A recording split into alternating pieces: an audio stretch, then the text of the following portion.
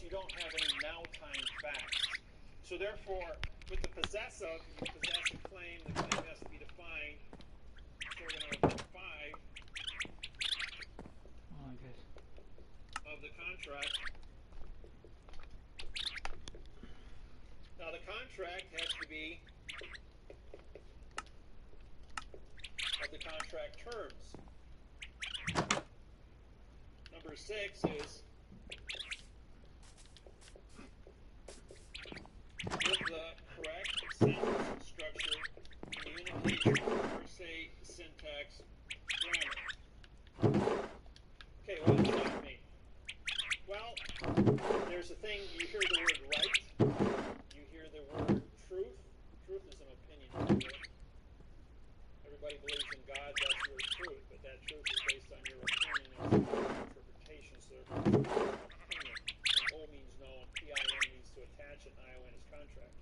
So you have no attached contract because subjective interpretation of your ability to communicate with any other individual is based on that other person's ability to understand what you're saying in the first place, which is backward, because it's all adverb-verb scenario. Now, I may be talking to you in adverb-verb because that's the only language you understand. If I stand up here and talk to you and this knowledge of this individual is with the claim of the correct parse syntax grammar,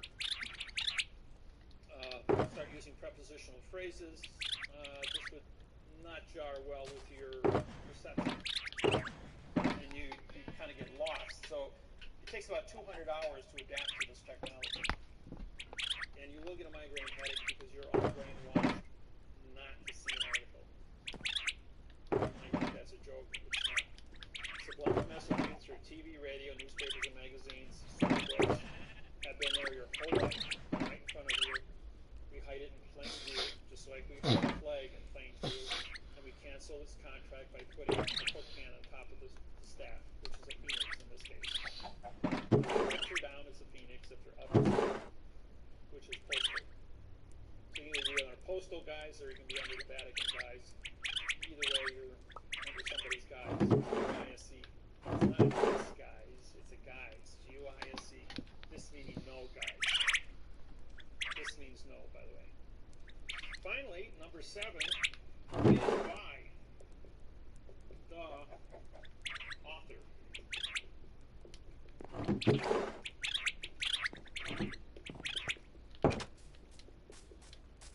Authority.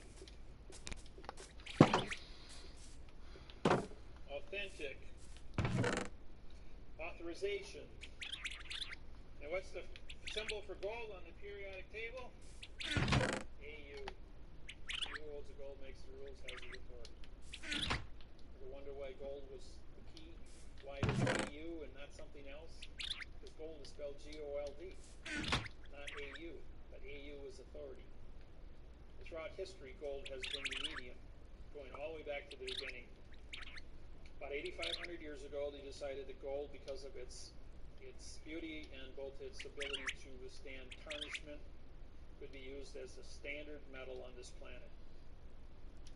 It's also an industrial metal because gold is a molecule that you can make a 128 gigabyte circuit board on a 20 nano chip. And a single atom of gold can be a transistor, a capacitor, a diode, based on its configuration and where it appears in the circuit board. They would build a circuit board against that wall, 128 gigabytes of information on it, and then photocopy it onto a 20 nano chip, and then grow that in a cloud chamber, argon, and that's how they would build those chips. So that's how technology, and then he's just stack them together. Everything's done with laser welding, electron beam welding, because the computers are unique. They build themselves now. A 1/4 inch green hologram, 1/4 inch quartz crystal, run by 2 green holographic lasers, are an 800 gigabyte processor and a 64 terabyte memory capacity. light is 186,000 miles per second. Information is recorded inside a quartz crystal. The human brain is a 500 terabyte capacity, which are rated for 500 terabytes. And these little puppies are only 1 inch, and they have thousands of 1 full square inch, which are 64 times 64, which would be 3,600 trillion capacity per crystal. You have thousands of these banks of information run on your graphic lasers. Computers are building computers today. They have advanced artificial intelligence to make determinations about what a lawsuit is and how it's run at the United States Supreme Court for 12 years now. About the late 2000s when they implemented the artificial intelligence to make decisions. And when the computer figures out that we're the virus, enough said about that. So, these are the parts of what a sense is. Now, a sense has to be moved frontwards and backwards. If you notice, we have for of is with 5. Now, after the with of, we can have as many of these, like I have one sentence in the book, last page of the book here. This is my book. It's 96 pages long. It's written in 9-point print. It's the only book in the world that's written in quantum language. I have no competition. I have no plagiarizers anywhere on the planet. It's kind of unique to be one source of 8 billion people, and nobody's given me any competition. I have a monopoly, virtually. And it isn't because I have a monopoly. It's because it's so unique.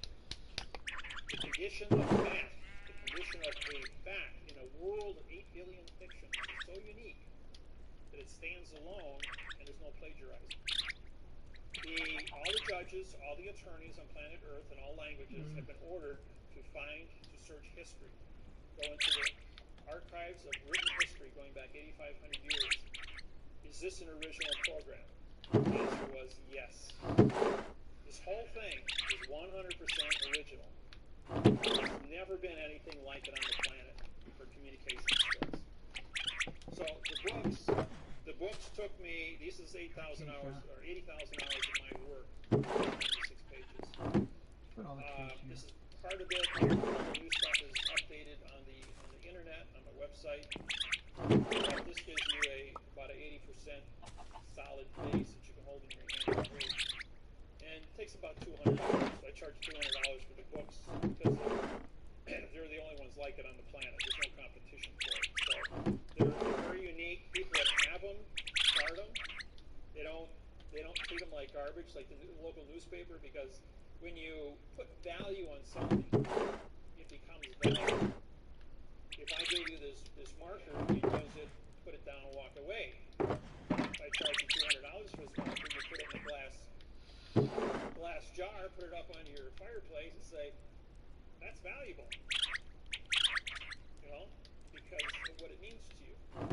Education is the same way. You go to college and you pay for an education, you put value on it, you stay away from class.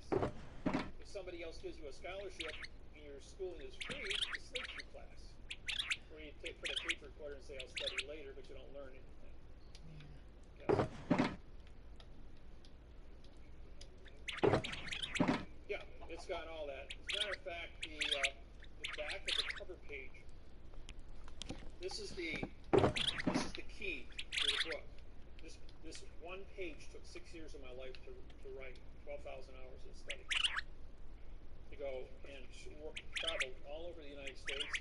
I spent a great deal of time in the fifth basement under the Philadelphia Library. It's a top secret library facility with books that go back 600-700 years. And once I get into the old books, I can syntax 2/3 of all the missing words. What's unique about what I do is you can put anything in front of me and I can tear it apart and tell you what it meant, what the condition of thinking of the individual was, how it cross-references history, format showing you the secrets that were built inside of each word through the parsing and the right way that the math shows that the sentence should have been written. Even if a person wrote a sentence incorrect, I've memorized of each word through the parsing and the right way that the math shows that the sentence should have been written. Even if a person wrote a sentence incorrect, I've memorized the book on synonyms, the book of Parsay, the dictionary, Encyclopedia Britannica, World Book, Rules of Trusts writing, and with that amount of cross-referencing as a historian, also did 12 years in genealogy, knowing where the planet started from, how the different ethnic groups have moved across the planet with 13 tribes, how they interface with each other. So my background is very unique. I sleep 3 hours a day. I didn't sleep for 8 years completely. For those who don't know, I died on December 3rd, 1975. My right kidney removed, my adrenal glands were surgically removed by a South Korean doctor in an operation. I had gotten sick. My right kidney was killed I was caught in the 1968 riots in Milwaukee. And they took my right kidney like you tee a football off 7 times. I got pinned down by 8 boys. After I got out of work, I had arrested one of them for shoplifting. I worked at Sears and Roebuck. I was 18 years old. So his little gang of guys jumped me when I got out of work at 9 o'clock at night. And they tried to kill me. They killed my right kidney. It took 7 years before it finally knocked me down. Even though it was dead inside me, my body had created a callus around the kidney, about the size of my fist. It's just black tissue. Because of the poison leaking into my system, it created a super immune system, fighting this poison the whole time for 7 years. When they removed that, the doctor, who had never operated on a human being before, cut my right adrenal gland out with it, because it's attached to the kidney. Then he thought he was supposed to remove my left kidney, which was healthy. So he cut that in half and took out my left adrenal gland and half my left kidney. Well, he left me. I went into anesthesia shock and it was flatline. I died on the operating table. They couldn't jumpstart me, and I wound up in a morgue, cut in half, my heart hanging out of my chest for 35 minutes without a heartbeat. I mean, it's in plain view, the coroner and the nurses down there. And as soon as they signed my death certificate, according to the coroner, they had an exact time and location. So whatever the future event took place, they had a recording of an individual in a morgue at an exact point in time with an exact match, and I was jump-started. My heart started beating, and they rushed me back upstairs, and they put me back together. I woke up 2 hours out of surgery and stayed awake for 8 consecutive years, going to school full-time and working 2 full-time jobs. I walked out of the hospital in 72 hours. Recovery time is 2 weeks for loss of a kidney. I walked out in 72 hours. So I got on this kick of studying. I was going to save my own life because I only had one kidney, and he said I could get it in 3 years. Well, I'm 63 years old now. I was born on September 17th, 1949. I haven't aged in 35 years. Stopped aging when I was my kidney. See, what happens is, 2 years ago in London, they discovered the gene that causes aging in the human being. When I died when I was 25, my aging genes in my cells died also. DNA, according to what the doctors have been able to surmise. So my aging gene, because it's gone, I stopped aging at the age of 25. I probably aged 5 years in the last 38 years. So like my cousin was 114, I probably will still be young like this when I'm 100 years old, which would be cool. But it's with this program being as unique as it is, and so important to the existence of this planet and all species on this planet, it's unique that I was chosen with this as a meek person. Now, what does the word meek mean to you? Some people say it means timid or shy or weak. The word meek means I have absolute power over all things on the planet. And I have discretion. In other words, I'm a teacher. That's what the word meek means, that I have absolute power, but I teach people. I don't hurt people with this type of technology. Even though I am the judge prosecutor, because the judges are the ones that go out and harvest the people, I sit down with the judges and I say, listen, here's your signed confession. You can choose 30 years in prison, or you're the guy that you buried the bodies, now go dig them up. Or retire. That's it. You got 3 choices. Because if you think you're going to continue, ain't going to happen. So, and that's unique. And I have a lot of people all the way across the world at the top of the food chain, ambassadors, presidents. I was elected King of Hawaii in June of 1997. That's not a joke. 72 Hawaiian families got together and they elected me the King of Hawaii. But I am a king over one thing: parse, syntax, grammar. Now, grammar controls contract. So all contracts, treaties, and trusts with the United States government and the Postal Service are a result of what is written on paper. I don't interfere with any culture on planet Earth. I don't interfere with any political organization, religious beliefs, nothing. My sole purpose is contract. What is a preposition? What is an article? What is a fact? Or I should rephrase it. What is a position? What is a lodial? What is a fact? So, when I was elected king, I was a king of contracts. That anybody, any 2 people, any 2 tribes within the Hawaiian 72 tribes. Same thing with the 1,200 Maori tribes and the 3,460 tribes of Australia. I hold those positions also. That I was elected into a position and adopted by their tribal councils to be in charge of contracts. And countries all over the world have asked me for help in the suppression that they've suffered from one country taking over their country. Take Ireland, for instance. In July, I did a radio show for the Irish Republic on their by internet radio. It was supposed to be a 20-minute spot and lasted 2 hours and 45 minutes. When I got off the radio, the next day my phone rang, and it was the Irish Parliament called me and said, could you write a constitution for us? And they said, how much time do you need? 3-4 months, they said. I said, how about tomorrow afternoon? He said, you're going to do a constitution for us in 1 day? I said, yeah. I said, I'll deliver it to you tomorrow. It'll be 59 paragraphs long. And I did. Overnight, I wrote them a constitution, supplied it to the Irish Parliament. They took 2 days to pore over it, voted on it unanimously, took it to the London Parliament, and London Parliament pored over it for 3 days. And in August, I think it was August 2nd of 2011, Ireland received their independence for the first time in 660 years from England.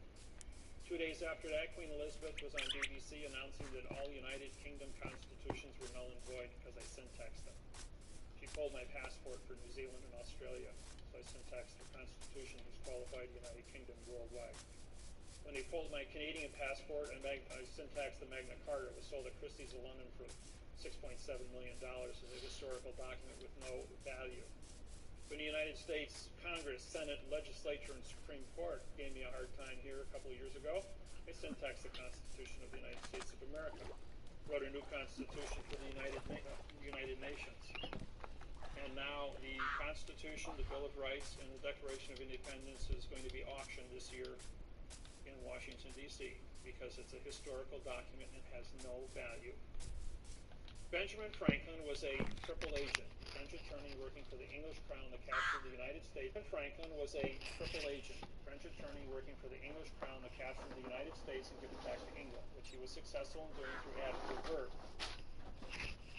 Give it back to England, which he was successful in doing through adverb verb.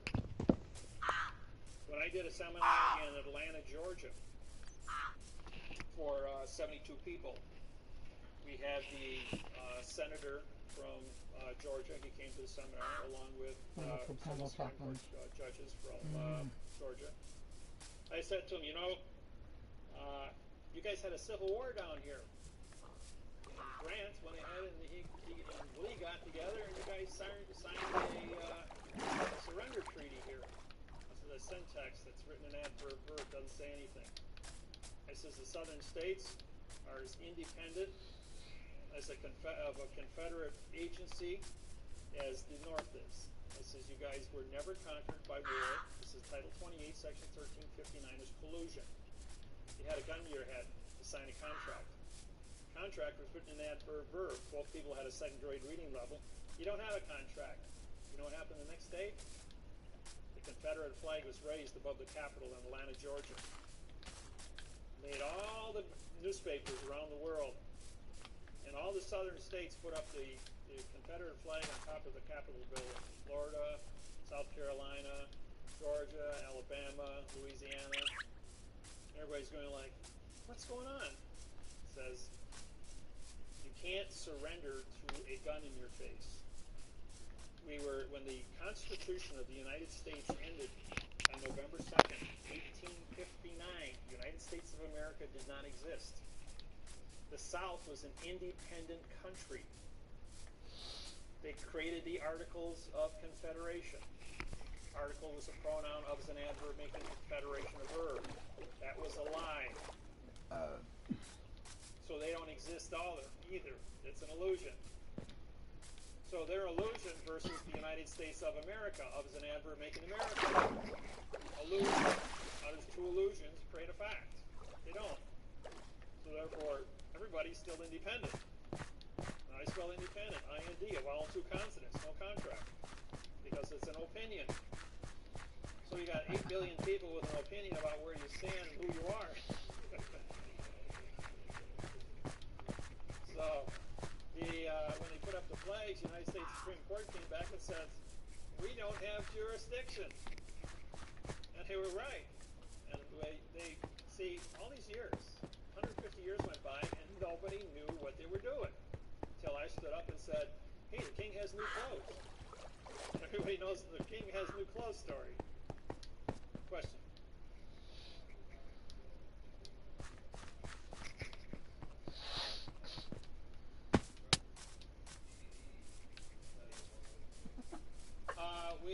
All the DVDs from every seminar I've done since 1999 are on the internet.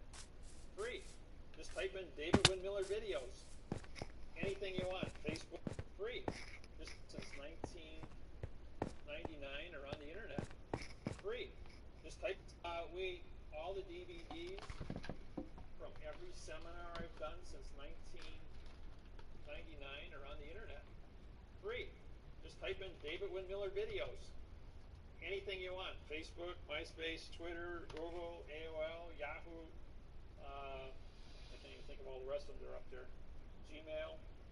And you'll get all the videos you want. There's 200 hours of different videos, seminars. There's the Facebook has got the 17-hour series from Australia. I went down there. That's when they pulled my visa. You see, I'm a federal judge in New South Wales, Australia, Auckland, New Zealand, and also a full barrister with the British United Kingdom. Now, I was awarded that because they couldn't win. They lost 129 cases to me. I've indicted 129 of their judges. And they don't know what to do with me, so they had to make me a barrister and a federal judge, thinking that that would be okay, you know? Well, the very last trial I was at, in the Land Environmental Court, the judge stood up 4 times and bowed to me. All of the lawyers coming and going in the courtroom during the time of the 1.5-hour presentation I put on, in front of 4 TV cameras. I mean, these are the big TV cameras they had in the room there, which were broadcasted all over Australia to all the courthouses, so that they could watch. And then I told the judge, I says, you know, Judge, you've been on the bench 28 years. But you're the new kid on the block. You got pulled for this duty, and you've only been sitting on the bench here in Land Environmental for 3 days. I says, and they set you up to come in front of me because they knew what I was going to do, and none of the other judges that were older than you wanted to get caught in my crosshairs. And I says, I'm the only judge in this court.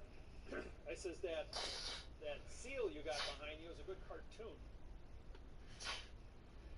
I called it a cartoon. The judge turns around and looks at it. Yeah, it's a cartoon. The first day I was in court with these people, underneath the seal of all the courts, they have a ribbon. The ribbon has words on it. Between the words, they have dots. Because it's a seal, a dot is used in two locations under syntax. On a seal, it's used as a prepositional phrase. On money, it's used as a prepositional phrase because of the restriction of space. So the dot between words, in other words, if I were to have a word here, if I put it here, it's called a period. But if I put it in the middle, that's a prepositional phrase. So if I did this, and I said for the possession, this would be I see you driving around town with a boy I love, and I'm like, forget you.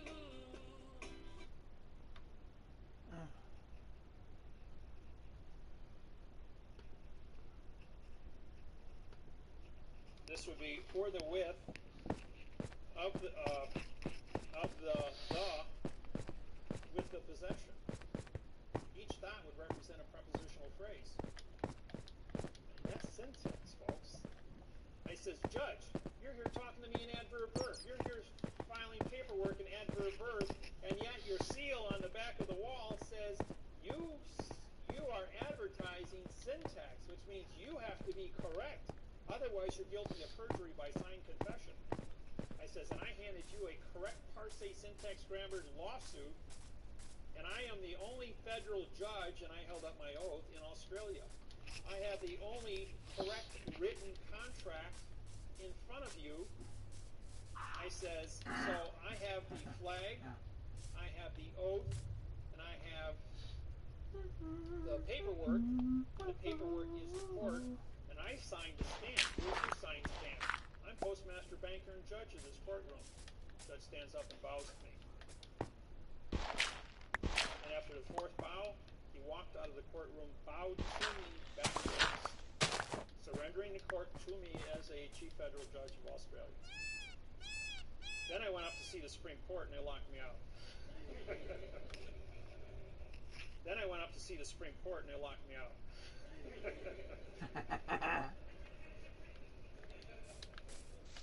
So they wouldn't even. And then Keith was in the Louisville. I walked into the federal court. The guy goes, "You're Judge Stapleton Miller." He says, "Yeah." He says, "I got a flyer on you." He says, "You're not allowed in the building." You see, he got on the radio and he called the marshal. He said, "You got to be in the building if the marshals are escorting you." So I had 5 more, the guys that run the metal detectors. 5 more sheriffs come walking over, and they're all standing there in front of me with their arms folded. He says, "Well, this would really be a dangerous person in your courthouse." He says, "Well, you're here to arrest our judges." He says, "Yeah, I have warrants for 33 judges in your courthouse, signed by the United States Supreme Court and the World Court of The Hague. I'm the chief judge of Hawaiian Islands, federal judge." I said, "You guys are in this district, which is deemed out of the underworld for trickery judges." I said, "So you don't have any standing." I said, "I've got the only standing." I said, "Not only that, you anchored your vessel, which is your courthouse building, on our island." I said, "I'm the elected king of Hawaii, and you've got your..." I said, "I've got the only standing." I said, "Not only that, you anchored your vessel, which is your courthouse building, on our island." I said, "I'm the elected king of Hawaii, and you've got your vessel anchored on my island. You have a drove law?" That means to anchor. "In the correct parse syntax grammar to anchor your vessel on my island?" I don't think so. "Do you have a sea pass, S-E-E, to pass through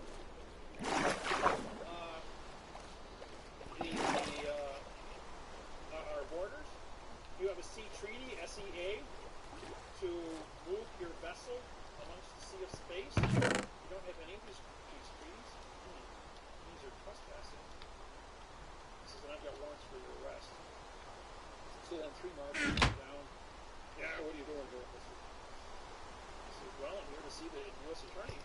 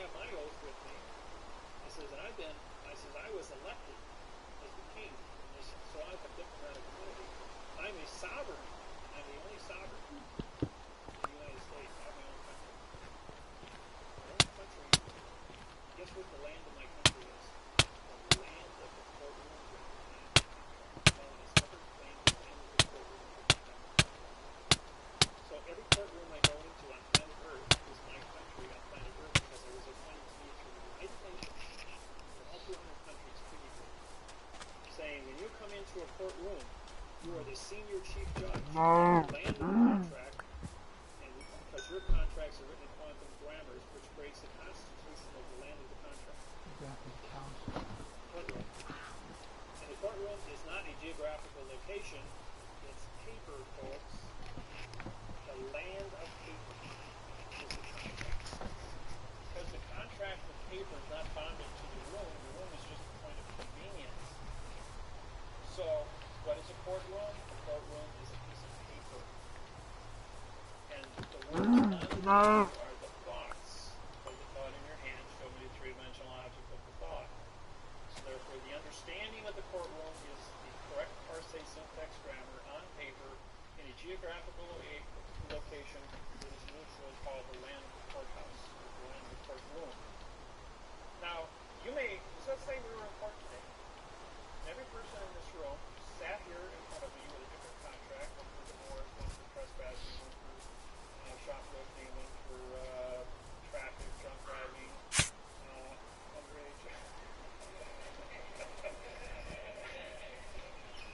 And for traffic, drunk driving, underage. And as a result of that, does your contract for traffic have anything to do with his divorce, or his marriage, or his trespassing? The answer is no. So each one of your paper contracts that you have is a vessel in a sea of space. And your name is on that document. Therefore, that is your bill of lading, your passport, to be in the closed area of the court. And the words on that document, it's written in that word say nothing. Therefore, they're called ART, A-R-T. Follow two consonants, no contract. How do you spell ink? I-N-K. I-N means no, K is knowledge. You have no knowledge, so you put ink on paper and adverb verb. They've been advertising in plain view, all of this, throughout your entire life. And just like all the pictures on the wall here, they're all in a box, which is called framing. And framing is a box under four corners, which is an enclosed area and can't be considered, so you can't be insulted by any one of the pictures or have any subjective interpretation or definition of what the people look like because they're in the box. The lawyers and the attorneys and this whole thing about syntax is in front of you every place you go, everything you do. The unique thing is that we are here, and I'm talking to you in real time, and that means you can see me and you can hear me. Now, sheet of paper. I just disappeared. You can't see me anymore. I'm on stage, even though it's 200 of an inch thick, called a piece of paper. I changed my plane. I just disappeared. Now I'm on a stage. You can't see me. You can't hear me. You can't be insulted by me in any way, shape, or form. It's only your subjective interpretation as to what you see and hear now. That's why actors, Federal Rules of Civil Procedure 44.1, all judges are actors. And they're on a different plane than you are. Therefore, you can't see them or hear them. That's why they're immune, because they haven't said anything or done anything. Now, who sits in front of the actor on the stage? The clerk of the court with the computer. Now, what do you see her do? The whole time the judge is up there with his computer screen, typing here like this. He's telling the judge what to do because she's on your plane and she's the puppet master and he's the actor being told what to do. So the clerk of the court, who takes the paper? Right. Who takes the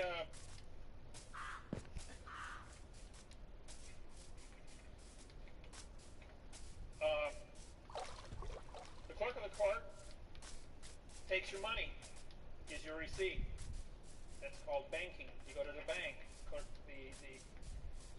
teller at the bank takes your money, cancels your check, gives you money, which is doing a transaction. It's like ordering food at a restaurant. You order your food, the waitress writes it down on a piece of paper, which is a bill of lading, takes it back, brings out your food, gives you a receipt, your MasterCard, you sign it. If it's cash, you take it up at cash register, you do banking, she gives you a receipt, you give her money, you pay for your cargo. You go to the court, you hand her the vessel, you see a space, the vessel comes to the port of the court. The vessel gets docked. Therefore, we put a document number, a docket number on it, docking the vessel. You pay $350 docking fee. Now you have a document. DOC, DOC, DOC. You see, we're using the terminology and bringing things into first-person knowledge now, so you're aware of what's happening. When the document comes to the port of the court, the document has a stamp on it. The stamp is autographed by the postmaster delivering the vessel to the port of the court, who also puts a stamp on and signs it. Therefore, we have postmaster to postmaster docking the vessel. The vessel is independent. Now, something some of you know or don't know, all judges are actors. They do not become a judge until they automatically sign, they autograph this document. If they autograph the stamp of this document, then they are the judge in the case. A judge who does not sign this document is not a judge. When you walk into the courtroom, the judge is up there and says, "Did you sign the paper?" The judge says, "No." That's not the judge. That's an actor. Who did sign your paper? The clerk of the court did. She's the judge. So you say, "Judge, you're not on my plane. Get out of my courtroom." Now, when I walk into a courtroom, I walk in there and says, "Judge, you're excused." Like, this is a state court. I'm in charge. I said, "Bailiff, I deputize you as my tip staff. Arrest the judge for trespassing in my courtroom. I have a federal oath. I have a federal oath of office. I have it in my possession. I've signed the stamp. I'm on a federal plane. That's a federal flag. This is a federal court. We're here for money. This document says there's money on it. This stamp is a $1 stamp on it. This is postal money from a postal vessel in dry dock under a postal stamp. This is a federal flag." I says, "This vessel has jurisdiction and I have an oath of office that matches this contract. And the only standing federal judge in this courtroom, arrest that man as an imposter." That judge is usually running out the door as fast as he can get to the bailiff to get a hold of him. Then I turn and I says, I've syntaxed the district attorney's paperwork here, and now I'm prosecuting the district attorney for a $25 million fine and 30 years in prison for false misleading statements to damage a citizen. And about that time, he's running out the door. And if you stand on your ground, then I got the bailiff arrested. And if you've been in court and you've seen this happen and that, you're going to like, "I've seen that before." The other attorneys do the same thing. When I was in Australia, we did this, and a district attorney, my client was at war.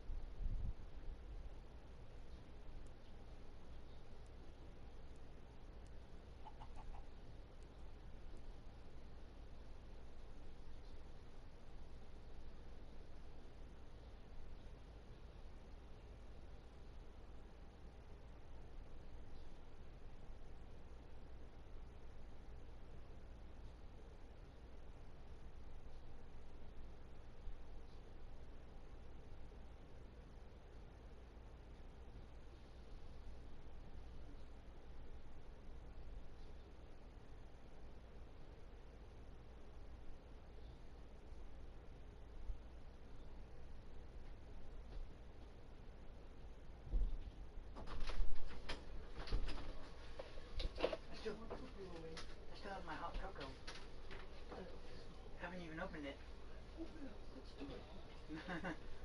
Not yet.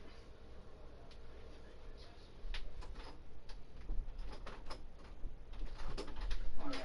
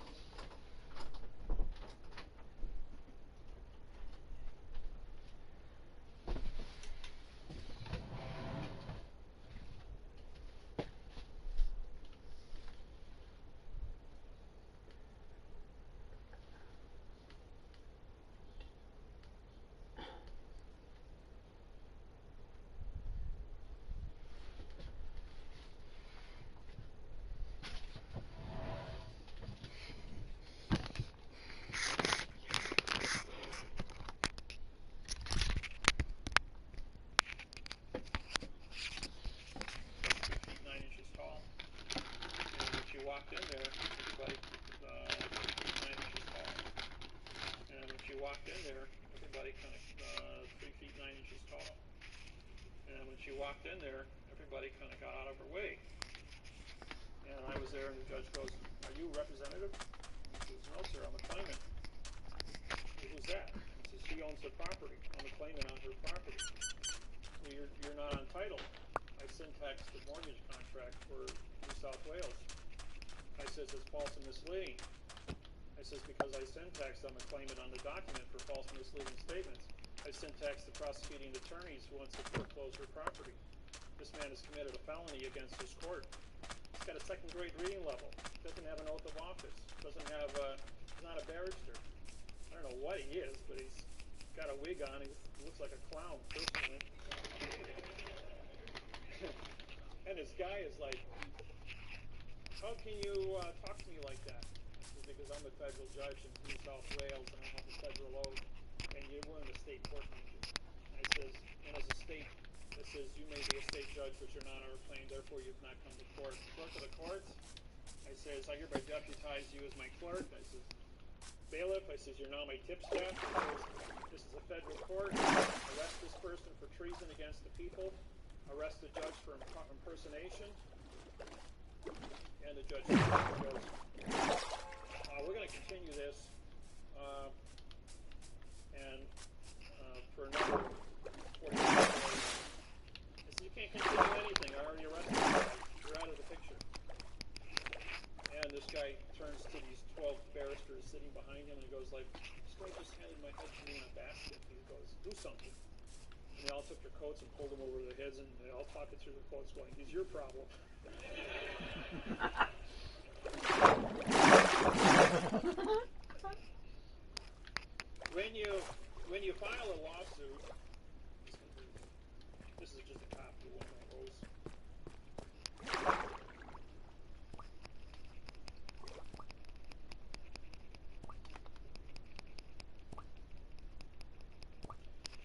do is we have a stamp on one side because it has value.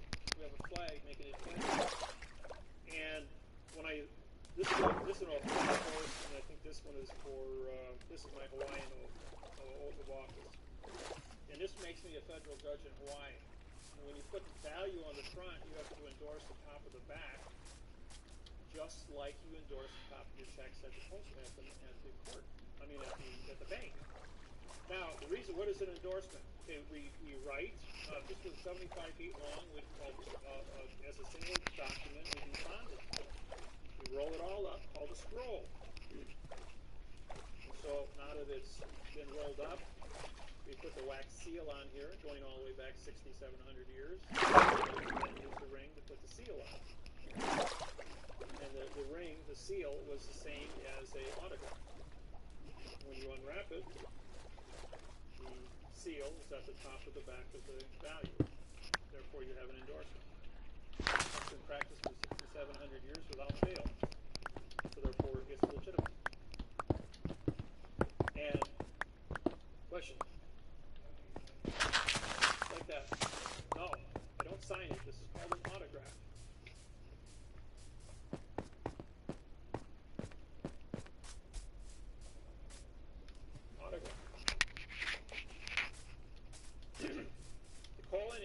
For the David-Wynn of the Miller family, my degree signed is because I'm a 92nd degree Mason. The Masons all over the world have said the Masonry stops at 34 degrees. How can you be a 92nd? Well, the different cities I traveled to, and I've been in over 1,200 of them, have challenged me, have come to meetings, gone to lodges, and when the Masons and I get together, they bring their books.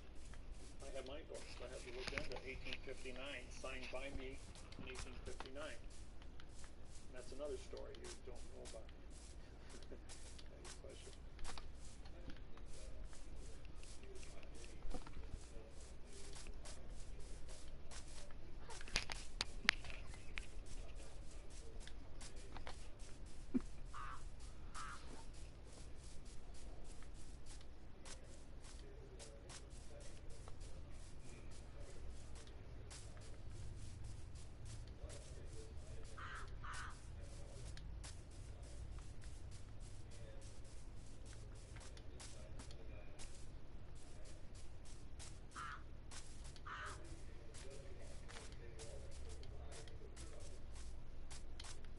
Did he have his robe on?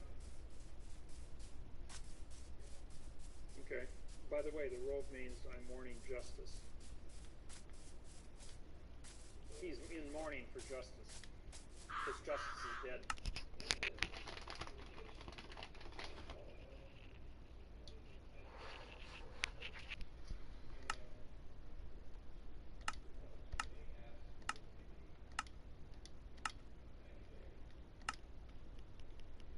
45 and 45 is 90.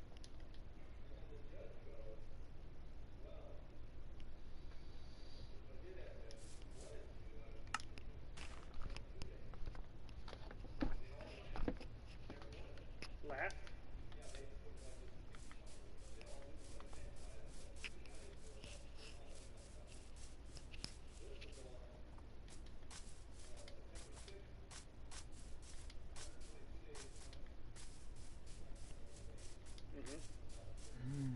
Chocolate. Okay, you got 45 days, trust law, offer, 45-day answer. The state court? State court. Then you've got, that's 90. If you add 45 to that, you get 135. So that doesn't work. So what they're doing is, there's a 10-day offer, a 10-day answer, 20-day answer, and a 10-day response. That gives you 120, and then you've got your 3-day rescission law. That would make it 123 days, which would expire. So you have to make it at 122 days. So you're under the 1-day limit under the rescissions law, otherwise you'd be in violation of notice. This is an offer. This is acceptance. These are 245-day trust running. This is a vacated contract on its face. It's not legal.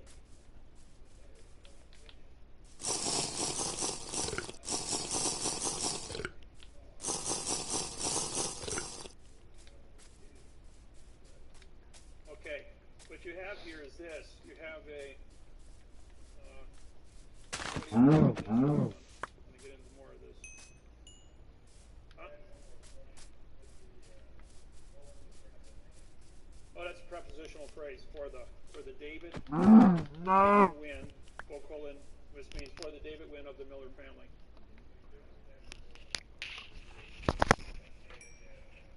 This is a pronoun in front.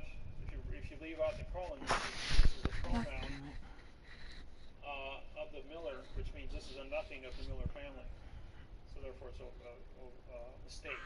So you got to put it in there. There's 528 symbols in the under Microsoft. You get in your computer, you can look them all up, pull them up on the screen. It's probably a good 3-year study on symbols. You want to get into it. Use like the address.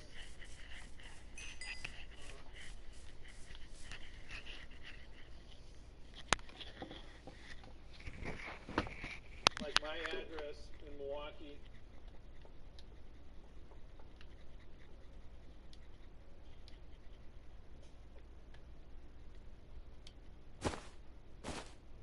This is a tilde, hyphen, tilde, hyphen, and then Milwaukee. Get the fuck. Okay, whoops. This is a tilde. Milwaukee is not the name, it's a location. Wisconsin, it's a location. And you put tildes. Tilde means location. Anybody want to correspond with me and by letter or mail me things? That's where you send it. David Wynn Miller, 5166 North 63rd Street, Milwaukee, Wisconsin, 53218. That's my address. Wow.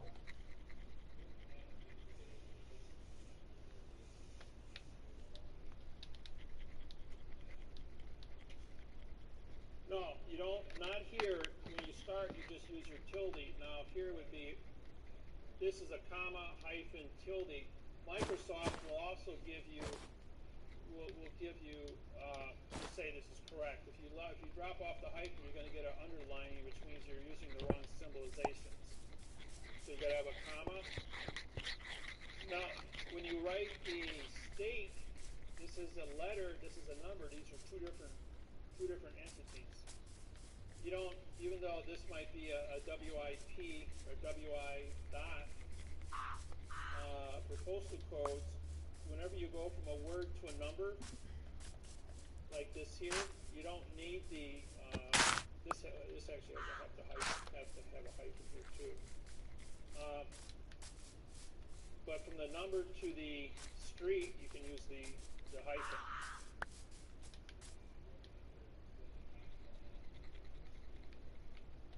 You can put a tilde here or not put a tilde here, it's irrelevant.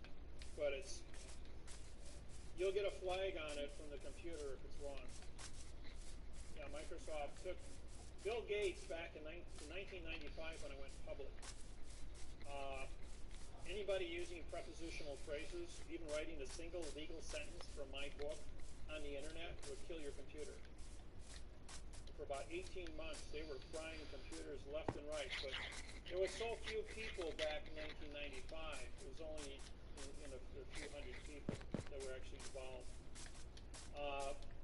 And then so I went to Seattle, Washington. I met with Bill Gates, and I said, "Listen, you got 47 million people on your website, and your contract for Microsoft is a complete adverb lie.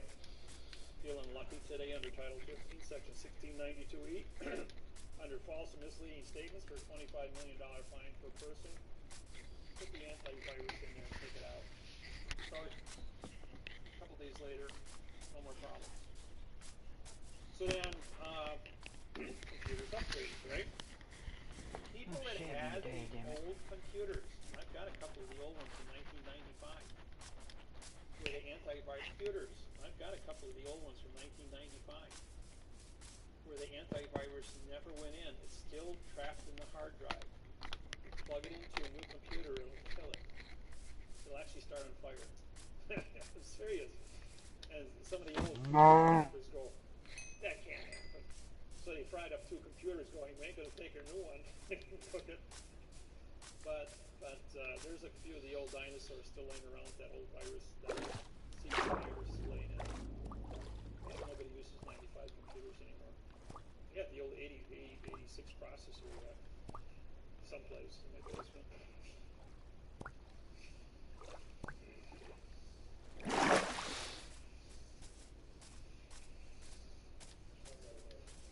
Okay, shoot.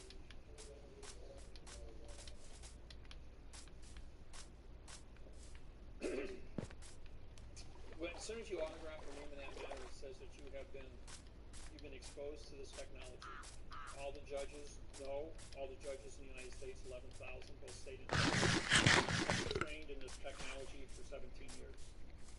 I've been teaching at Scottsdale, Arizona since 1995 and in Reno, Nevada at the Judge Institute through both video and my program, both on the internet and in the book. Where every year we pass out the books to the judges here in New Zealand, Australia, England, United Nations. They get copies of my books so they can stay up to speed on what's happening. Federal government, the FBI's got a huge file on me.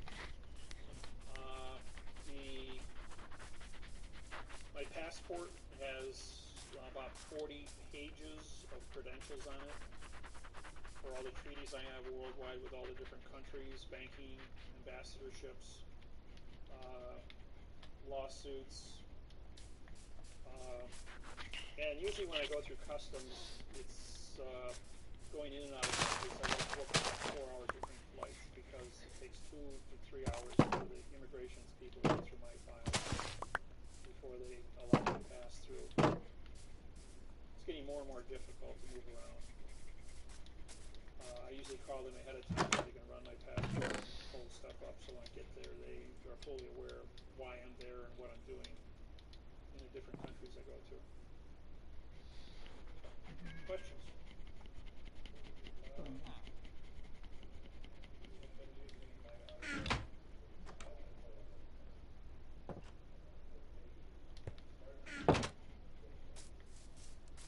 Yeah. See, if I wrote my name in cursive,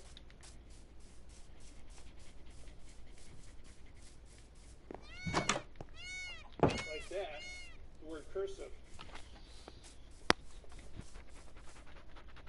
the word curse, talk to dead people. And this is an adjective pronoun. This is also classified as italic, which means it's removed from the paper, so it's blank. Correct, you do it like this. But if you're not a Mason, don't put the degree sign on there. I do that, but they're fully aware of that.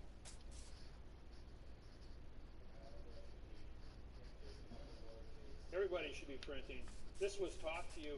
When I was a kid in school, they cracked my knuckles with rulers because I would write what I would write correct. They made it mandatory to everybody because they wanted you to disqualify your contract by using cursive, by dead language. And then this one.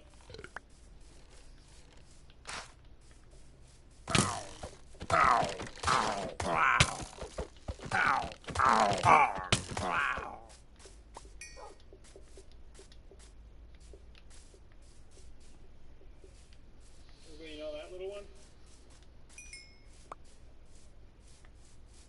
This is an adverb. This is a verb. I swear to talk to dead people in the future tense to make fiction. The being an adverb with no contract with an opinion. So, adverb, make an allusion, me as a adverb. Is that like an adverb today, folks?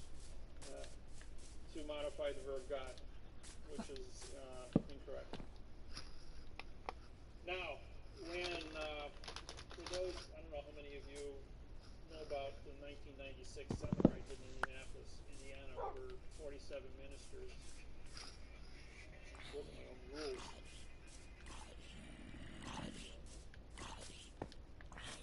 Let's show my own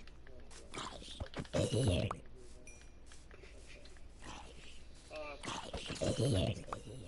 In June of 1996, I did a seminar in Indianapolis, Indiana, for 47 ministers from 16 different religions. We had Muslims, Jews, Christians, Hindus, Buddhists. I mean, you talk about a room full of people. And when I was put to do a 12-hour seminar in front of all these ministers, all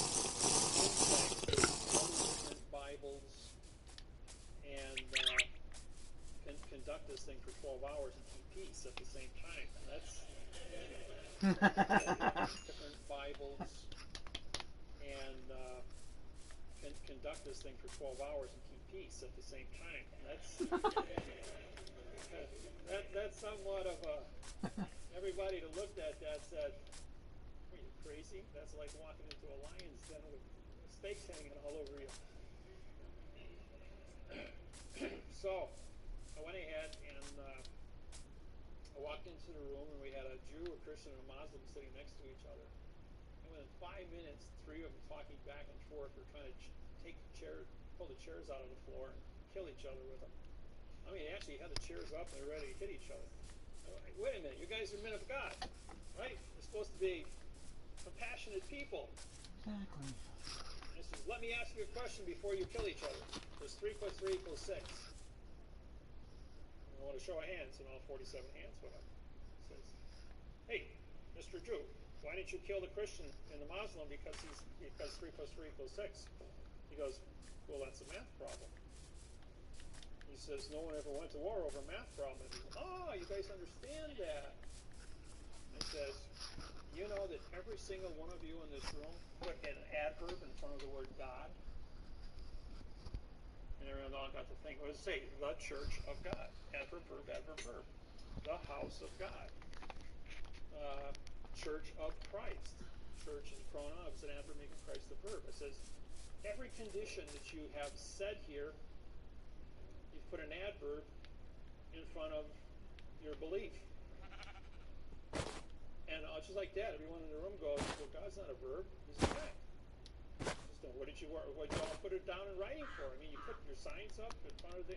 Well, that's what the lawyers told us to do when they wrote the signs. I says, yeah, lawyers are liars. So are attorneys. I says, the whole thing is to keep you kept in the world of fiction. Now, where did laws come from? Every law in the world came from the religions. The religion came first in the community, in the ministers, the bishops, cardinals. Anybody who was a church leader, a religious leader, engineered condition of brainwashing for 8,500 years, going back to the beginning of written history. And I took time to do the studies on this, and that's why I can make this statement to everybody. I'm not here to disqualify anybody's religious beliefs. It's just subjective interpretation of knowing how how you got into the situation in the first place. So it's important that all of us are aware of our heritage. And what we're doing is we're bringing things into a quantum mathematical procedure of knowing where the secrets lie. When you're able to learn syntax and get into the Bibles, any Bible you want to choose, and identify those parts of speech and put the missing words in, you're going to see new definitions. And they can be written both frontwards and backwards. And that's the unique thing. The math interface on grammar was very simple. I spent 3 years with all different kinds of different programs in math trying to break this code. And the code was x plus 1 equals 2, 2 minus 1,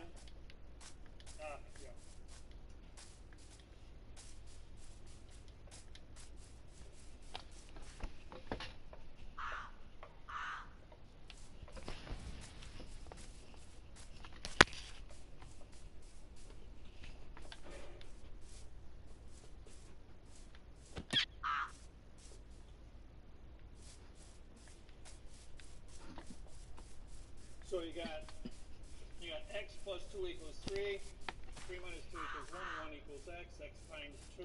3 equals 6. 6 divided by 3 equals 2. 2 equals x. In other words, we add, subtract, multiply, and divide to find out, by doing that backwards, what the secret is. Correct the math. And no one ever went through our old math problem because they said we just do it backwards and check your math. That's pretty simple. So, what I have in my hand here is a pen. I throw that pen up in the air. The motion of thinking didn't change this fact. So motion, and the courts always want you to file motions. They change the facts with motion, modifying the facts with adverbs, creating verbs. But the verb, no, they want to say the pen does an adverb, making pen a verb. They want to take this article and change it into something it's not. So if we go back to this problem here, if we have a fact here, beginning, and we have a fact over here, we have a fact here, we have a fact here, this must be a correct program. The thing that appears in front of a fact is a conjunction, which is and or. Those are the only two conjunctions in language.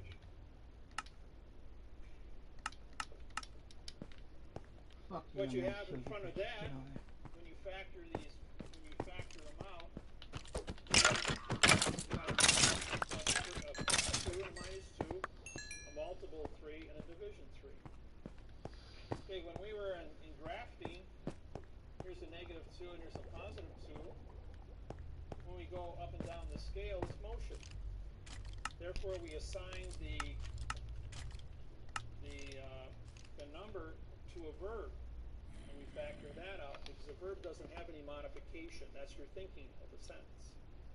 What is left is add, subtract, multiply, and divide, which are opposite operations that are known as the preposition or the position.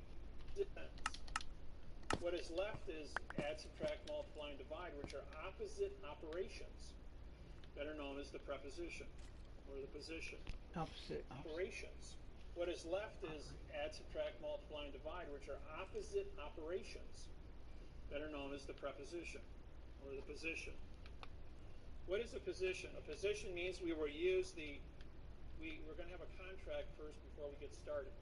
We agree that we're going to use the ABC alphabet to identify this pen or this object. With the ABC alphabet, we're now going to take this object and we're going to spell it pen, P-E-N. What is the pen for? The pen is for writing. So we're going to have a alphabet, a spelling, and a definition. Therefore, we know what the position of this object is. Now, who owns this pen? For my pen, with my pen, of my pen, by my pen. You see, now I can go ahead and identify this because of lodial positioning of ownership, which we used to call the article. But the article, when you had a preposition, it meant you had no position, so you could presume anything. If you had no preposition and no ownership, but an article, which meant no contract, you had a no-no. Henceforth a noun. But now we had to change it to a position, lodial fact. With that said, we now have a word that has 900 definitions. I proved that every word in the English language has 900 definitions because we have 68 definitions and 38 articles. That gives you 1,800. When you multiply it, divided by 2 is 900. So with 900 definitions for a pen, I can say for my pen, for your pen, with my pen, of your pen, of my pen. Every time I change the definition, I change the definition. I can say his, yours, hers, this, the, a, and. I keep going through the whole list. Put them all down, cross-reference them all up, put the word pen, and I got 900 definitions. Put two definitions together, 900 times 900 is 810,000 variables with 2 words. Put a third one times 900 and you've got 720 million variables. For the fourth one, you have 640 billion variables. A fifth one, you have 540 trillion variables. They said, well, the computers are only rated for capacity.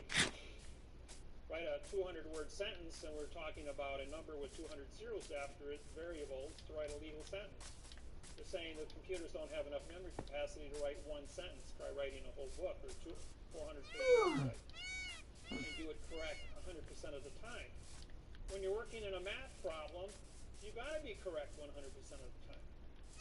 There is no room for error.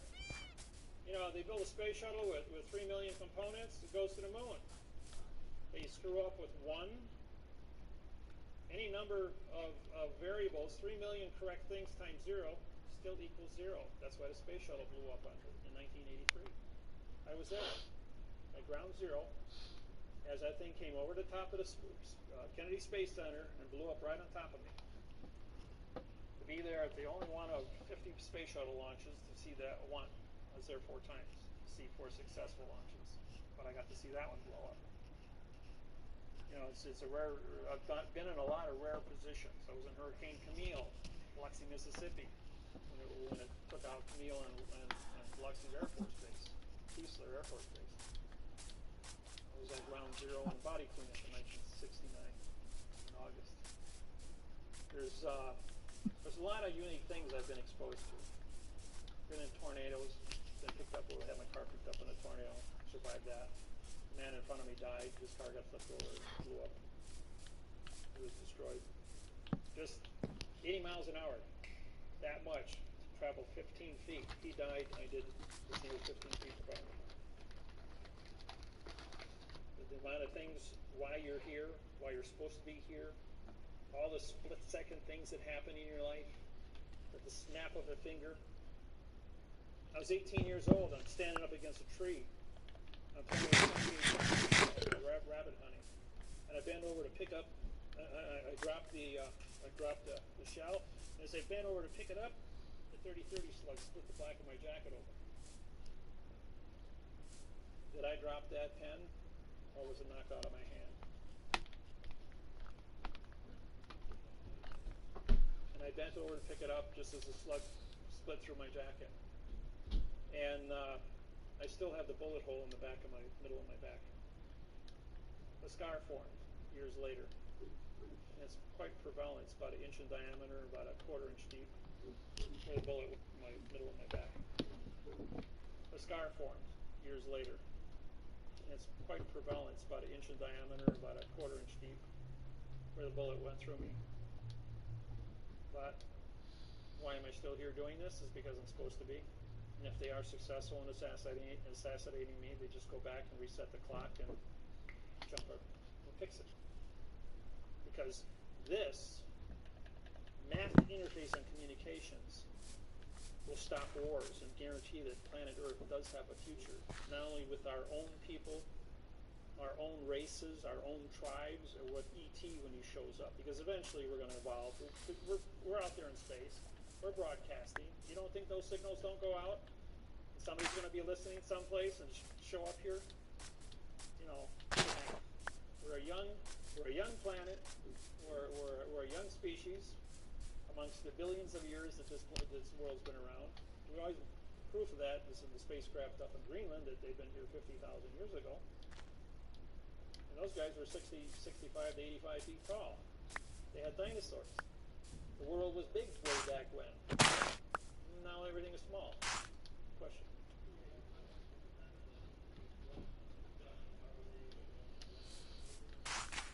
ET can be anything. It means extraterrestrial, which means not of this world. And, you know, there's been millions of sightings worldwide of spacecrafts, right? Even weeks ago, opening night of the Olympics. Anybody watch that on TV? In London, they had the fireworks went off above the stadium, and that's a no-fly zone because of security. And there was a UFO above the stadium, about 50, 60 feet in diameter because everything had so many different spectrums of light. It was cloaked, had a cloaking device, but because of the amount of light frequencies from the explosives of all the different fireworks, chemical light, it illuminated the spacecraft above the stadium. And it was on YouTube, and over 200 different countries videotaped it.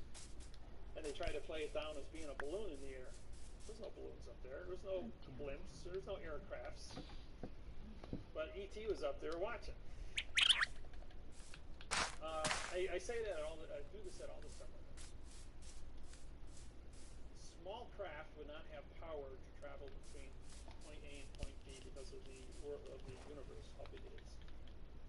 They were at closest stars 4 light years away. Orion. Because an object no bigger than this room would have a fuel supply capable of doing something like that. So my take on this is that these are time machines from Earth and our own future because they're only visible for a split second. And the same craft has been videotaped and photographed millions of times over the last 70 years all over the planet, identical to the one above the stadium. No, every one of them on the internet has been taken down. Nobody's got it. No, everyone. No, the same craft has been videotaped and photographed millions of times over the last 70 years all over the planet, identical to the one above the stadium. No, every one of them on the internet has been taken down. Nobody's got it. There was a few sites that were up there, but the government's been chopping them off left and right. Anything with the, if you type in, but people do have copies and they're putting them up as fast as they tear them down. So if you type in UFO over Olympics opening day, it'll pull up a whole bunch of different sites and see pictures of them. My surmise is that these are time machines that come back in time to view or stop events that would destroy the planet. Some crazy guy setting off a dirty bomb, for instance. They run the video backwards to find out who's responsible, come back in time to remove this individual.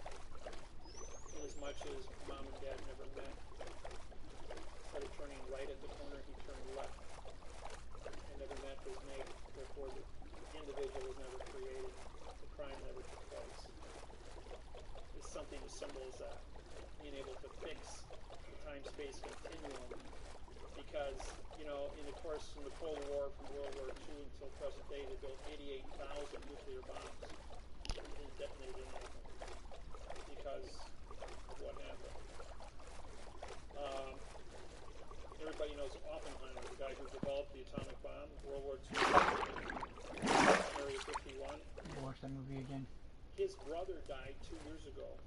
On his deathbed, he gave the GPS location of 2 B-2 bombers in Germany that had flown through the Philadelphia experiment at the time it took place in 1944. The window was open, and 2 B-2 bombers flew through that window in 2007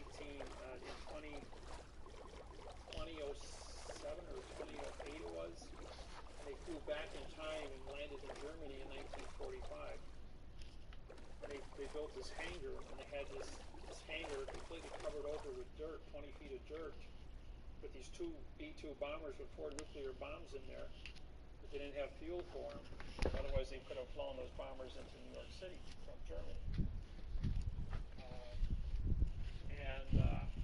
On his deathbed, he gave the GPS and the location of those 2, and they were dug up. That was up on YouTube. They had recovered these 2 bombers that had flown back in time, verified that the window was still open. There's events that are taking place that are becoming more and more relevant to the relevancy of what quantum language is and its importance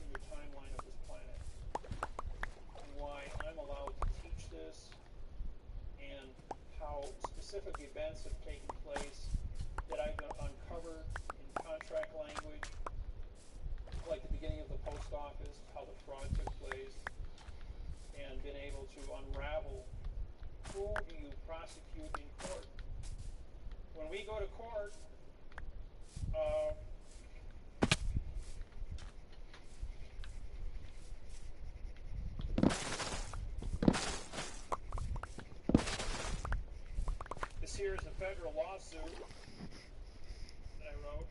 This deals with, let's see, this is the International Maritime Organization. Russell Gould and I put this one together. But this is a document contract, federal postal court, federal court venue document. It's postal, folks. We have federal flag and a federal postage stamp. This is a federal court we're suing. When this goes into this commission under maritime law, this is the court. Filed at the Maritime Commission. This was filed creating this vessel in the Sea of Cities to be the court. They have to come into the understanding of the syntax within this document and say, all the Maritime Commission officers have to say, show me your correct parse syntax, grammar, oath of office. Show me the correct parse syntax, laws, rules, regulations, and codes that allow you to do and capture the things you capture. We have rewritten your lawsuit, or rewritten your charter in the correct parse syntax grammar. We are now forming a treaty with you through the Document Contract Postal Vessel Corporation. That's myself and Russell Gould. Yes.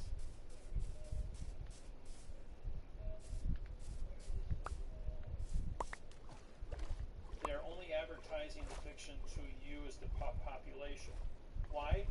Because if they were to stand up and say, okay, we've got a quantum contract, and the whole planet is sitting there, it'd be like the president getting on CNN and explaining the dollar bill to you, qualifying all money. You can't have the whole world is 2,500 years of fiction with all their fiction contracts. So you have to be responsible at all times. When we want to switch gears, I only have to educate 1% of the population. Those are your political leaders, your judges, your attorneys, your politicians, Congress, Senate, the legislature, all 250 countries, all the bankers. Simultaneously, where the United Nations stands up and says, we're going to switch gears today. Everybody changes on the same day. Yeah, it's going to happen. Just like they had the new money come out. They went to the euro. These were different exercises in communicating a change, a dynamic change of a large area of international trade, commerce, and contract, and see how the people accept it. So it worked for the euro. It worked for when the new money came out. Nobody got crazy. Stock market didn't go nuts. Well, 12/21/2012 is a couple weeks away. We'll find out. That's what all the calendars say is the beginning of the end. Yes.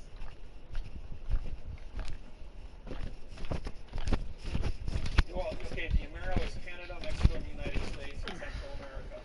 In other words, everyone on the North American continent using the same currency and tear down the border.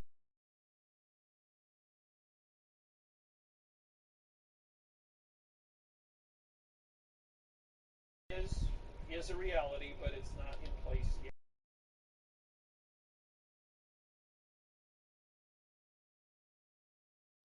The Amero is a reality, but it's not in place yet because of the trade, value of trade between the different countries.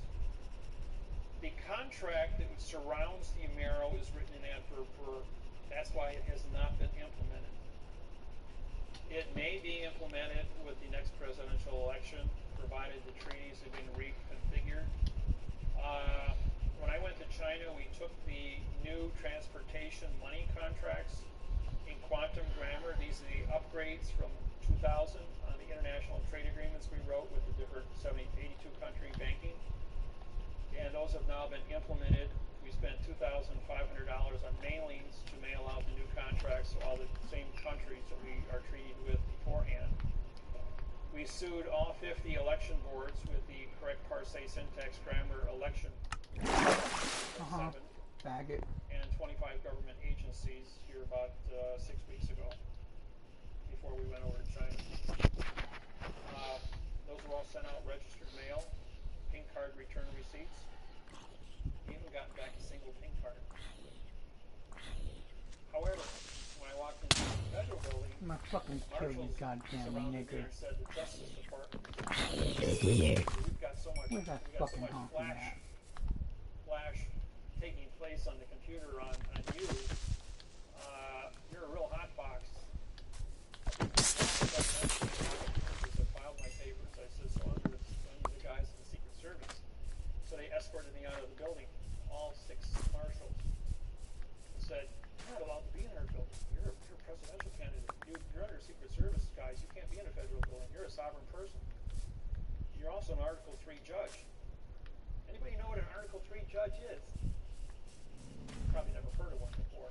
Well, even the marshals said, we've heard the word Article 3 judge. We've never met one before.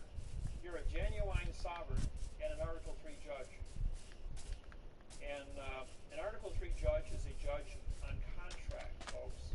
I don't work in a courtroom. Don't sit in a courthouse anywhere in the world. The courthouse is the paper. The paper is the contract. The contract words on the paper is the Constitution. The Constitution articulates, under law of the flag and postal codes, the geographical location in terms of a Constitution, Title 28, 1331, venue, authorization for a clerk to file the paperwork, a 1361 authorization for a judge, and a Title 28, Section 636 to order the court open. In other words, order the piece of paper to go into court, and whoever signs the stamp, endorses it, and puts their name on it as a federal judge is the federal judge on the paper. Because it's a federal stamp and a federal flag, there is no such thing as a state court. Any state court touching money, doesn't it say Federal Reserve note? You can't be federal in a state entity. If there is no money involved in a state court operation, they must get you to sign a bond making your body collateral for the bond. There's no paper. You become of value as a bond. That's why you have to bond out of the state court. You can't money. That's federal. They're state. And the courthouse is a foreign vessel and dry dock. So you've left Indiana territory, and now you've entered the condition of an illusion who makes you bond yourself. Once you're bonded to the vessel in dry dock, the sheriff can leave the courthouse. The sheriff is only there to protect the judge, and go out and capture you as a bounty hunter. And that gives him his authorization to leave the vessel and go out onto the Indiana territory and capture you. If you don't bond out, you'll never leave the foreign vessel in dry dock. Because if they don't own you, they can't leave the courthouse to come and get you. Now, when you file one of my lawsuits in federal district court, once it's contracted with the clerk of the courts, which is responsible to receive vessels and dock the vessel, a district court judge is not a federal judge. They must sign the federal oath and must sign the federal lawsuit to be a federal judge on the lawsuit. The federal judge is going to come back.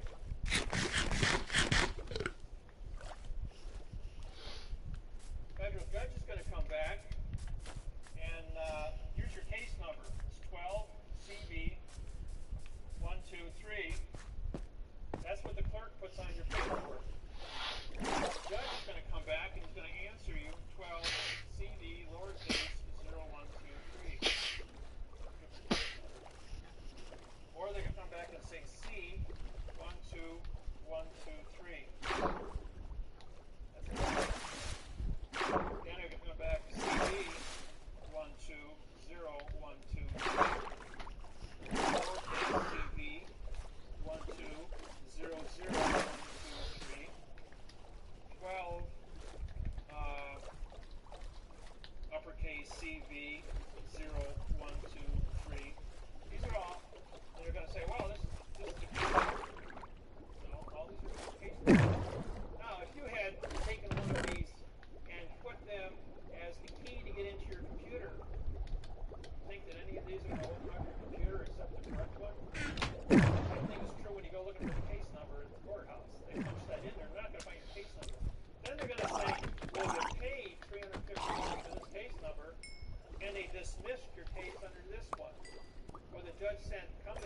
this number.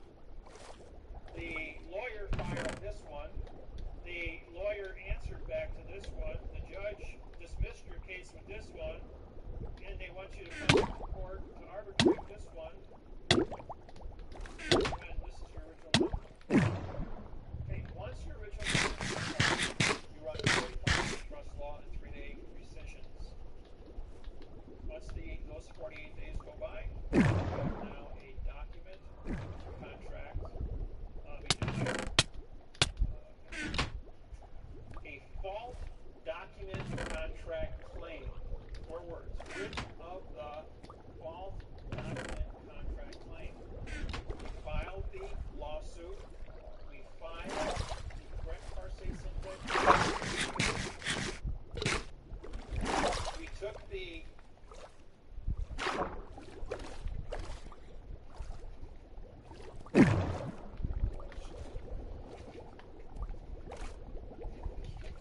this here's your deed of trust to your property in Indiana. And we identified every single word that the number on top. All 6,000 words. So if we take this document, write the word adjective on top of the word red, you won't have enough space, right? So we use the number 3 in place of it.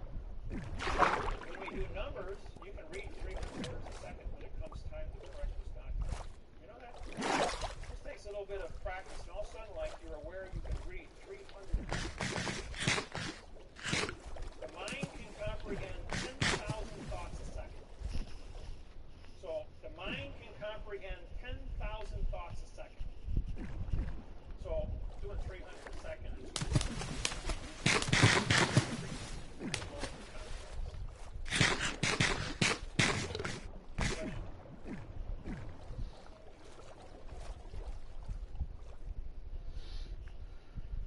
okay, birth certificates. When you are born, the United States government allows you 45 days under trust law. On the 45th day, you're declared to be a dead person because your name on your birth certificate is known to heir.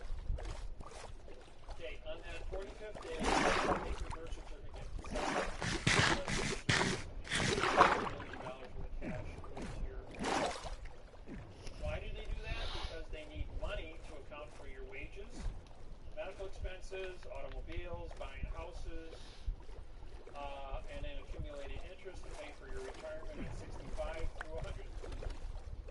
If they don't put $1 million in cash in the numbering system, the value for the energy of your life, there'll never be enough dollars in the system to support the entire planet's operation as the population expands. This is a good thing. Number 2, under the redemption, it's called redemption. This was created by Janet Reno in 1995 and Bill Clinton. Redemption was engineered to capture anybody who steal money from this treasury, from this number, and put them in prison for 30 years for mail fraud banking. Why? Because the redemption program was set up in adverb verb, and we use adverb verb to activate the Title 15, Section 1692A and Title 15, 78 FF for a $25 million fine and 30 years in prison for mail fraud. And if you don't study this program, thousands, tens of thousands of people were put in prison for using the redemption and stepping on that track. Oscar Holmes, Peterson, Clark, and Schweitzer, Leroy Schweitzer, promoted this thing and went through a harvested over case, promoted the stepping on that track. Oscar Holmes, tens of thousands of people were put in prison for using the redemption and stepping on that trap. Oster Holmes, Peterson, Clark, and Schweitzer trap. Oster Holmes, Peterson, Clark, and Schweitzer. Okay. Leroy Schweitzer promoted this thing and went through and harvested over 2,000 families across the South and the West. Lost their homes, went to prison. They took their farms, their cars, their homes, their pension, everything, put them in prison, which resulted in, for those that are old enough, the Freeman standoff in Montana. Montana Freeman, 1995. And guess who prosecuted the 100 FBI agents for fraud and misleading statements on that exercise? I did. I'm the judge. And now the same U.S. attorney that was involved, went up against me in 1995, is involved with the Kansas case I'm involved with on a foreclosure. When my name popped up last week, she went ballistic. She says she lost that case in 1995 and it was a burr. You know where burrs go. And as a result of that, she is just a burr. You know where birds go. And as a result of that, she is just livid. She says she lost that case in 1995 and it was a burr. You know where birds go. And as a result of that, she is just livid. She wants my head on a stick. I'm going, well, have fun. I says, first off, you got a second grade reading level against my 28th grade reading level, and I'm going to have you for breakfast. So, grade reading level against my 28th grade reading level, and I'm going to have you for breakfast. So, it was just a matter of a couple of weeks before we file the indictments against her. Not a question. Well, here's the state of Montana. Here's where the Freemen were held up. Here's Billings, Montana, and I was right here in Cat Creek. Now, when I showed up in Billings, I got off the plane, and a gentleman met me, and he said, come on, we'll go over to my ranch. I kept corresponding with this man several times. When I got to the ranch, there was about 20 guys with shotguns. And they said, you're going to stay here and write a lawsuit at gunpoint. And you're going to write this lawsuit to get these guys out of trouble up here. Well, it took 5 days to put together the lawsuit to do it. Then I went on the radio to do a radio show in Billings, Montana about Parsay syntax trapper and how the fraud works. The FBI, 5 minutes after we started broadcasting, blew up all 4 radio stations in Billings, Montana. So we called another radio station 200 miles away, and we sent out the broadcast and went out on Republic Christian Radio worldwide. And we sent out the broadcast and went out on Republic Christian Radio worldwide. As to what was going on. 38 miles south of the compound, there's a limestone quarry, 125 feet deep. Some of the other free thinkers, I guess you could call them, Freemen, witnessed 2 105 howitzer cannons being moved at night down the country road very quietly. And they set up 2 120 millimeter cannons in the quarry. They then evacuated everybody within 5 miles away of the quarry because they would hear the blast of the cannons when they were fired. The idea was to shoot a shell 20 miles up in the air under a full moon and have it fall down on top of the compound, blowing a hole in the ground 100 feet wide and 50 feet deep, saying they had explosives and blew themselves up, hence solving the problem. In 1820, the area, Lewis and Clark showed up here in 1834 on the Yellowstone, the Sashagowian. In 1820, an Indian treaty was cut up here. The French. The farm of the Freemen had never been ceded into the United States of America with a hole in the United States of America under Indian treaty. And this was purchased land. When everything got conquered, the Treaty of 1820 was overlooked. So the Freemen were sitting on sovereign territory, not part of the United States of America, outside the jurisdiction. It was a hole in America. That's why the FBI came from Puerto Rico, 100 agents were deputized, not of the United States citizenship, and surrounded the compound, but couldn't go in. They couldn't trespass onto a foreign country because they didn't have a permit to be there. These are some of the secrets that you people don't know about. As a federal judge, I have classified information about all this because I handle the lawsuits for all this stuff. When it was exposed that the cannons were here, it was my job then to get word to the Freemen, the senator from Denver, Colorado, shows up.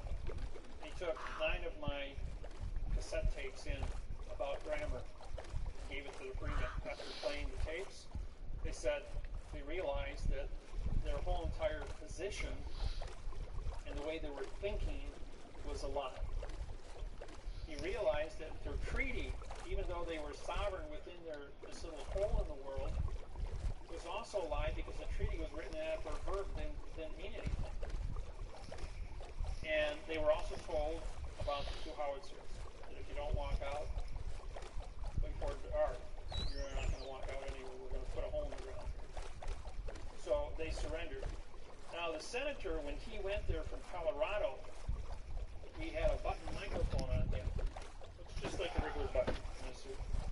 But it was actually a nickel-sized transmitter with a 300-foot range on it, tied to another mic to a recorder, spike camera. And we have him on tape in his voice stating that, I don't care about these people, I'm just here for the show. He says, I'm here to make sure that they all get blown up. And yet, on TV, he made a statement that he was there to try and help them get out of here. He was there to orchestrate this thing. What is Denver, Colorado? You got Cheyenne Mountain. Cheyenne Mountain is closed. Cheyenne Mountain in 1995 was active, but it was closed right after this. And everything went up to Mount,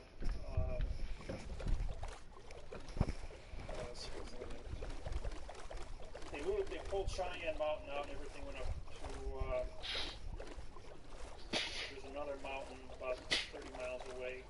NORAD headquarters were moved up there. 30 miles away.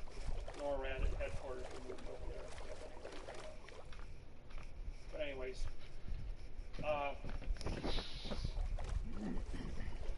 the mining control programs for the airports are also up in that same location. In each one of the shootings at all the high schools that took place, also these students came out of, including the last one in Arizona, their parents were affiliated with this here, and those kids are all part of the brainwashing program. And the minute the kid goes brainwashing grammar, you type in the word grammar, up pops 20 million websites tied to David Windmiller. And so they tried to hook me up with this whole thing. As far as the Freemen go, they then, when they saw the tapes on grammar, they realized that the FBI no correct grammar was no correct anything. So they wrote grammar and said, okay, take it. And every single, they've charged them with 200 counts on 45-day intervals. And each count was brought to them and had verb. The statement is, we are here to participate with the correct sentence structure, communication, parse, syntax, grammar, avoidance of perjury. Show us your laws, rules, regulations, and codes with the correct parse, syntax, God damn you fucking niggers. so we can avoid perjury. Case dismissed. Wait another 45 days and bring one more charge. They've been in jail since 1995. I think Peterson died already, so did Clark, and I heard papers. Schweitzer was recently died. All in prison. Whatever, out being released because they were always waiting for trial. That's how that happened. But the military, as far as these things go, oh, by the way, this senator from Colorado, I missed my plane. And I got bumped to another plane in the emergency road. I sat right next to the same senator. I had the tape recording in my hand of what he said in secret to the FBI about killing the Freemen. And we played it on to the FBI about killing the Freemen. And we played it on the radio worldwide. When he landed in Denver, Colorado, he was kicked out of the Senate. And I played it for him on the tape. And we had the worst turbulence of the 1,400 flights I've been on in the last 17 years. It was the worst turbulence I had ever been exposed to on a plane. And he got up in this turbulence and got out of the seat and changed seats to sit someplace else because he knew who I was and what I was doing and what my position was getting Freemen to surrender. And when I played up his own voice back, committing treason against the people to kill American citizens, couldn't stand the face paint, got up and left. But we also played it for the population on Denver radio. He was kicked out of office when he got back to Denver. What are the odds of me being placed in that location at that exact point in time to do all those things? There's another one for you. I'm in Honolulu, Hawaii, and I missed my plane. I wound up on a 747 in row 47, back of the plane, flying from, it was a nonstop flight from Honolulu to Chicago, Illinois.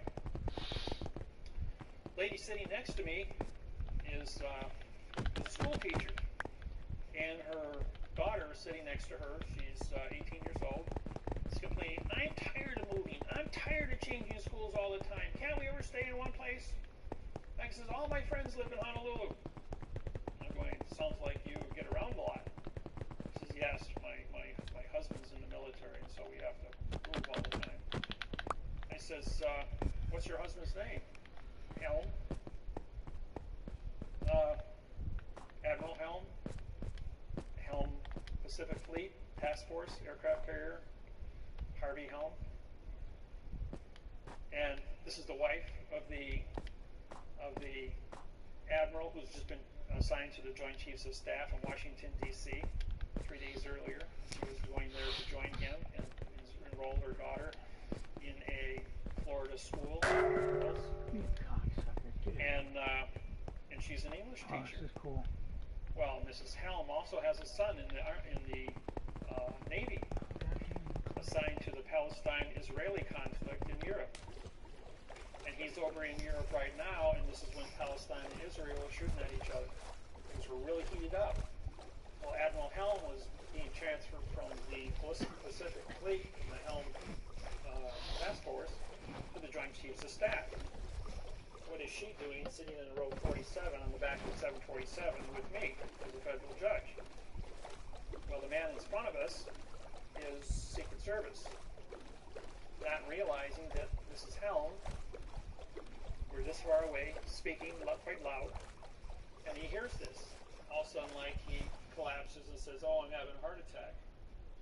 So the stewardess clear off the row directly behind us of 5 seats and relocate the passengers in other rows.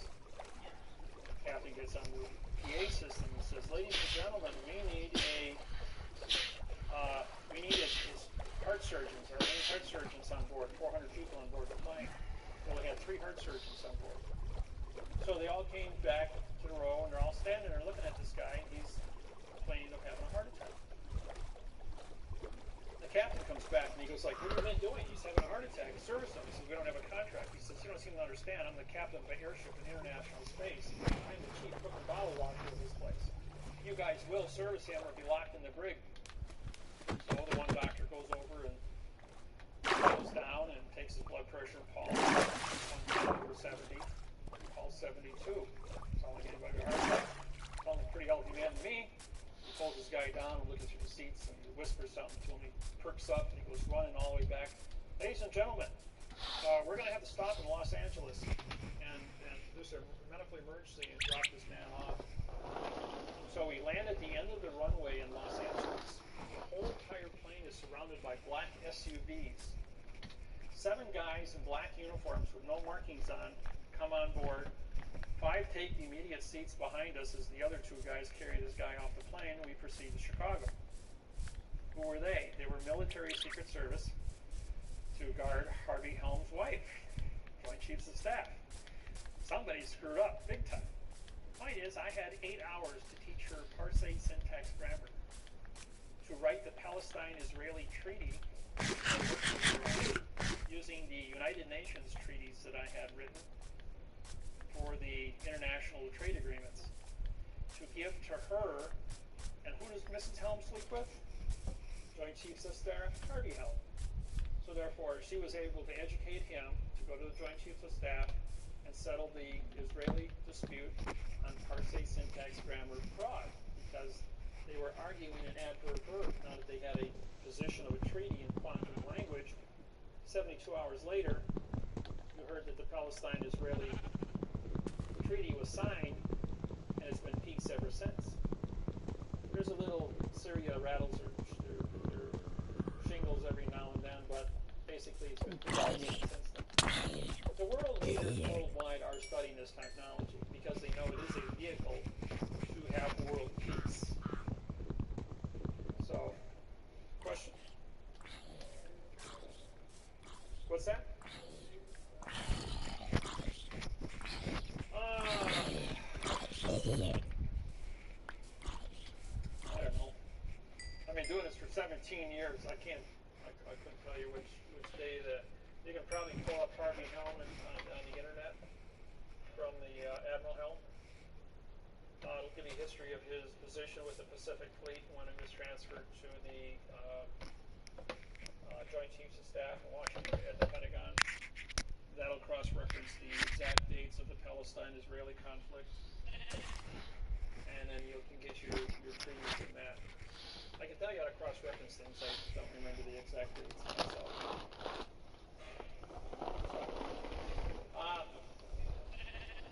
I've been talking for 3 hours about giving you guys a minute break here. I told you guys, you got to throw something at me after a couple hours, otherwise they don't shut up. So, okay. All right. You're walking into what you see. The flat. Okay. All right. You're walking into what you see. All right. You're walking into what you see. Okay. The flags that you see all over the world, there's 11 different flags in the United States, military and civilian operations, including the new one.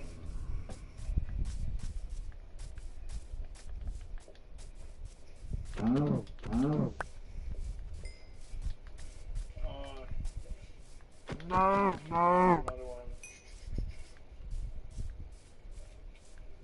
When President Obama on election day was elected, if you look at the pictures on all the newspapers across the United States, you saw this flag hanging behind Obama.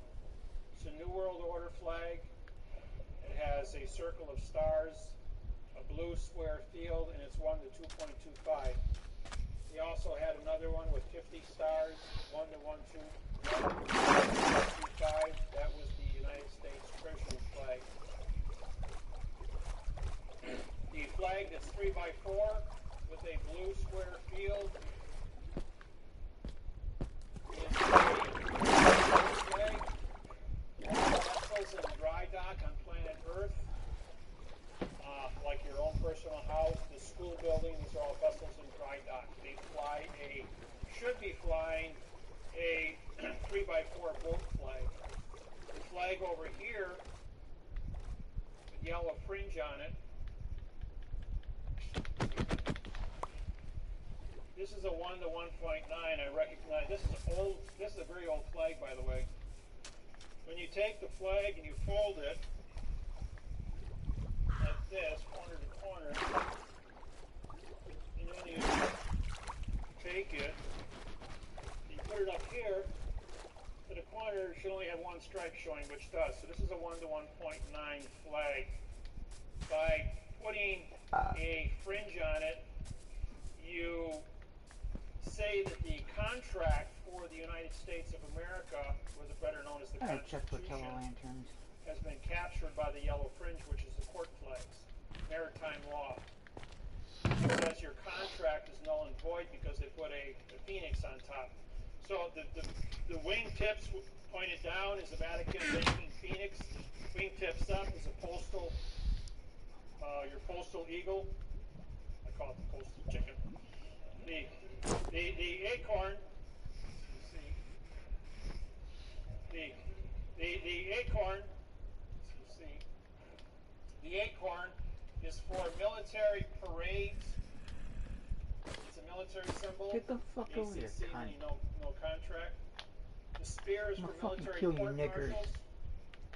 And the ball is for military advertising and military recruiting. Henceforth, you have it in front of the post office with the ball on top, and inside the post office you have the eagle on top because the post office is postal. Henceforth, you're in the postal building, but outside is where you sign up for the draft. And when you turn 18, you got to sign up for the draft. You've got 90 days after your 18th birthday, do so. The 3x5 flag is a military flag with a blue square field. It's used for parades. The reason that they have this flag, not the 1 to 1.9 flag, is because of the weight of the flag would hang down, whereas in a marching at 3 miles an hour, the wind would catch it and it would be aloft because of its weight. The 1 to 1.9 flag, I now hold copyrights to, is the correct sentence structure, communication, parsing, syntax, grammar flag, recognized worldwide, both in black and white and in color, red, white, and blue. The 3x5 base flag is a 3x4 field, and this is for military bases. Yeah, you cocksucking The niggers. ones they sell at I'm gonna kill Walmart are you. 3x5 with a blue Your square goddamn field. sleep. That is a military flag. And when the sentence runs like this, when they come looking for your jurisdiction, what flag are you flying? If you've got a military base flag outside your door, don't be surprised if the military can go ahead and set up camp in your because you've given it military jurisdiction to start with. You have my flag on my business card. And of all things, I forgot my business card today. I've only got 5 here with me. 5 or 6. I've got a couple here. I think I got 6 here. I got about 50 of them at the house. So what I'm going to do is huh? No, I got now these cards, I'm sorry I forgot them. My business cards are like get out of jail free cards. You put these on your driver's license, you pull over to the cops, they take one look at it. On the back of the cards, the procedures to prosecute judges and attorneys and police officers. You take one look at that and they start reading and going like, oh, he belongs to that group. This group is not allowed in the courthouse. They won't give you a citation. Thursday last week, I blew a stop sign on the phone with no seatbelt. The police officer was right there. Sitting. I flew right past him. He comes pulling up on me and he goes like, Dave, he says, you know me? He says, yeah, I've been in your house about 4 times. He says, I know you live right across the street over here. He says, were you on a cell phone? I says, no, I was singing to the music. He says, I see you got your seatbelt on. He says, but you know you blew a stop sign right in front of me. I says, well, actually I had my hand up and I had a cramp in my neck. I says, and I was massaging it, so I was pushing on it and I had my head tipped a little. And that's why I probably didn't see the stop sign. As simple as that. He says, well, pay attention. Here's your license back. And he goes and he says, federal judge. He says, yeah. He says, yeah, I know you're a federal judge. I already pulled your file because I've been in your house several times. He says, pay attention. I'll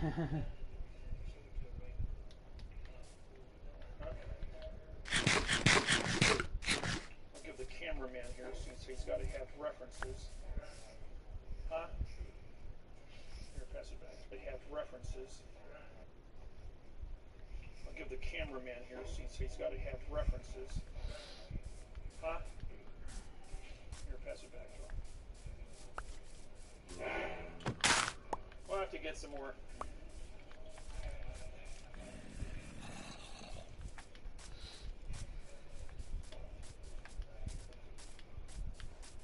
Zone, 12 over.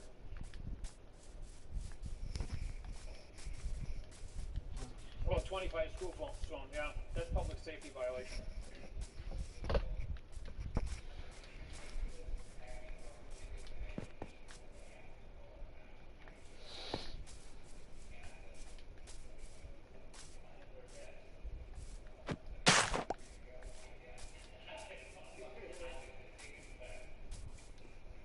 See, now, if you would leave your vessel, you're a captain of your vessel.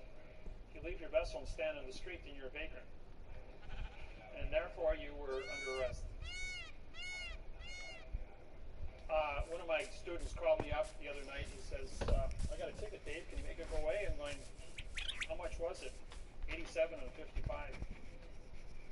32 over. That's public safety violation.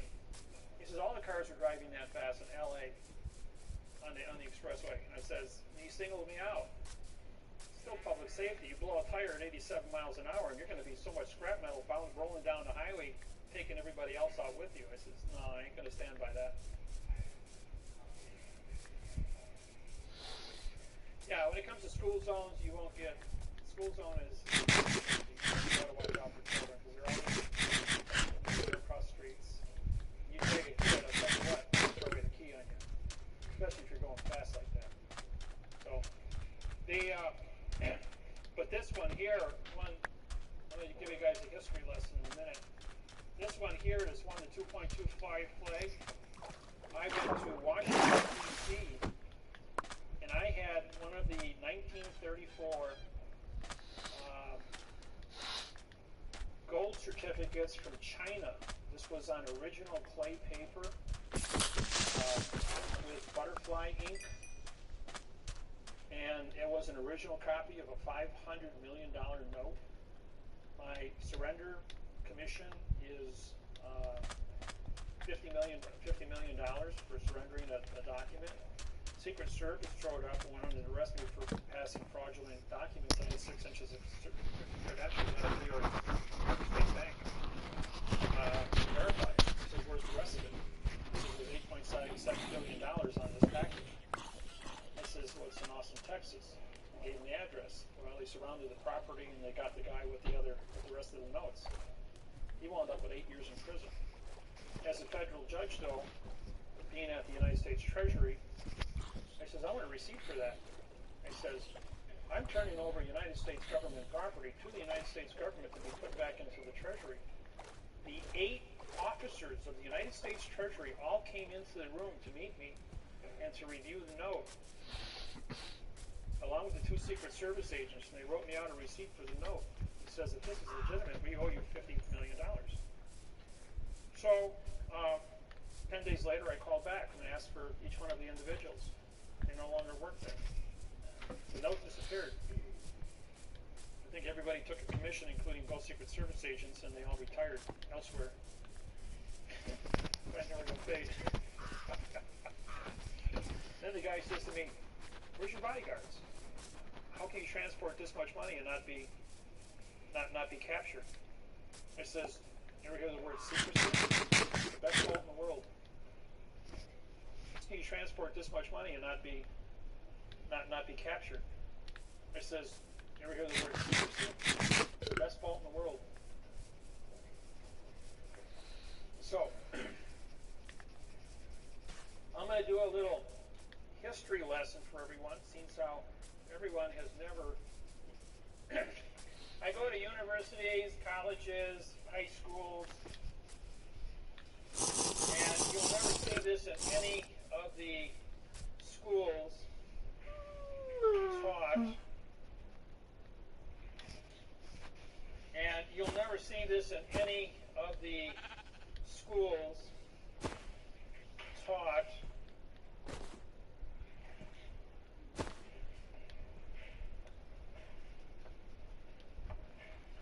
$1775, the United States of America goes to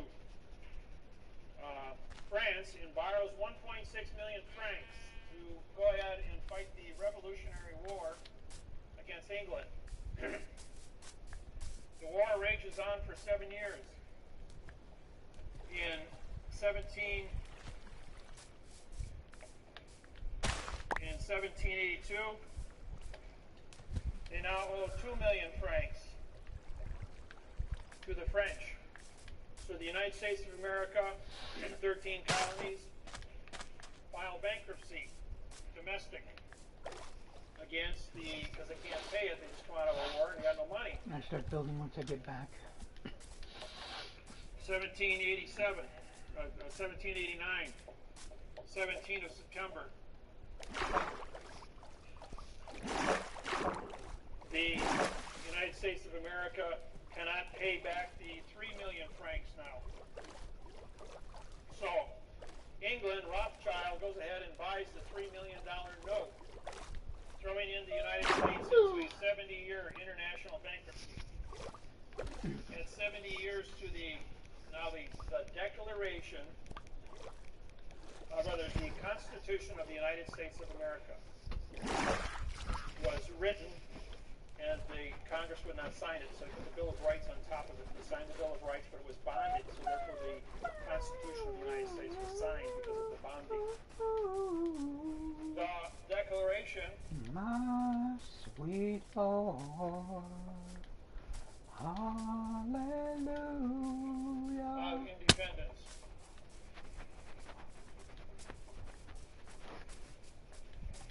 D means no, declare means speak, act is location, ION is contract, in means no, D means no, N means right, ants means contract. You shall not write contract and you shall not speak contract, Benjamin Franklin. The is an adverb, you got a prepositional phrase of the, but they split it. The is an adverb making declaration of verb, of is an adverb making independence of verb.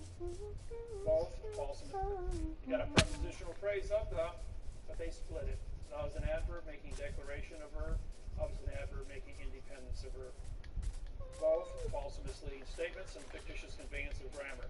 Henceforth, the Declaration of Independence is being sold at auction as a meaningless document written by a French attorney who was hired by the English Crown to capture the United States of America and the founder of the Continental Congress. Welcome to treason at its first course, Benjamin Franklin. Since and the founder of the Continental Congress. Welcome to treason at its first course, Benjamin Franklin. Since I and the founder of the Continental Congress. Welcome to treason at its first course, Benjamin Franklin. Since I brought this out in 1995, there's been eight major books published on Benjamin Franklin's treason as being bigger than Benedict Arnold, for those of you who know Benedict Arnold. Huh? Well, not declaration.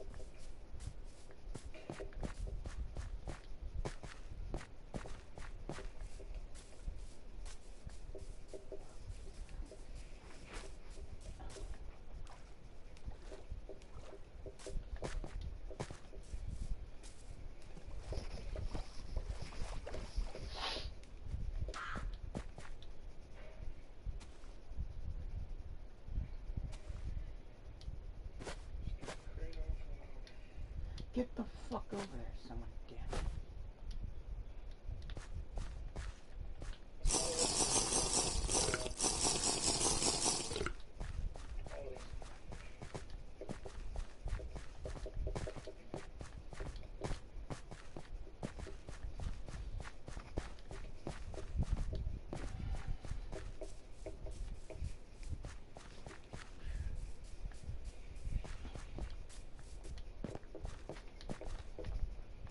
Something knowledge of the Constitution is with the claim of the correct sentence structure, communication, process, syntax, grammar with the rights and freedoms of the creative quality of our lives.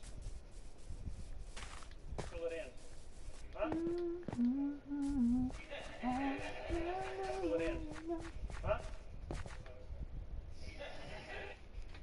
Fill it in. Huh?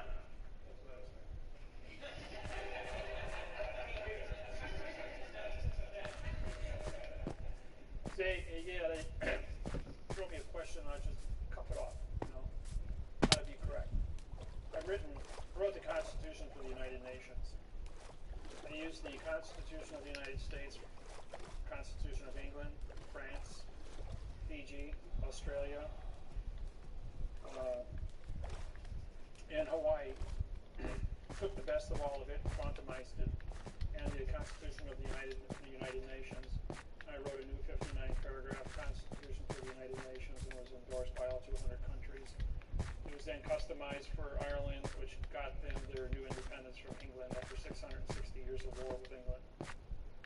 It only took 72 hours for me to do that. So, you need a problem, you got a question, I got an answer to an impossible question. And syntax will give you that information. You need a problem, you got a question, I got an answer to an impossible question. And syntax will give you that information. 70 years. 1859, September 17th. Now, if we add no law becomes legal for 90 days from September 17th, plus 45-day trust law. Oh, that baby turkey. You got the bombing of Fort Sumter in 1860. The South breaks away from the North. Oh yeah, there's also a 3-day plus a 3-day rescission act. So you had to follow timelines. These timelines were set up 4700 BC. Give me a rough estimate. So it's been 6700 years run. These timelines have never changed. The Civil War starts at 70 years, 1859, 1929, November 2nd. Was presidential election day, November 2nd. United States of America says we are coming out of our international bankruptcy with you. It's called the Year of Jubilee, forgiving all debts. Now, England says, all right, you're going to end the bankruptcy. 5-day rule applies. You have to give a 5-day notice to all banks and credit unions that we're going to close the banks and credit unions on November 2nd.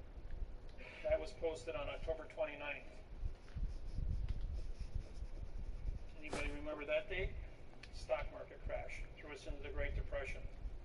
The dollar went from $1 to 10 cents in value globally.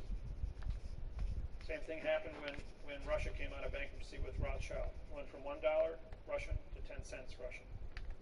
So they had to cut down half the Black Forest in Russia for fuel, pull out all their gold, silver, oil, and timber. It took them 10 years to get everything up and running. When they turned off the money, they turned off the power, and everything ran on steam in 1989 when Russia came out of bankruptcy. Therefore, everything froze solid. It was the wintertime when it came out, and broke all their turbines because it was all water operated, and everything froze and broke. So their whole infrastructure was destroyed, and Russia went dark for 10 years. So they had no power. Half the population on any given time was cutting trees for fuel in all the cities, and they wound up cutting down half the forests in Russia, which was a huge oxygen producer on the planet Earth. And that's why our oxygen, our CO2 levels in Russia, which was a huge oxygen producer here on planet Earth. And that's why our CO2 levels in 1960 stood at 998 parts per million. And at the top of the volcano Mauna Loa monitoring station in Hawaii 6 weeks ago is up there. It stood at 4,020. It has gone up from 1960 to 2010, Savage. 50 years. From 990 to 4,020. And you wonder why it was global warming. Okay. And so the bankruptcy was renewed on September 17th. It was retroactive renewed to September 17th, 1929. Because you have to have 45-day trust law to September 17th, and you get November 2nd. Ever wonder why we have the first Tuesday in November, November 2nd? Because it's 45 days after the Constitution of the United States International Bankruptcy was signed on September 17th, 1789.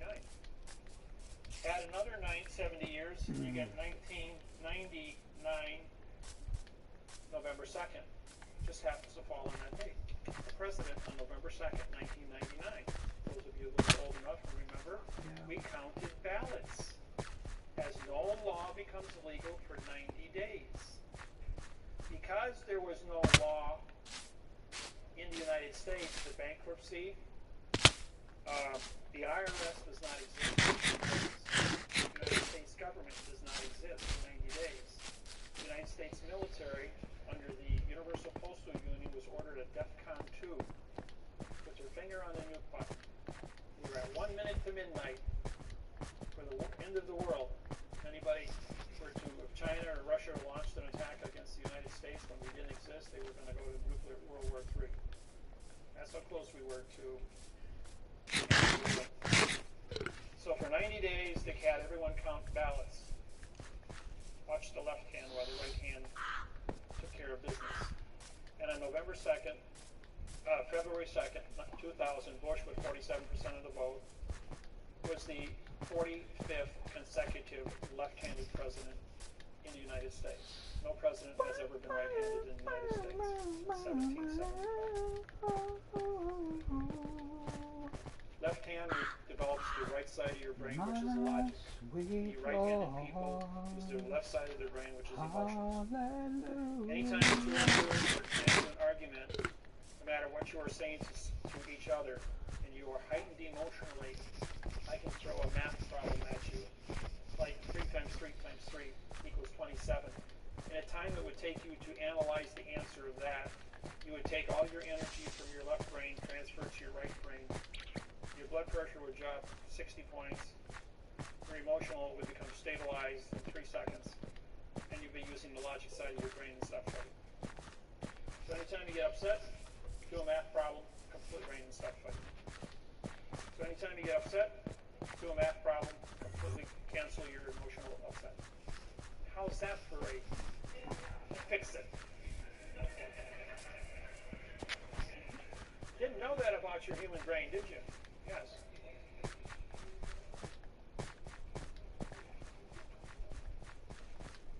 $1999, November 2nd. President doesn't take office until the even year. They're elected on the odd year.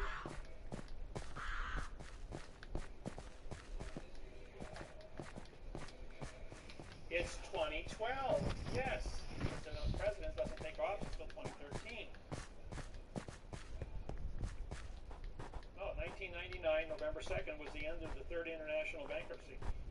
There was no election take place that year. I mean, the election took place, but the president wasn't appointed until the 2nd of February 2000. And Bush was reinstated. You fucking idiot. This was Bill Clinton. Bill Clinton said on November 2nd he would be the last president of the United States of America.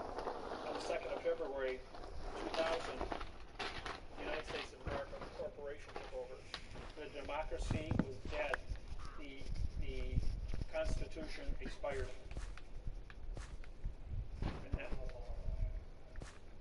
You're a postal employee. You carry postage stamps in your pocket. UCC is copyrighted by England, has no effect on the United States. If you use copyrighted material from a foreign country, in a foreign vessel in a dry dock, you're babbling because you don't have a copyright release. Only attorneys and lawyers and judges have a copyright release from England. That's why they joined the bar. If you're not a bar member, you can't practice in a foreign vessel in dry dock. So, how do you capture a foreign vessel in dry dock? You don't. You create a court within a court. In other words, when you file a lawsuit with a stamp on it, it's a postage vessel. A postage vessel, when the sentence structure says, this is the document because it came to the dock, received the docket number, and is now a document. Document contract. 2 or more people make contract. There's 2 people, the claimant and a vassallee. Document contract, postal vessel. Postal stamp on a piece of paper is vessel. It's federal, so it's a federal court venue. The word jurisdiction, people, means opinion. Don't use the word jurisdiction. Why do you think you have a jury? A jury, J-U means no law, and R-Y is contract. It's a no law contract. The word judge sits on a plane different than yours. Even in tribal law, the witch doctor is the judge, the king of a tribe, anywhere on the planet, a president, a dictator, they all stand on a plane to break the continuance of evidence as an actor on a stage, talking babble and adverb language. Therefore, you go into an auditorium, you see a person on a stage, they are under contract to perform, you buy a ticket, which is a contract of your opinion. Your opinion is on stages. Your stages, here's the plane of the stage, and then you have your seating going up. This breaks the continuance of evidence with the stage, and you are only witnesses or opinion entities watching actors on a stage, no different in the courtroom.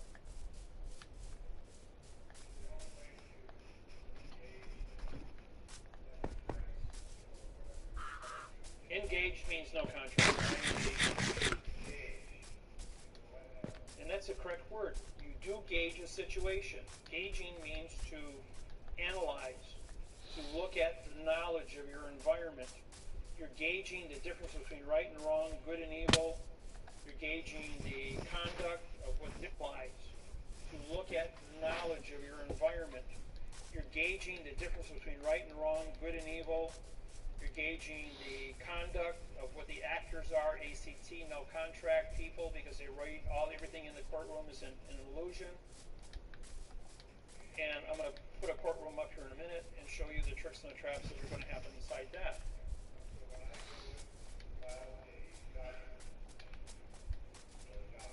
No, it's a document. Yes, and you sign it, making you the postmaster, and postmaster, banker, and judge authorized to transport the vessel from the street into the vessel in dry dock. You send your you transport it to the courthouse to dock your vessel. You mail it, registered mail to yourself. Your vessel has now been registered with the post office, which is controlled of the port authorities, which licensed the courthouse to dock its vessel on planet Earth. In the event that you are the postmaster now signing the stamp to carry the document into the courthouse, you are the letter carrier and postmaster authorized to transport the vessel to the clerk's office, and you can be arrested as a letter carrier delivering the mail to the courthouse, even though it's a foreign vessel in dry dock, because you're already the post office, which controls the port authorities, which docks the vessel. So you have a higher authority than being your judge at the courthouse. Little secrets. Yes, and when they stamp it, they make contract. Absolutely, I sign every federal district court stamp. I sign over the top for capturing.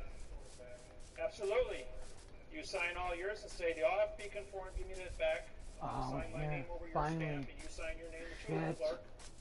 I knew it was 1,300 something. Actually, 7. They get 2. You keep 5 back. No, just the 1. Just to get the serial number. That's all you want. It's registered serial number.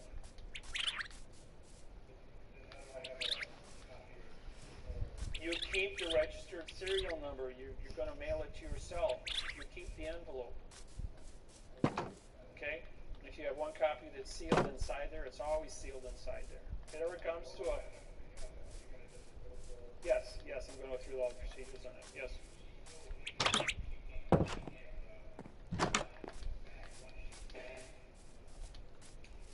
All of them are stamped, and if you sign the others in front of her, they all have to be conformed. If her copy is not conformed, then she has an illegal copy. She doesn't have an original. If you sign across their stamp, you have the original. She has to take possession of that. No, that's because they don't want you to be legal and become the chief judge of the courthouse so that you're in charge. You become the chief judge of the courthouse when you do that. Oh, I always get it back. I said, I'm the federal judge in this courthouse. I have my oath on file. You better give me that court back. This is under Title 15. Which one is that? That's Title 46, Section 946. I have a 17-year running position. Everybody knows me already. Oh, if you sign, as she hands you back the documents, you sign all of them. And if she knows what she's doing, she'll give you back their copies so they're all conformed. Because when you say to her, illegal, right, you're saying, you know what, I have originals here signed. And now how are you going to explain to your boss you don't have a signed original copy and you only have half the position done? You didn't follow your duties. Now, under Title 15, under Title 18, Section 641, folks, misappropriations. Title 18, 641, misappropriations. That means you took a paycheck and you didn't do your job. That's misappropriation for not doing your job. Do your job. That's misappropriation for not doing your job. That's a 10-year, $10,000 fine, a $9,000 fine, and 12 years in prison under another title slide of the saying. It comes under 946 instead of 941. Title 18, 641 through 665 is the misappropriations rules. You can pull it up on the internet and go through the whole thing. Yeah.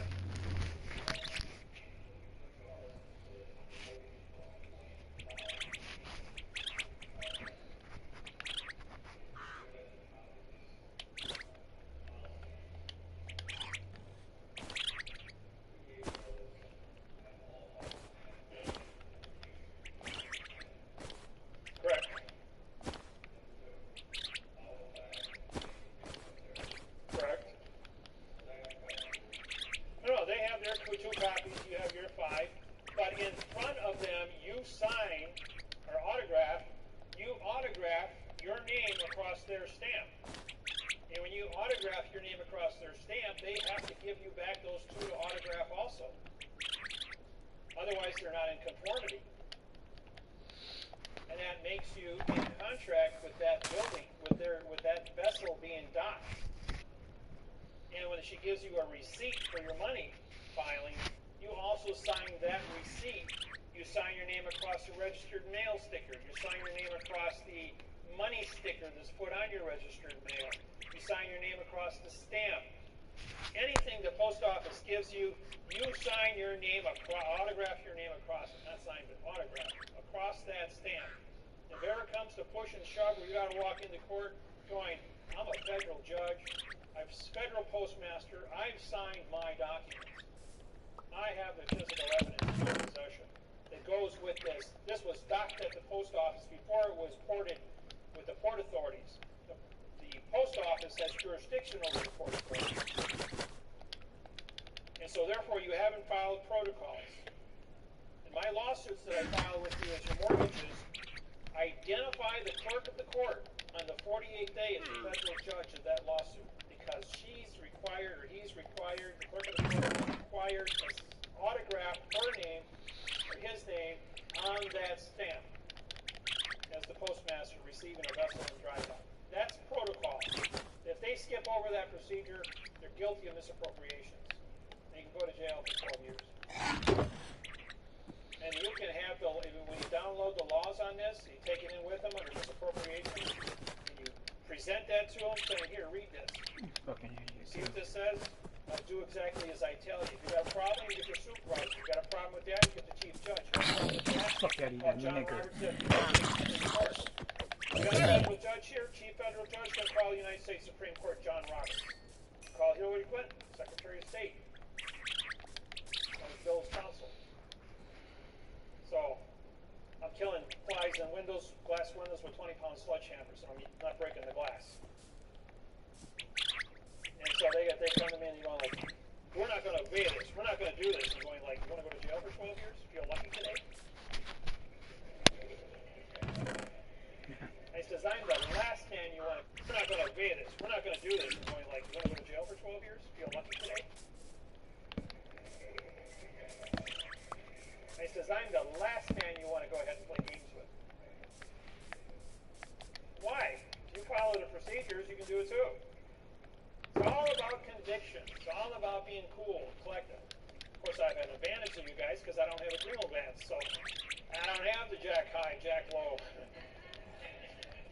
Hey, I'm just data. I'm a Spock. And since Star Trek came out, everyone's called me Data and Spock. Yes. No. Always print. Print, yes. When I did that in school, they cracked my knuckles and said, you will not write that way. We're going to force you to be in fiction. Say again? They're taking it out because of this program. Yes, I'm suing, and the teachers are going, this is correct, we're wrong. And they're changing, this program is changing all languages on the planet. Move forward. You see, on January 6, 2012, there was a little glitch that took place. The Hubble telescope took a picture. The picture showed 3 more of these spacecrafts from Greenland headed this way, which will be here on 12/21/2012. For those of you that watch TV, this is a TV show with no electricity. You know why? Because when you put up 4, here's Earth, and you put a quadrihedron with Earth in the middle, you've got line of sight 4 spacecrafts the size of Lake Michigan that have to put a dampening to be able to shut down electricity. What do you think is going to happen in a world that runs on computers and electricity without electricity? We go back to 1880 overnight. How do you get the food to the populated areas? You don't. Huh? How do you farm your farmlands without tractors? How do you harvest your crops? How do you run your canning facilities? How does 8 billion people get food when there's no way to get it? Move it from point A to point B outside of whatever you're capable of growing in your own garden, or being able to can, because you have a stove, a wood-fired, or wood-burning stove that you can Bicycles. can with, because you know the principles of canning. I do. I know all the survival issues. I know how to make water out of thin air. You put a sheet of plastic. Dig a hole in the ground. Put a sheet of plastic. Pour dirt around it. And overnight, it'll make a gallon of fresh dew water, which comes out of the ground. 24 hours a day, 7 days a week. Definitely. And you just run a little hose out and pump it out of there all day long. Fresh water. Have all the fresh water you need. And overnight, it'll make a gallon of first on the ground, water out of thin air, with nothing but a sheet of plastic. Dig a hole in the ground, put a sheet of plastic, pour dirt around it, and overnight, it'll make a gallon of fresh dew water, which comes out of the ground, 24 hours a day, 7 days a week, indefinitely. And you just run a little hose out, and you can pump it out of there all day long, fresh water. Have all the fresh water you need. Pure it can get. Evaporating out of the earth from underwater, from the cistine. How to make fresh water, how to do food, how to do canning, how to live without electricity. I've been there. I know how to do it. I always tell people, you if there's ever any kind of an emergency, the place you want to be is in my back door because I know how to stay alive.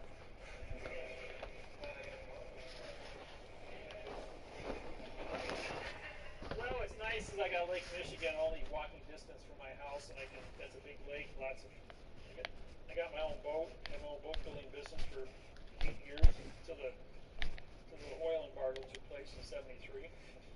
Put 80% of all boat building companies out of business. Everybody copy that already? The oil embargo took place in '73.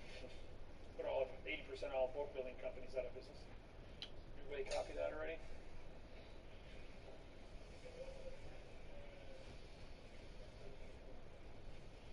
Your first day of winter? Your first. Your companies out of business. Everybody copy that already?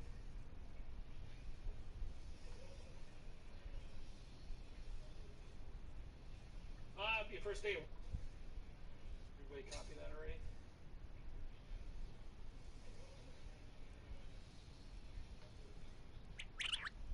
Your first day of winter?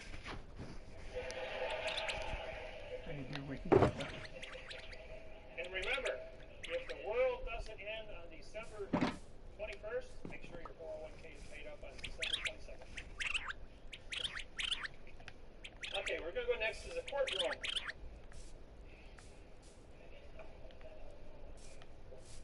I said, if the world doesn't end on December 21st, 2012, make sure your 401k is paid up on December 22nd.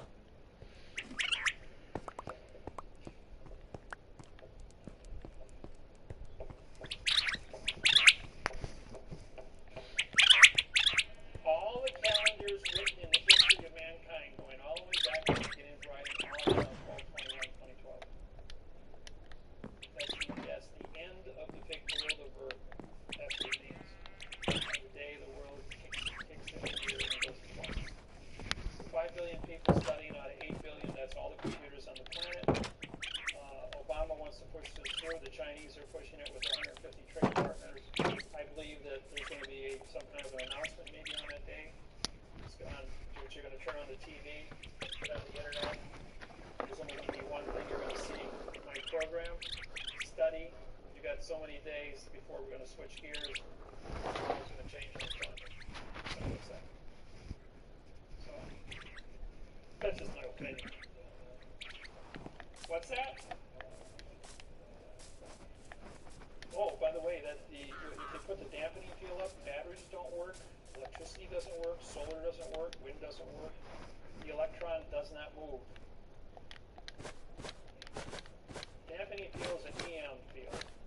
It's like an EM pulse. We'll take out electrical circuitry, closed circuit information. The program on what a dampening field does, it stops electricity from electrons from moving. What would that? The four UFO spaceships in a quadrihedron, which is a four-sided triangle, Earth in the middle of it, line of sight. Well, they were here 50,000 years ago, so it created the last ice age. Now, people that leave that spacecraft, like if you go from Greenland, Monument, Yucatan Peninsula, and Easter Island, straight lines, they're known as straight lines of nature. If you go from the Luxor Pyramid through Memphis, Tennessee Pyramid, it intersects as a straight line with the Luxor Hotel in Las Vegas, Nevada. Sphinx, a pyramid, an obelisk. A sphinx, a pyramid, an obelisk. A sphinx, a pyramid, an obelisk. If you have time,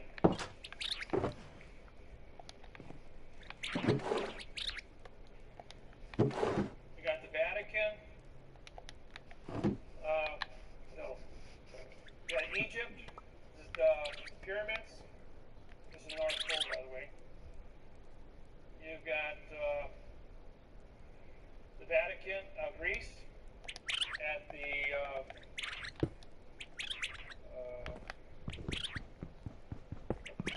Acropolis, where there's a obelisk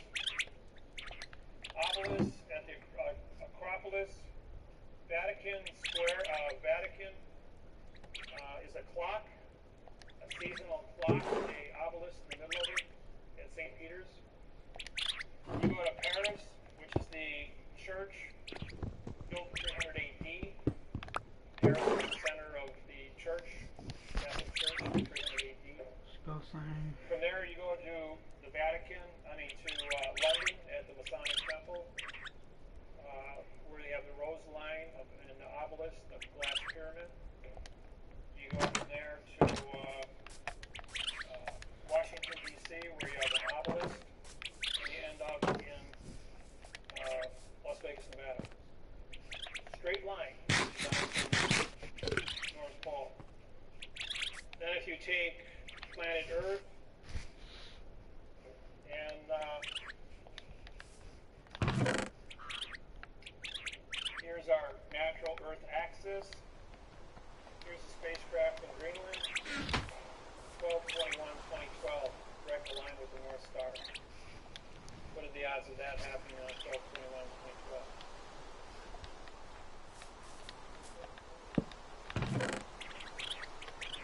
Well, this is a 50,000-year-old clock. It goes off on 12/21.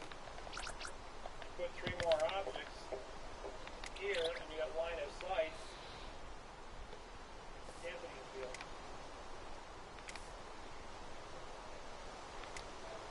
There are no straight lines in nature. This is the timeline of Earth. From the 4700 BC to Las Vegas, Nevada, and the building of the Lexer Hotel with the 2 million candle light, the 2 million candle power. The Lexer Hotel is a radio transmitter, especially designed, and it went off with all the pyramids on planet Earth simultaneously. When they turned it on, they all set up a harmonic resonance. It sent a radio signal out into space 1,000 times more powerful than they thought would happen when they turned the one on and activated all the pyramids that were built to resonate at frequency within the triangle of what it is. The pyramid in Giza is built like this, which is a diamond. The pyramid on the Yucatan Peninsula is built, this line and this line are identical to the square inch. 1,200 are there. Up from Yucatan to Giza, that's about 12,000 miles away. They're both identical. Architecturally designed the same. Math, liar's figure, but math doesn't lie. Math doesn't lie. You tell you a figure, but math doesn't lie. Ain't the same. Math, liar's figure, but math doesn't lie. Math doesn't lie. I can tell you a few other little nasty little things that are happening.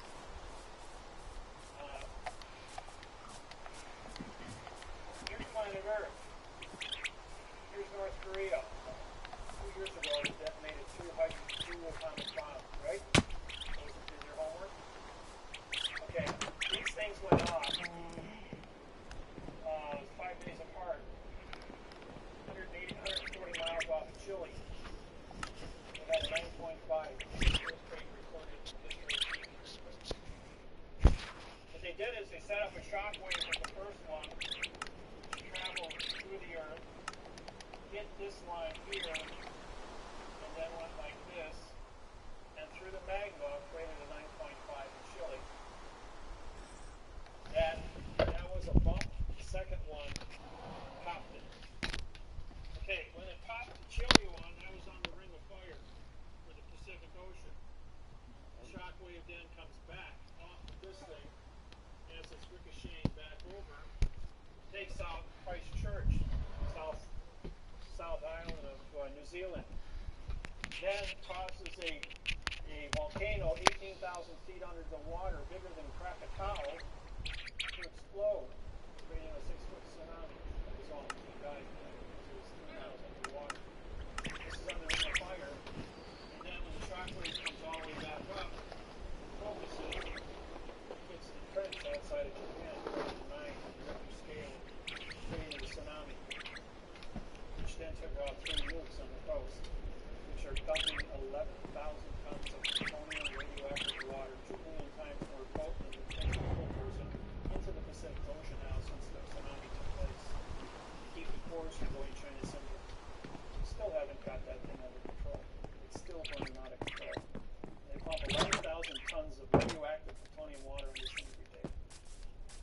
this isn't made public to the public.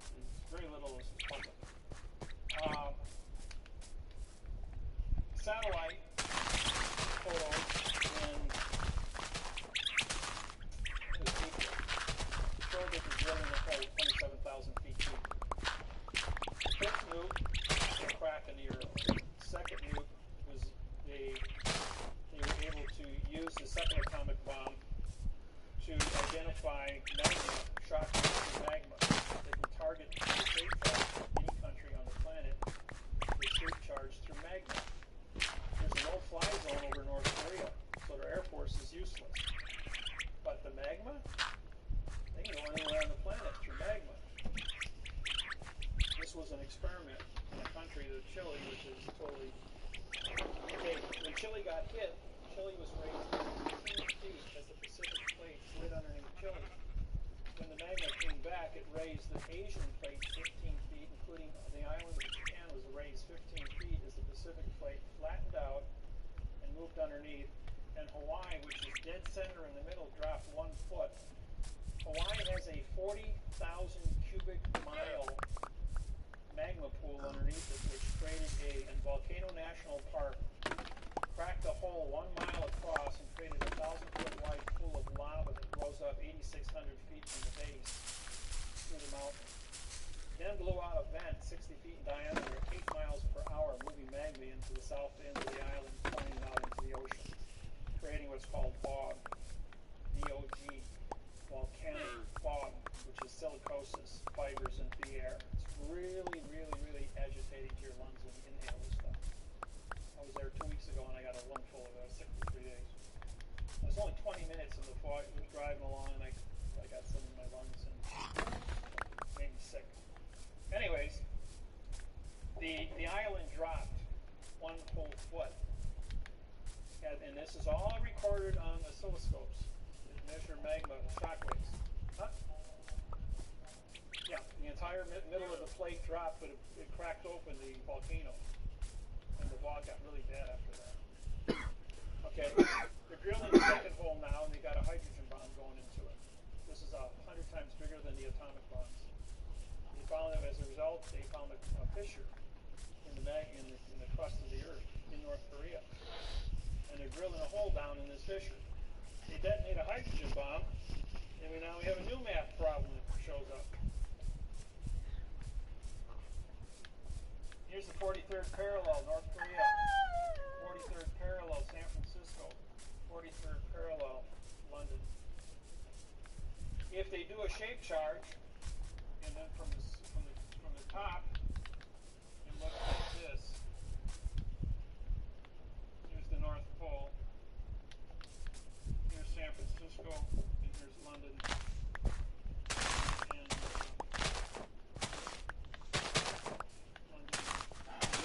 Korea. 120-degree angles.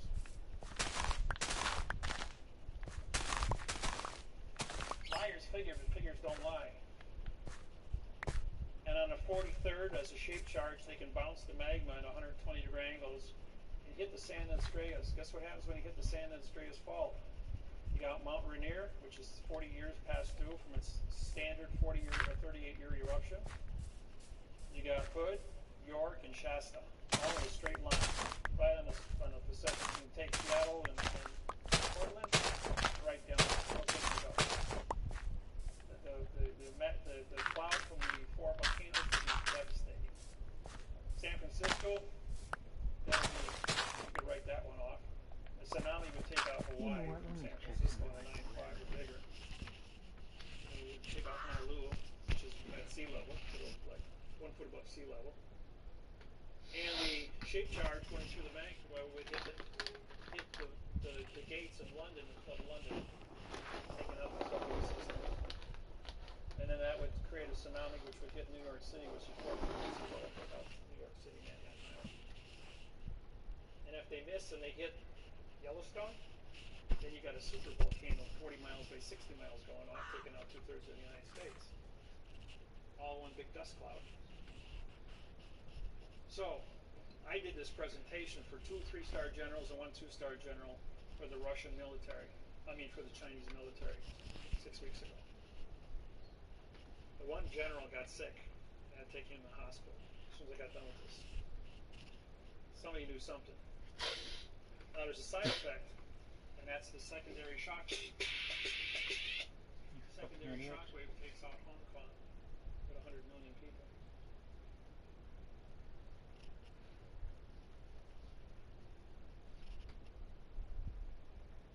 Huh? Yeah. It's also contract. What's the mindset? Well, I'm a guy that does a lot of big thinking, deal in math, as you know. And when I start doing math, I start drawing pictures, I start tracking all the history of mankind. The whole thing turns out to be a big math problem of straight lines all over the planet called ley lines. Turns out that ET going back 100,000 years, and all these ley lines where cities are built on this planet, the 8,500 years of masonry, that I own. Now the secrets in 8,500 years of masonry are written down. Now syntax and all the mathematical procedures are brought out through that syntax. All the truths that are hidden inside that book. And in knowing how to decipher all this stuff and bring out all the facts. And the facts that I say are coming in the future versus the facts that are even certified through the book in the last 8,500 years. If it's been true for 8,500 years, then why wouldn't it be true for the next 6 weeks? And a lot of this stuff came to me on emails 8,500 years, then why wouldn't it be true for the next future versus the facts that are even certified through the book in the last 8,500 years? If it's been true for 8,500 years, then why wouldn't it be true for the next 6 weeks? And a lot of this stuff came to me on emails in just glitches, like somebody working at the NASA Center that runs the whole telescope sends me a picture of the spacecraft coming this way, and then it's deleted 2 seconds later. And then I run the math problems on it, and all the rest of the information. You know, anybody remember when Obama took the podium the first day he went to the Joint Chiefs of Staff? He walked up and says, "I didn't make this mess. There's only one president at a time, and I'm not it yet," and walked away. And that was it. Everybody's expecting some great speech. Fact is, he got a bloody nose. He got told about all kinds of things that are not included in the presidential election, or what they say, and what's going to happen behind closed doors about what's happening with this math interface and how it's affecting the planet, what ET is doing and how it's affecting the planet, all the different terrorist threats and how it's affecting the planet, all the UFO sightings, as well as the time travelers keeping order, why we're still all here, why this is allowed to move forward with no interference on a global basis. And when I'm talking a global basis, I mean 150 language translations for my website to be as big as it is, uncontrolled, and with the order that is being conducted from it. It's been very architecturally designed so it doesn't scare people. And those No, that you need to fucking know, niggers. those who God don't damn know you. have no power to Fuck make you. influence on it. Faggots. It's only the world leaders God that are damn you, faggots. needing to know things that are going to be told what is correct. People, as long as you got your 6-pack of beer, your 600-channel TV, and your Ruffles potato chips, you don't care whether tanks march as long as it doesn't bump the satellite dish. And that's mankind's reality. Question that.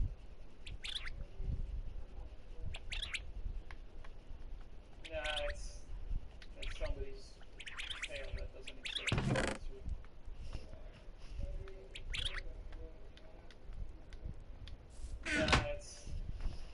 And that's mankind's reality. Question that.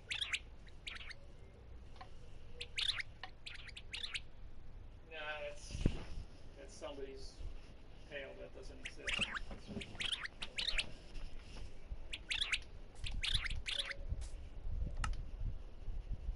Gotta start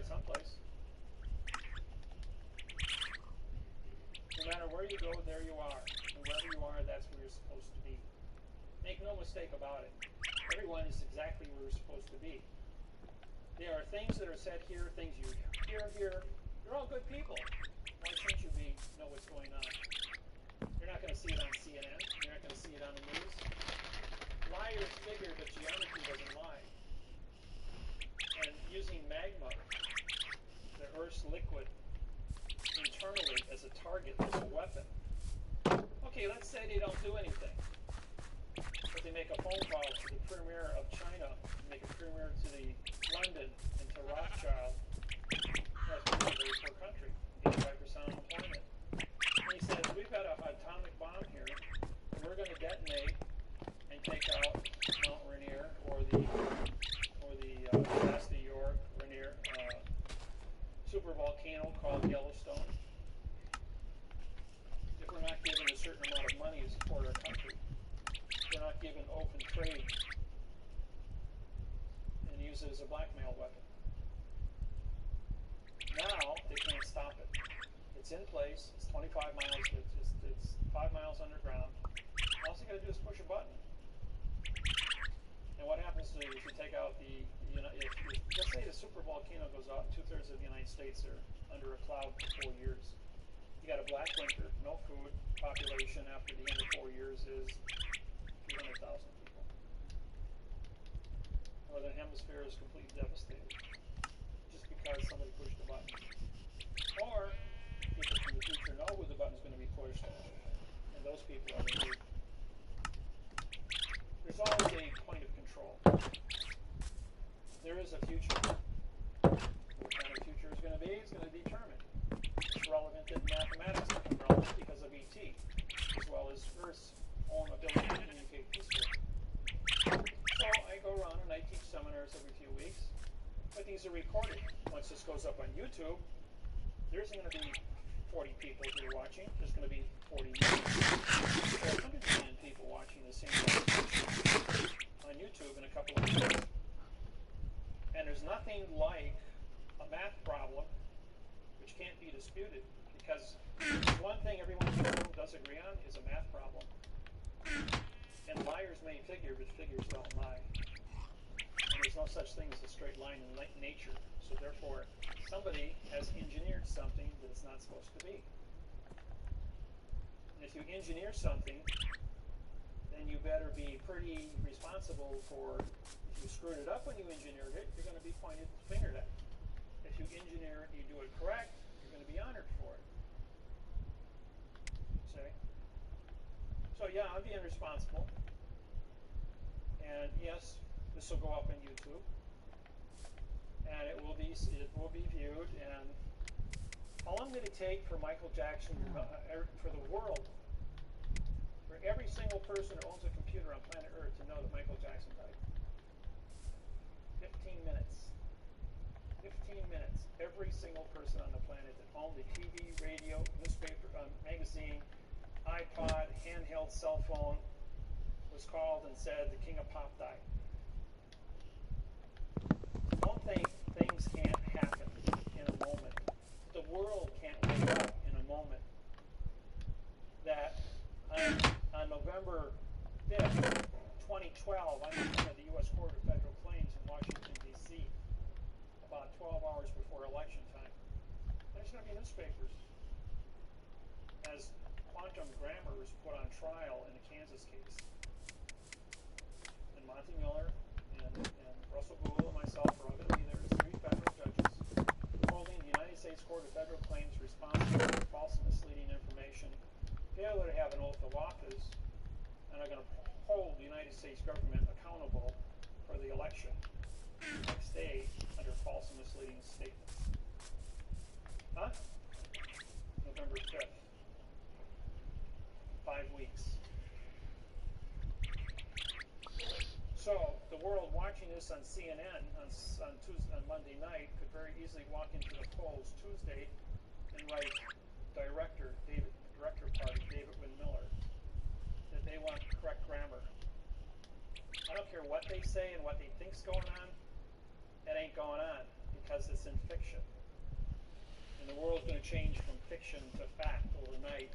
By December 21st, the world of fiction will be made announcement on the world in all Take 10 and then languages just multiply them. that this stops today, that we fix it. No more wars.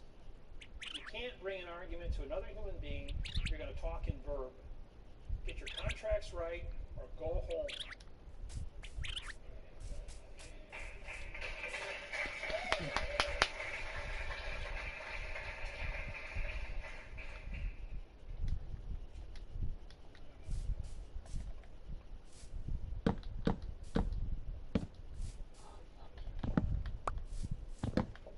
What's that? High amplification array radiation pulse. HAARP is a alpha beta transmitter. There are 12 units around the planet. Reach down as far as the equator. They're used to control the frequency of your brain through radio wave influence. It's used to take you from an alpha, which is aggressive, to a beta wave, which is docile. It's 98 degrees Fahrenheit in a populated city like Los Angeles, and people tend to get crazy at 98 degrees. So they change your mind to a beta wave and make you all nice and comfortable at 98 degrees, not irritated. Mouth control, that's all it is. Now, if you want to talk about angels don't play this HAARP, of the satellite 38,000 miles out over the Pacific Ocean, which can't be seen by any Earth-bound station that controls a microwave to increase the temperature of the surface a half degree and create weather patterns 3,800 miles across to move El Niños and weather patterns. That was started in 1988. It ran until 1997 when I had it shut off.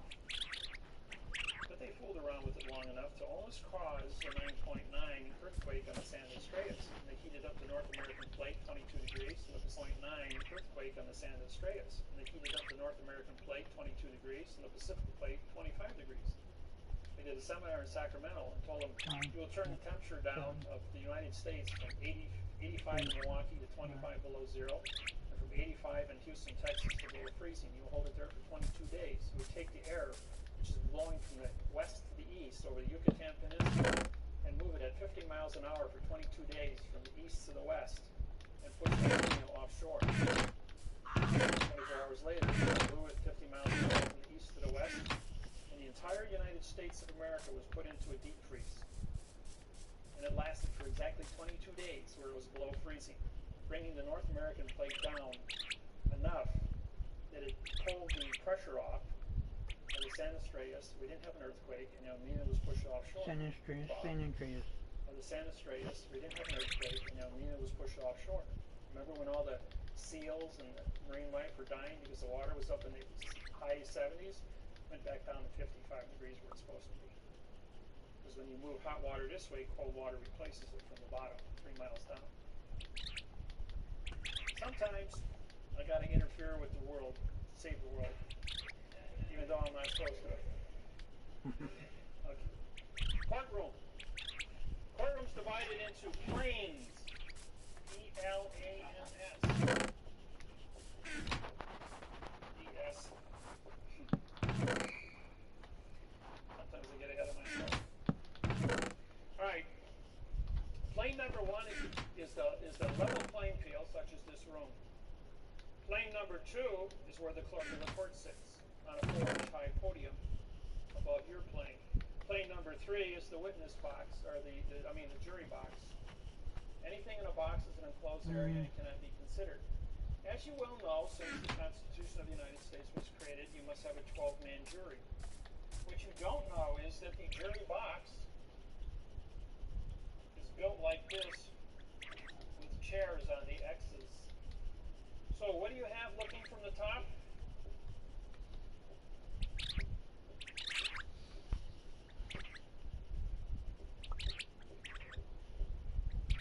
You have 2 petite juries of 6 people each, which is illegal.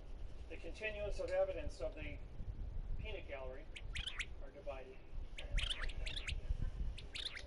So the jury is in a box. JU means no law, RY is contract. They are a no law contract of an illusion. Henceforth, they have no value whatsoever. Never ask for a jury trial because the jury doesn't have a clue how to read and write above a second grade reading level. That's why it's a no law contract. Then the witness gets put into a witness box, which is an enclosed area, cannot see evidence or give testimony, to a jury box, which cannot see evidence or see testimony, to a judge that's on a plane, not even in the courtroom, as an actor in black robes, mourning justice. In justice, JU equals no law. S equals speak. TI equals title.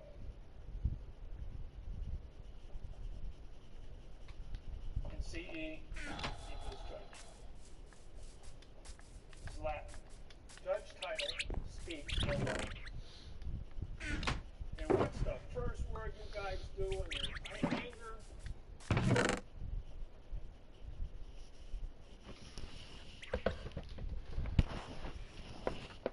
There's a location. That's a positive word. Is is a positive word. Go is a negative word. Law is a dangling participle verb. So what happens? There is plus and plus, now pointing towards no to be positive, making law a negative, because no is still a negative. So therefore the word no law or fact shall be tried in court. By your own confessions, people, you go, there is no. There's no such thing as a no.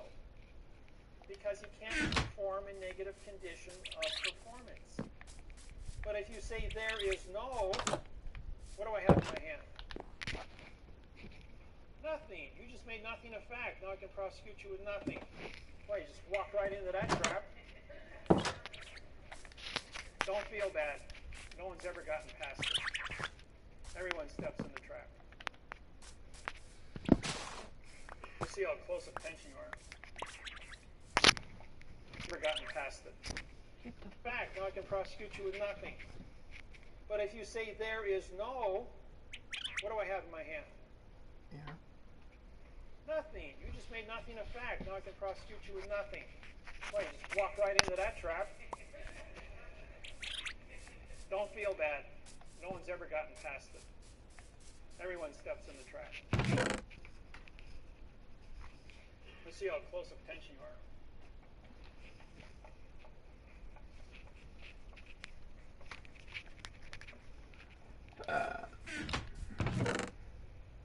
What is your name? No. I'm a judge. So what is your name?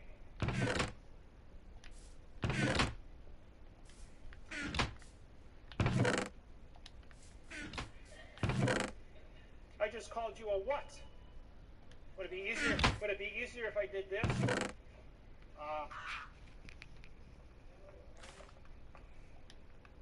Would it be easier if I did that?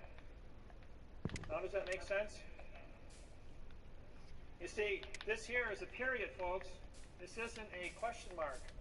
That means, what is your name? Yeah. So, the answer to the question is, this is a pronoun, this is an adverb, this is an adverb, this is a verb. Even if you were to identify the word what to be your name, why am I calling you a verb? You don't exist as a dangling participle verb. The answer is, this is the answer to the question, what is your name? You identify syntax. You say, well, what is a pronoun? Is it an adverb? Yours is an adverb, and name is a verb. Can I see the correct sentence structure, communication, say syntax, grammar for the avoidance of the perjury? Judge is going to go, okay, case dismissed. Please leave the courtroom. Bang, just like that. Don't care what you're there for. Because the traffic citation, anything he's got to say to you is a lie. You can always tell I'm lying to you. My lips are moving. Who's on first base?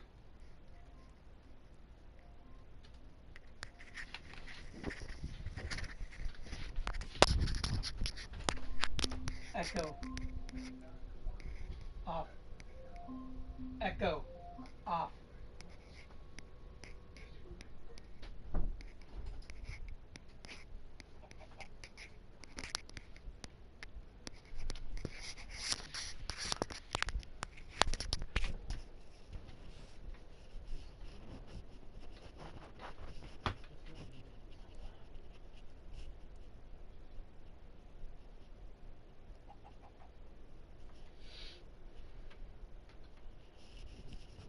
me get this straight. You're saying Boost Mobile is now a major network? Yes, but better, more portable. Yeah, right?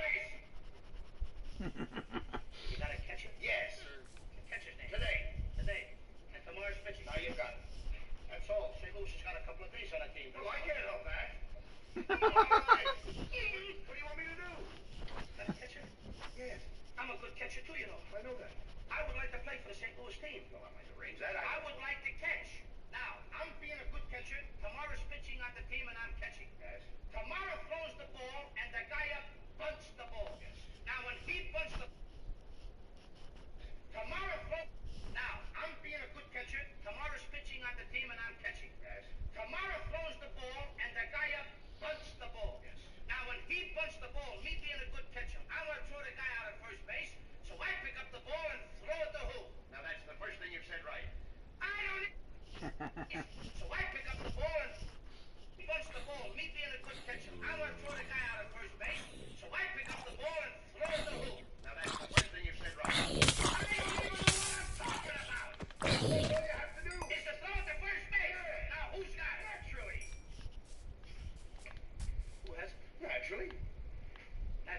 naturally. Okay. You got it. I pick up the ball and I throw it to next. Right? No, you don't. You throw the ball to first base. Then who gets naturally? Okay. All right. I throw the ball to next. No, you throw it to who? Naturally. Well, that's it. Say it that way. That's what I said. You did not. I said I throw the ball to naturally. You don't. You throw it to who? Naturally. Yes. So I throw the ball to first base and naturally gets it. No, you throw the ball to first base. Then who gets it? Naturally. That's what I'm saying. I'm saying that. Excuse me. All right, I'm sorry, Fred. I throw the ball to You naturally. throw it to who? That's what I'm saying. Get excited now. Don't. I throw the ball to first base Then and who gets it? he better get it. All right, now don't get excited. Take it easy. Now I throw the ball to first base, whoever it is stops the ball, so the guy runs to second. Who picks up the ball and throws it to what? What throws it? I don't know. I don't know if throws it back to tomorrow. A triple play. Yeah, it could be. Another guy gets up, it's a long fly ball to be called. Why? I don't know. He's on third, and I don't care. Okay. I said, I don't care. Oh, that's our shortstop.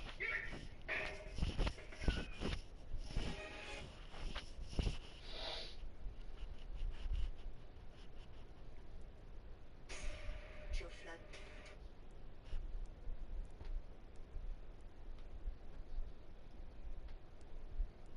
Guy's name. You did. You just mentioned it. All right, what's the guy's name on third base? No, what's on second? Who's on second? Who's on first? I don't know. He's on second. I didn't even mention a guy's name on third base. All right, then who's playing third base? No, who's on first? I'm not asking you what's on first. What's on second? Who's on second? Who's on first? I don't know. He's third base.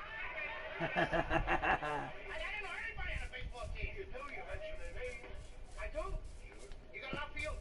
Naturally. Tell that fielder's name. Why?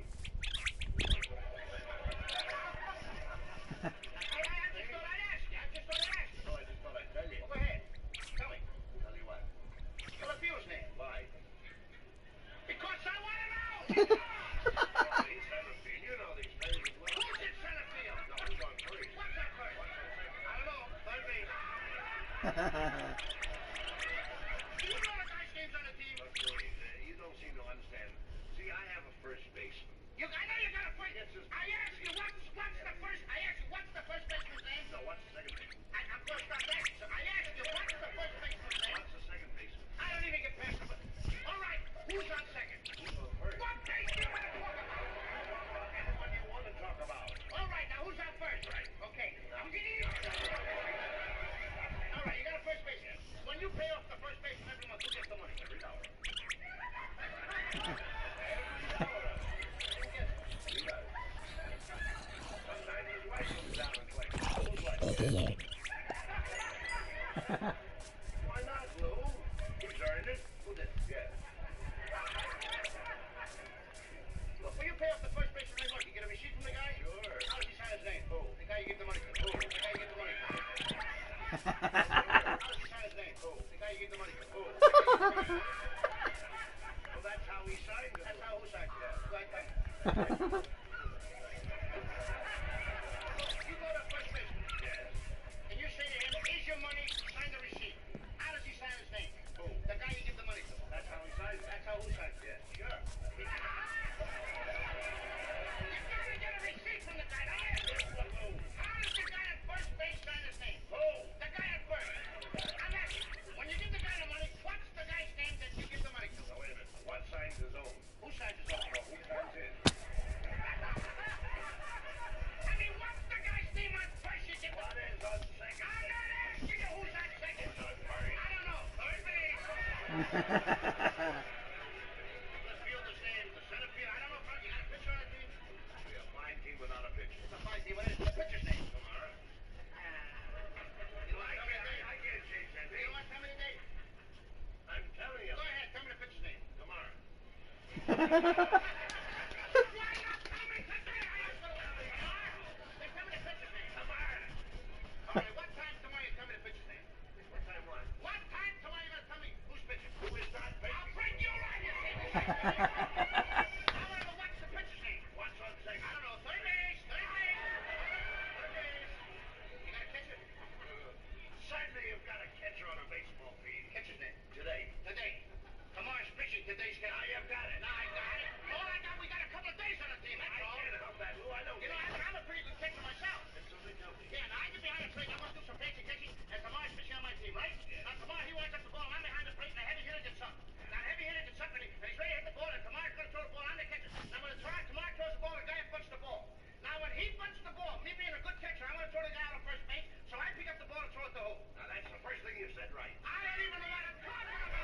All you have to do is to throw the ball to first base. Now who's got it?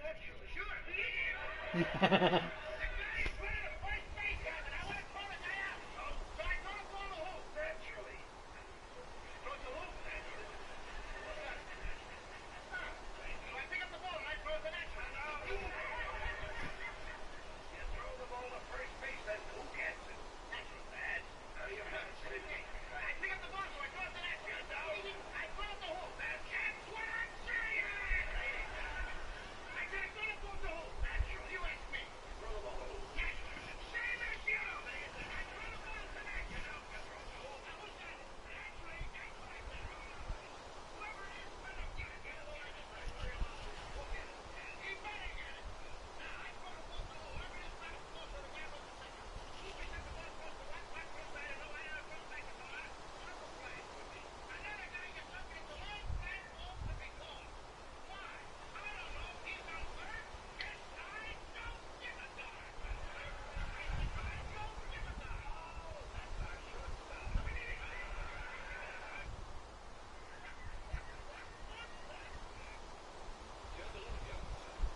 Yes, I did it at the house. I don't know why this thing over here. I thought it was very big in the United States and Germany and China and Japan. Wow. Oh, Philip, I'm good psychotax. We have done it. Have you? It's marvelous how you keep up with things. I didn't know, but just day before I just got here, day before yesterday, day before that, Michael sent me a wonderful gift. It's a framed picture of him, life size, dressed. And it has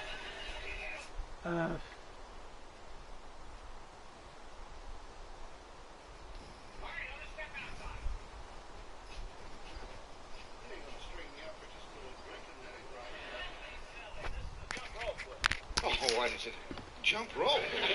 It's a sobriety test. Now here, hold this in and I'll show you. Do I have to, Andy? It looks like.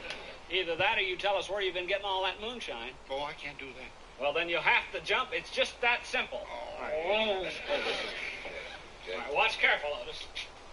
Okay, go ahead. Turn. Call for the doctor. Call for the nurse. Call for the lady with the alligator purse. You see me doing that? They think I'm really drunk. You'll do it or you don't leave. Now get over there. Oh. Come on, turn, Ange. Slow it down and let me in, or I'll go out and get some gin. Now come down! All right, Otis, step outside. There you go. That shit was funny back then.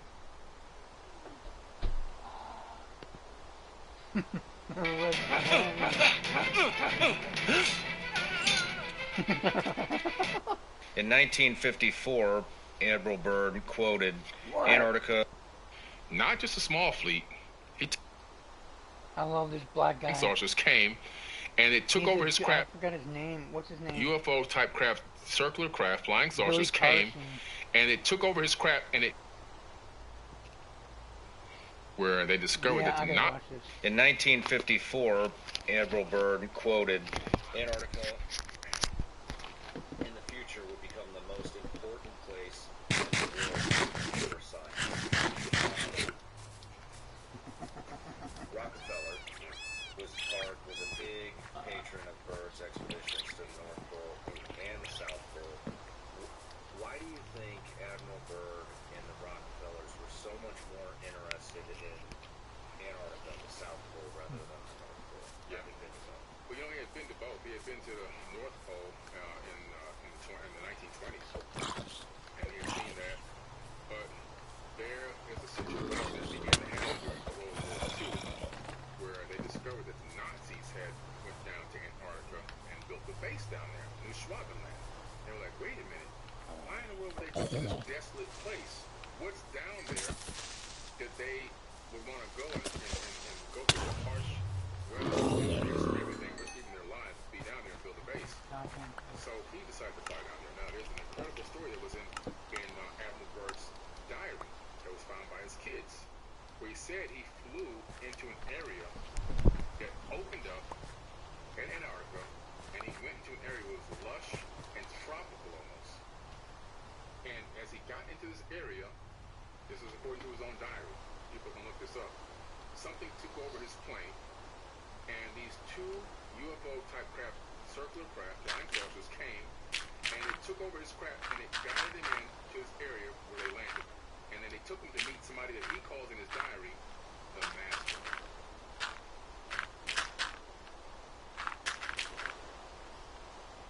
Pretty interesting story. And according to this account, the Nazis had gotten help to create these craft called the Haunebu. They had 4 versions of this craft, these circular disc craft, from these people down there.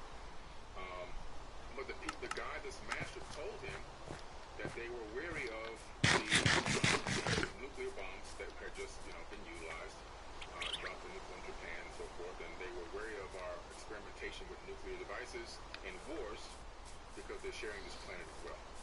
Pretty interesting story. And so, all of a sudden, Admiral Byrd's going down there with a fleet, not just a small fleet. He took over 3,000 people with him. This was a huge expedition. It was a military expedition. When he got down there he had a situation where some of these flying objects were attacking some of their ships and actually destroyed him. Sent him back home with his tail between his legs.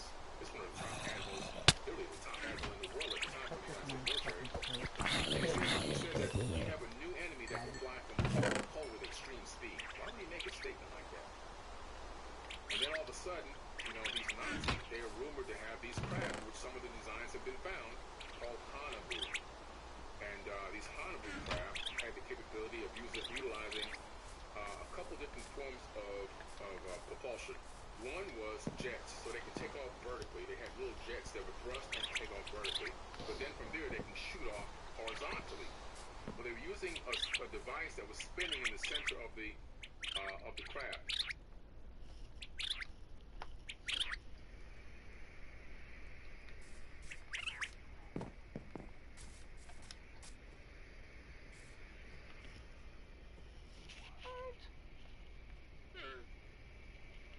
What it appears to be is they began to copy technology from the ancient Indian Vedas, because Hitler was sending his people all around the world to get knowledge on ancient technology. That's how they found these people in Antarctica. He even sent people to Tibet, Nazis to Tibet, to talk to the people in Tibet to find out about this ancient technology. He found out about Vimanas, and these people supposedly in Antarctica helped him develop a couple of them, where they use a ferrofluid vortex engine. A ferrofluid is a liquid metal like mercury. And in the ancient Indian Vedas, if you take mercury and rotate it at a high rotation, a high RPM, and electrify it, you get something called anti-gravity. So he was utilizing something that had rotating discs underneath these round craft, according to eyewitness accounts, and also the schematics that were discovered during the collapse of Nazi Germany. And it's pretty interesting that I think besides the uranium that's down there in Antarctica, which obviously, what uranium is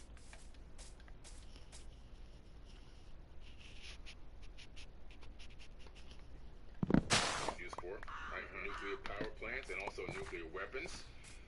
There's mountains of Admiral Byrd said there were mountains of coal with no ice caps.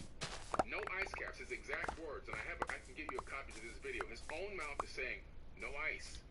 Mountains of coal that can satisfy the world's need for coal for a very, very, very long time.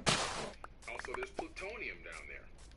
Again, so uranium and plutonium, we know that if you have a high level of plutonium and uranium, it's one of the easier elements that you can separate the atoms. You can split atoms very easily, which makes it high use for weaponry and also power plants. So that's why the government wanted access down there. That's why the Germans wanted access down there.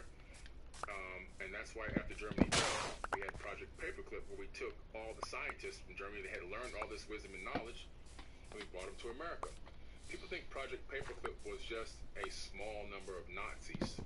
We took over 2,000 Nazis with us, brought them to America, and put them in positions of over technology companies, the CIA, the space program at NASA, and so forth and so on.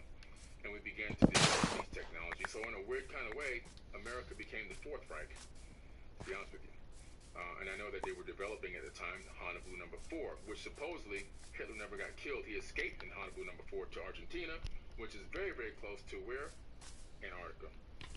If you look at Google Sky right now on the computer and look down on Antarctica, you'll find bases from research bases from every major country in the world there, and you'll also find the Rockefeller Foundation bases. So Admiral Byrd was right. All the technology and research is the #1 place in the world for technology research is right down there in Antarctica. I believe that as the ice is melting, they're finding remnants of an ancient civilization. We know that Antarctica was not a frozen tundra. Remnants of an ancient civilization. We know that Antarctica was not a frozen tundra for 12 million years like main science is done. It's 12 million years to build up all this ice. We know this because of the Perry-Reese map. The Perry-Reese map shows Antarctica what it looked like without ice on it. Yep. Perry-Reese. I remember that one.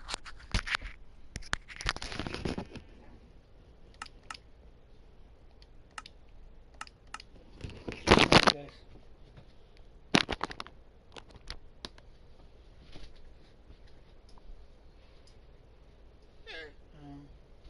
Be right back.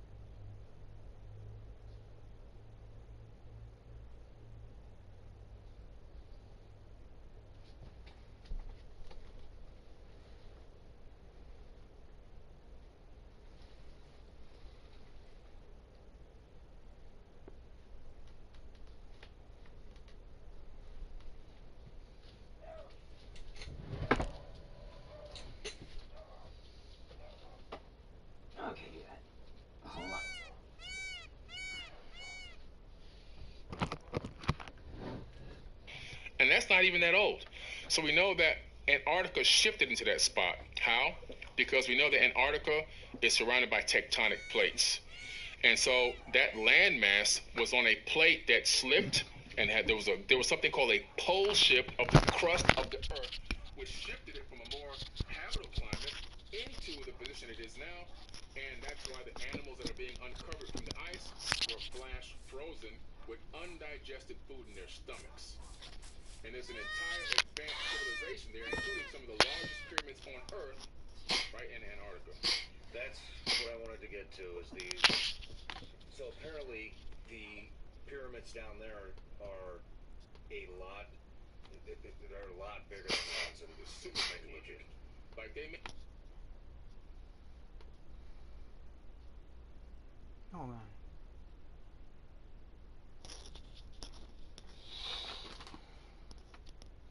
A little bit, you guys. I'm gonna go study the Holy Bible. I want to try to find this stuff.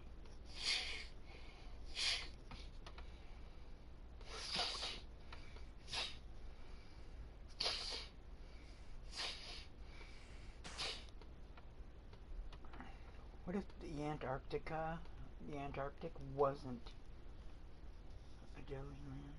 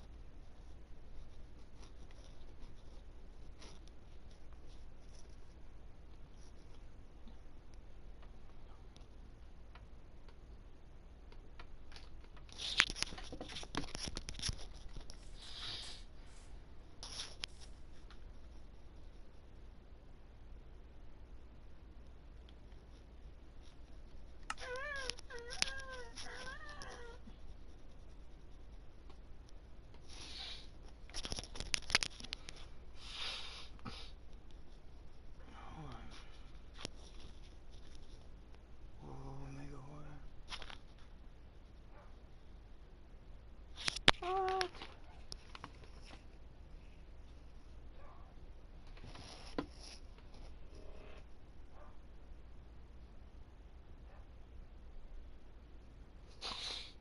On September 20th, it's time to show them we are more than meets the eye. No! You can experience Transformers like never. I think it's very clear to see which add-on you want me to check out next. This Paint add-on. This add-on was released in the latest batch of Marketplace content. This is the Paint add-on created by Ascent. It is priced at $606 on your bookcases. This was one of my favorite things, and you're also able to change your bricks. But you could just go wild with this. Like, you could change this whole entire stand. Can we change the wall? We can.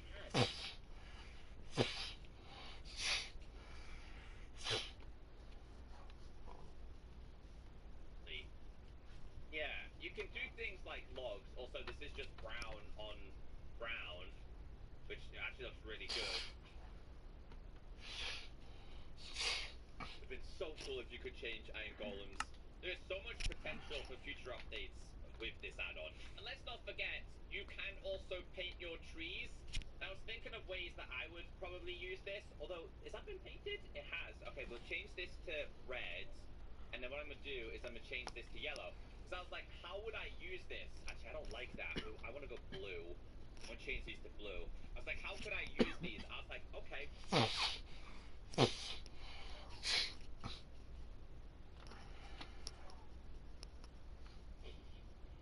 Fuck you, Llama! Idiots. Idiots!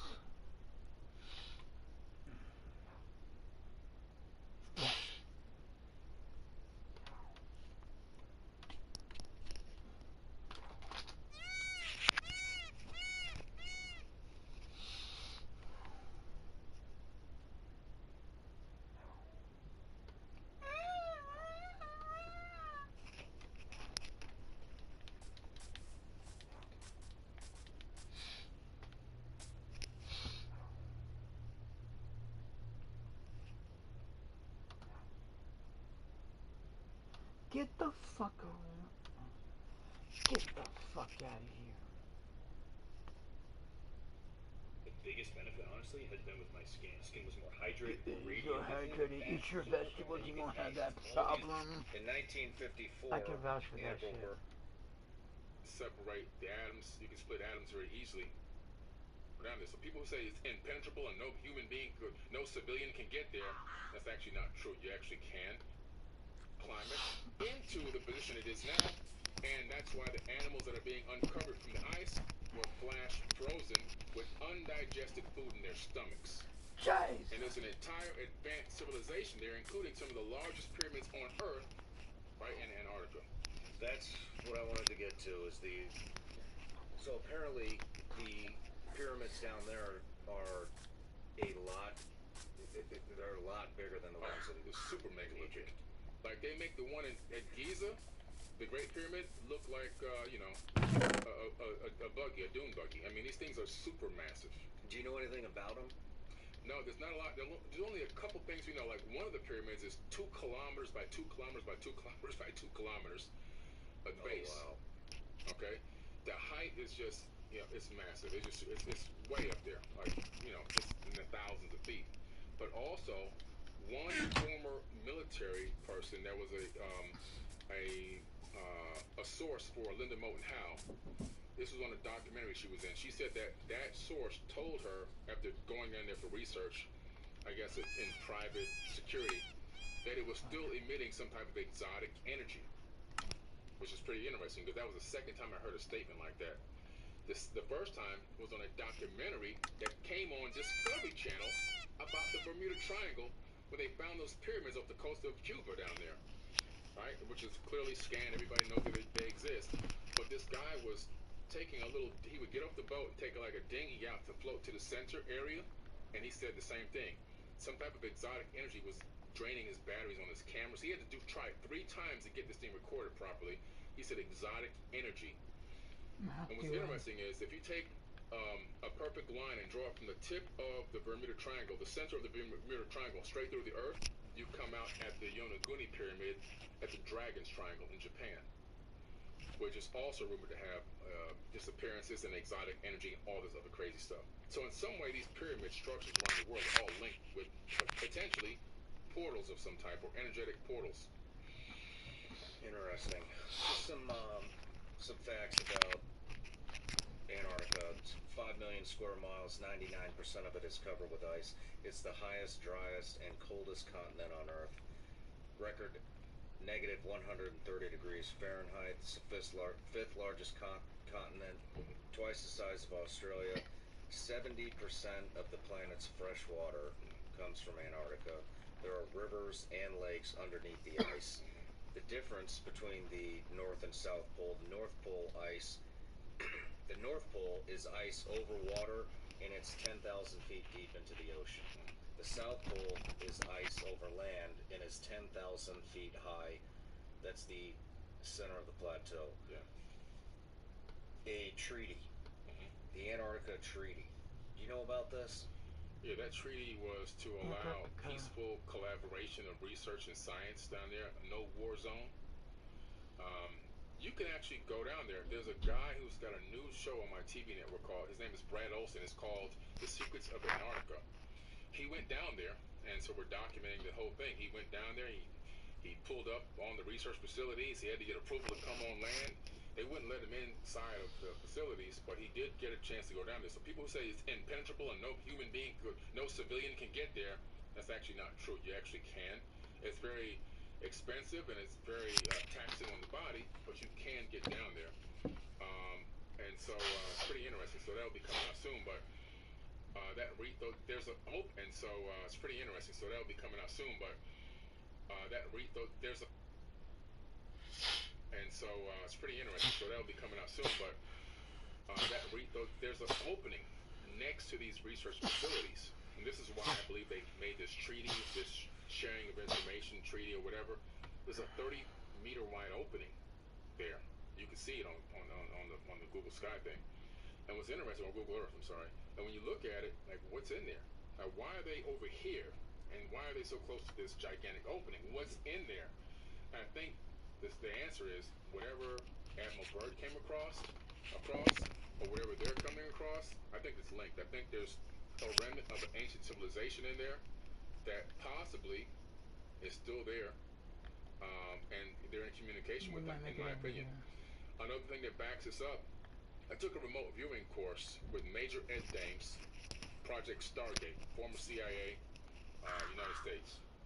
And his project was for remote viewing, so I took a course with him for several years. He was my actual teacher, my direct teacher. It wasn't like I was under some other people that worked with him.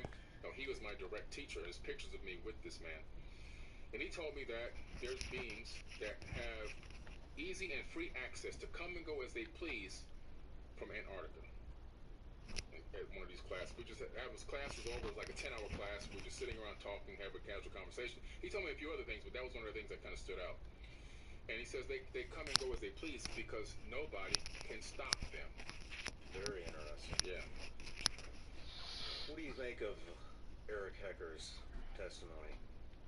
It's pretty interesting, man. Look, I mean, a lot of these guys are pretty shaken up, you know. You know that from how hard it is for them to talk about what happened, that they went through something. It's pretty clear to see that something happened that affected them in a way that they'll probably never be the same again. You know, so when you see that, you have to say, man, what happened? And you know, you have to almost kind of take them for their word. Now, there's always my story, your story, and the truth, right? There's always a combination of all. But from these guys' perspective and from my perspective looking in, I believe honestly that you know, that something happened, and they're doing the best. He's doing the best he can to describe what it was. Are you familiar with the bell? The Nazi bell, the Die Glock? Yes. Yeah. Can you talk about that? Knowledge. You know about all of them? Yeah. Can you talk about that? Knowledge. You know about all of them? The Die Glock. The Die Glock is an amazing device that was being developed by the Nazis during World War II. This Die Glock was, again, technology that they learned about through an advanced civilization that they were in communication with through the Thule Society. This Thule, Thule, Thule Society, they were using psychics to channel information from an advanced alien race. Taking this knowledge and then turning it into actual real workable technology. And so they had this thing in Germany called the henge, where they had these gigantic stone pillars in the shape of a henge, and they had the Die Glock in the middle. It looked like an acorn, a UFO type with an acorn shaped UFO, and it had these multi-counterclockwise spinning pieces on it that were spinning all different ways. The ultimate purpose of it seems to have been some type of time travel. And this thing at one point, based on eyewitness accounts, it's turned on and activated, and it disappeared from the hinge. It was seen like, I forget how many decades later, I think it crashed somewhere in Virginia or something, according to these accounts. I got to look that up to make sure I'm not making a mistake there, but it reappeared later, and it crashed somewhere, I believe, in the Americas. And this thing was the same exact shape and description as the Die Glock. And what was it for? I believe that they were trying to tap into time travel so that they can go back in time and change the past so they can have a Nazi-dominant future. You see, they want to alter realities. The only problem with going back in time they didn't take into consideration is that if you go back in time, you can't alter the future reality that you existed in on the same timeline. Because when you go back in time, you shift into a different alternate timeline altogether, allowing you to go back in time in the first place and see even yourself. So it's like the grandfather paradox, right? If you go back in time and kill your grandfather, how in the world were you born to go back in time to kill your grandfather? Well, the answer is you shift into an alternate timeline. Now, going into the future, you stay on the same timeline. We know this because time travel into the future happens every day. Even when you get on an airplane, you travel into the future based on relativity. The person standing still on the ground and you moving across the sky in a plane, we know that you're moving forward in time by microns of tenths of a second, but you moving in time. Same thing with astronauts when they travel into space. We know for a fact that because they're traveling at high speeds, they come back, microns of a second younger than us. So traveling to the future, you can stay on the same timeline. Going into the past, you can't. So that whole thing would have failed anyway. Interesting. Yeah. Fascinating stuff. Yeah, it is interesting.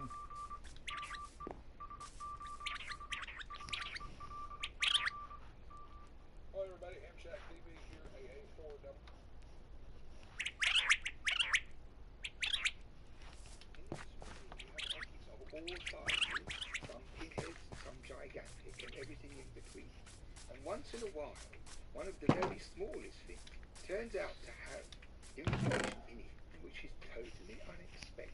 My name is Irving Finkel, and I'm a curator in the British Museum in the Middle East Department, and welcome to my corner.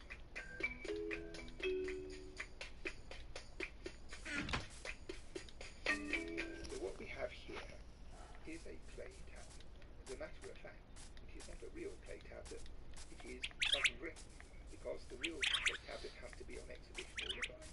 And also it's very delicate. We couldn't wave it around in front of the screen and say, look at this, look at that. That would be terribly irresponsible. So that we can use this replica for demonstration purposes with impunity. The ancient Mesopotamians, Sumerians, Babylonians, all those people, they wrote on clay. That was their natural activity. Clay tablets, which have impressions of writing on, are pretty good. They're pretty stable. You can handle them. You can't play football with them, but they're pretty reliable.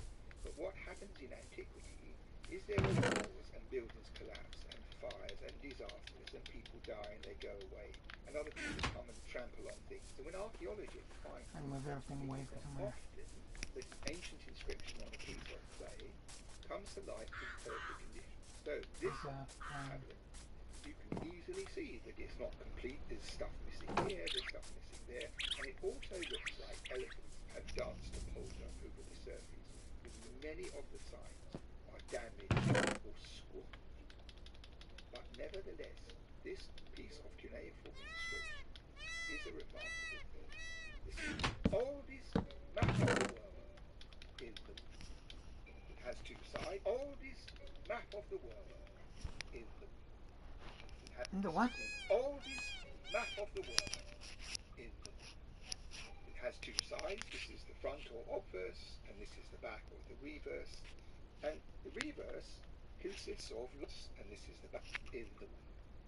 It has two sides. This is the front or obverse, and this is the back or the reverse. And the reverse consists of lots of lines of cuneiform in different ruled sections. So it's full of information, even though it's a bit damaged. But the other side is the remarkable thing. Firstly, there's some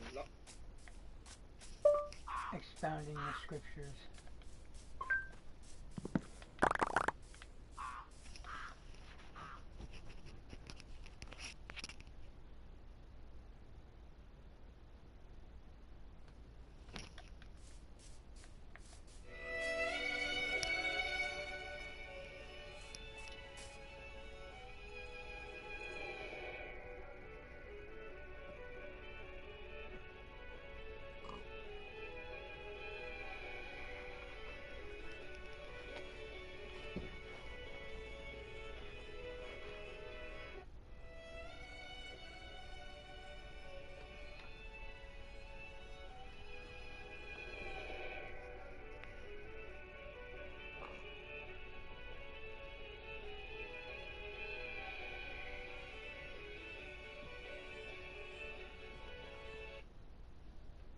We're playing extreme hide and seek in Noah's Ark.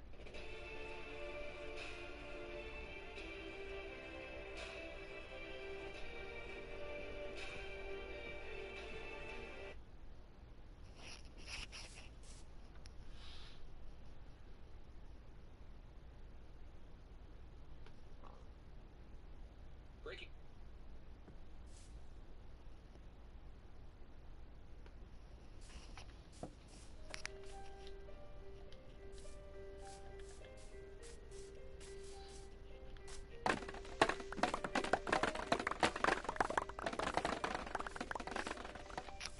Get the fuck. The year is 2009, and a middle-aged man named Brian Simmons claims to have been visited by Jesus in his bed. During this visitation, Brian says that Jesus commissioned him to author a new translation of the Bible, one that's more efficient and better translated. Jesus Christ came into my room. He breathed on me. and he commissioned me. The Spirit of the Lord came upon me. I told you I had a visitation from the one I love. He walked through my wall and breathed on me and released me to do this translation project. Brian claims that Jesus gave him divine revelation by breathing on him, and despite having no prior linguistic experience, he would now possess the secret knowledge concerning the original languages of the Bible. Brian says it was like he received a chip into his head, and immediately downloads just came to him. Yep, you heard that right. The God of the universe visited a man named Brian while he was probably relaxing in his footy pajamas, watching reruns of Everybody Loves Raymond, and while no one else was looking, God told him to fix the Bible, and then uploaded stuff to his brain. He actually said that God touched his head and supernaturally expanded the capacity of his brain, and then confirmed it with a top brain mapping scientist. He came again. It was in a dream. He came and touched my forehead right here. He said, I'm increasing the capacity to know me. The top brain mapping person in the world. I asked if God touched you right here at the hairline, right there, what would it do to your brain? And she said, oh, you don't understand. It would enlarge the capacity. On an unrelated note, I highly recommend getting a carbon monoxide tester. It just sounds like a good idea, so I'll leave a link in the description. Anyway, at some point in time, Brian also saw an angel and was told by God that its name was Passion, which sounds more like a nightclub dancer to me, but who am I to judge? According to an interview he did with Sid Roth, this is where he got the name for his new Bible, the Passion Translation. Now, the problem isn't older translations or even newer translations. The Bible has been translated into 736 different languages. There are more than 100 complete Bible translations in English alone, and out of those stand about 8 mainline Protestant translations, all of which are great but have ultimately been translated by giant teams of linguistic and biblical scholars who genuinely study the original manuscripts to bring about the most accurate translation possible. Like, these guys truly know what they're talking about. Even though we've reached the pinnacle of biblical accuracy since probably, I don't know, the year 1611, there seems to be a common denominator among weird culty cult guys messing with the Bible. They all tend to have the same origin story. Visited by God, given a mission to fix the Bible, claim to have secret knowledge and assert that all previous academic work is dog water. You get the idea. Now, whether it's Joseph Smith with the Book of Mormon or Charles Taze Russell with the New World Translation, Brian Simmons and the Passion Translation seem to be no different. One lone wolf with outrageous claims and no credentials meddling with the sacred word of God. Like, literally, these guys are the same person. While there are a number of legitimate translations, they all fall under the same spectrum in terms of their goals. Let me show you what I mean. Fair warning, it's about to get nerdy. Each legitimate translation falls under one of 3 categories: word for word, thought for thought, and paraphrase. On the word for word side, you have translations like the KJV, NASB, and the ESV. These translations aim to stay as close as possible to the original word for word translation, but sometimes the meaning can get lost in translation, especially for people who have lower reading comprehension or people who just don't understand the cultural context. I had the common sense to not let those people this translate. thought for thought I'm pretty translation, which includes guys like the NIV, the NLT, and the CSB. These translations focus on nailing down the meaning and the intent of the original text, so sometimes they'll rephrase things to make it seem a little bit more understandable for modern readers. Now, on the very right side of the spectrum, you have paraphrases, and this is where the Message Bible comes in. Imagine if your friend read the NIV and then told you about it in his own words. It's not a translation, and it's not meant to be studied. It's simply meant for casual reading, sometimes helpful for new believers just getting their feet wet. Now, if you take these categories into consideration, the Passion Translation would fall all the way to the far right, beyond the paraphrase section, into something that is called sectarian translations. Among the likes of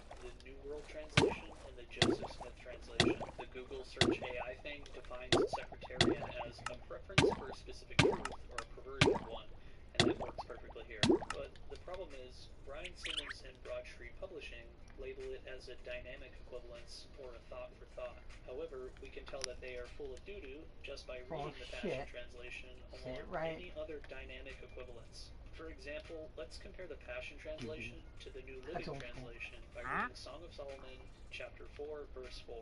The New Living Translation says, "Your neck is as beautiful as the Tower of David, jeweled with the shields of 1,000 heroes." The Passion Translation says, "When I look at you, I see your inner strength, so stately and strong.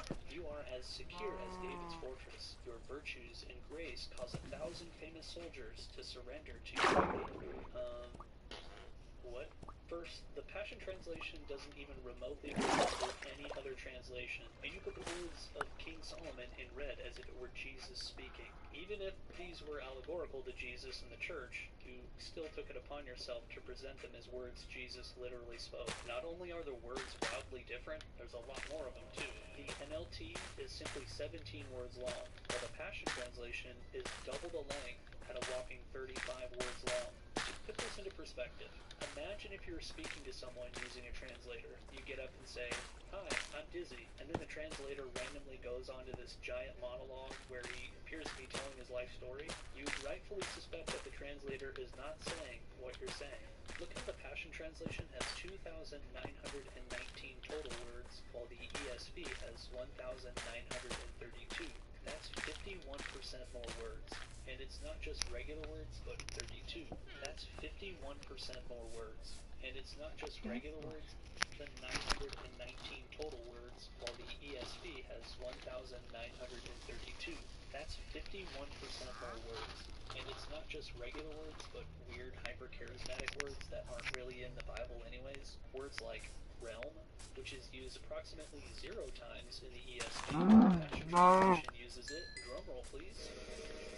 196 times. Ironically, I have no words to explain how ridiculous this is. All 6 of my brain cells lack the energy needed to conjure up a statement on this one. The saddest part is that the Christians supporting and promoting Brian in the Passion Translation genuinely think that this is just another reliable translation of the Bible. It's kind of like people who still watch The View. Like, why? Why are you doing this to yourself? Do you enjoy pain? Now, it's been heavily endorsed by people such as John and Lisa Bevere, Michael W. Smith, Bill Johnson, and Bethel Church. It's actually a better translation than the King James. Sorry. A new translation that's out there that is just so You don't even amazing. touch It's called the Passion or hold a Translation. candle to John Bunyan. Banning Lee. Amazing. It's called the Passion Translation. Banning Liebscher, Bobby Houston. I've even seen a number of Christian artists such as Lauren Daigle reading it on Instagram Live. It's in Romans 8, the Passion Translation for the Passionate Ones. Okay, let's just...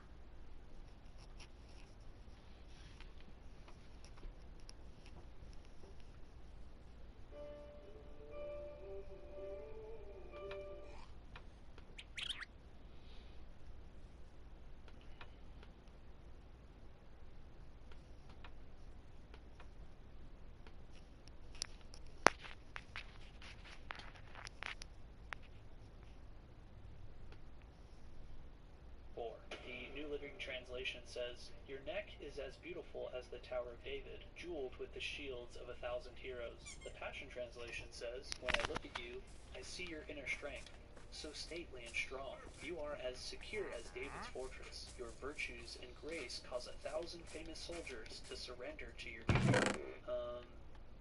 What? First, the Passion Translation doesn't even remotely resemble any other translation, and you put the words of King Solomon in red as if it were Jesus speaking. Even if these were allegorical to Jesus and the church, you still took it upon yourself to present them as words Jesus literally spoke. Not only are the words wildly different, there's a lot more of them too. The NLT is simply 17 words long, while the Passion Translation is double the length at a whopping 35 words long.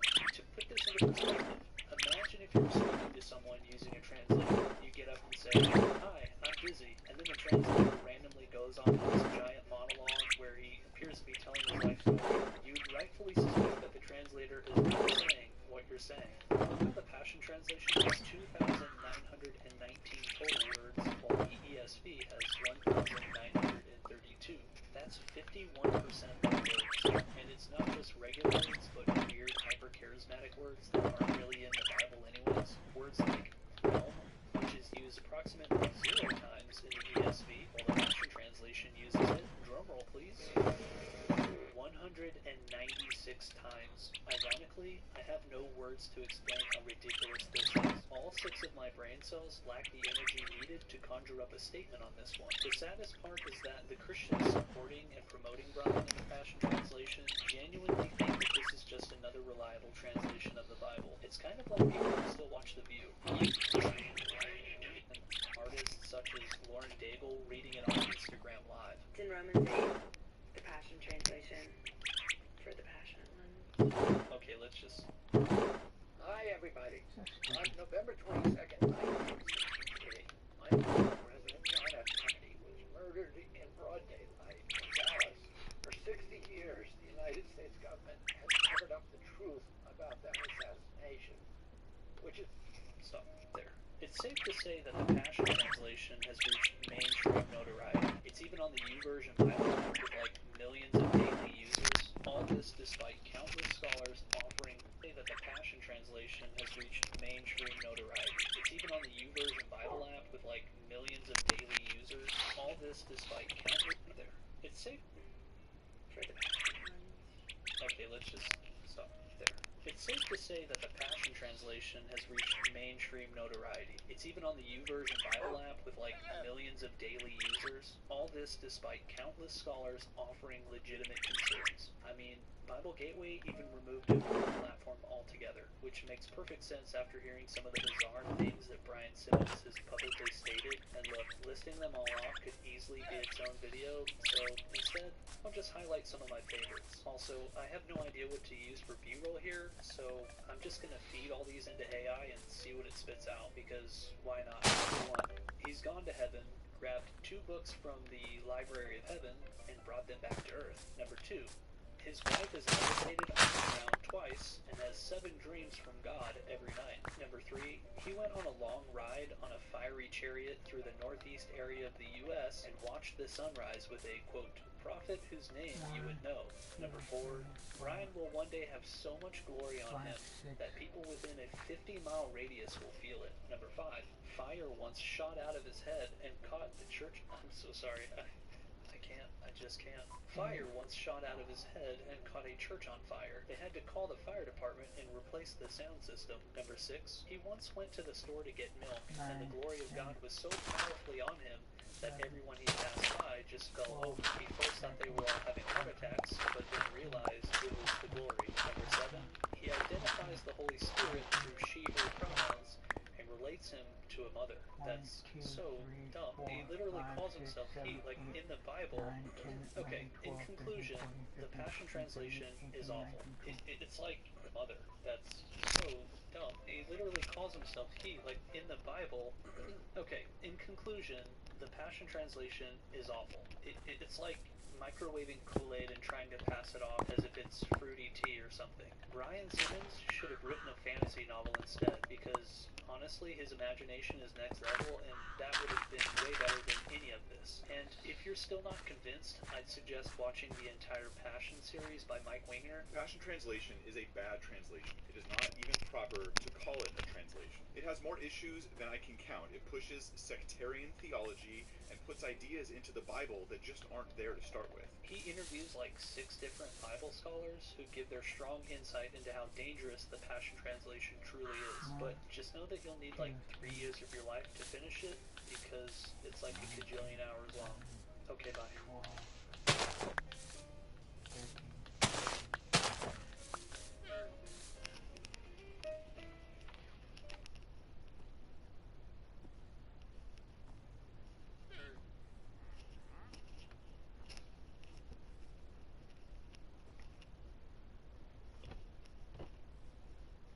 Expounding, you fucking retards. Expounding the scriptures. Fucking retarded cunts. God damn you. Expounding the scriptures. Niggers. Expounding the scriptures. Faggot.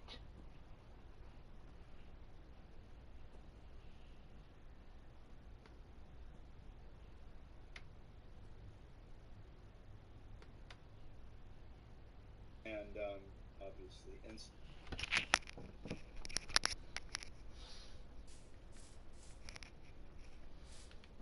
Hey, John here. In this video, I want to just give a quick lesson on expounding the scriptures. Let's take a look at what I'm talking about here. Here is the Bible that Louis Quach originally printed in 1901.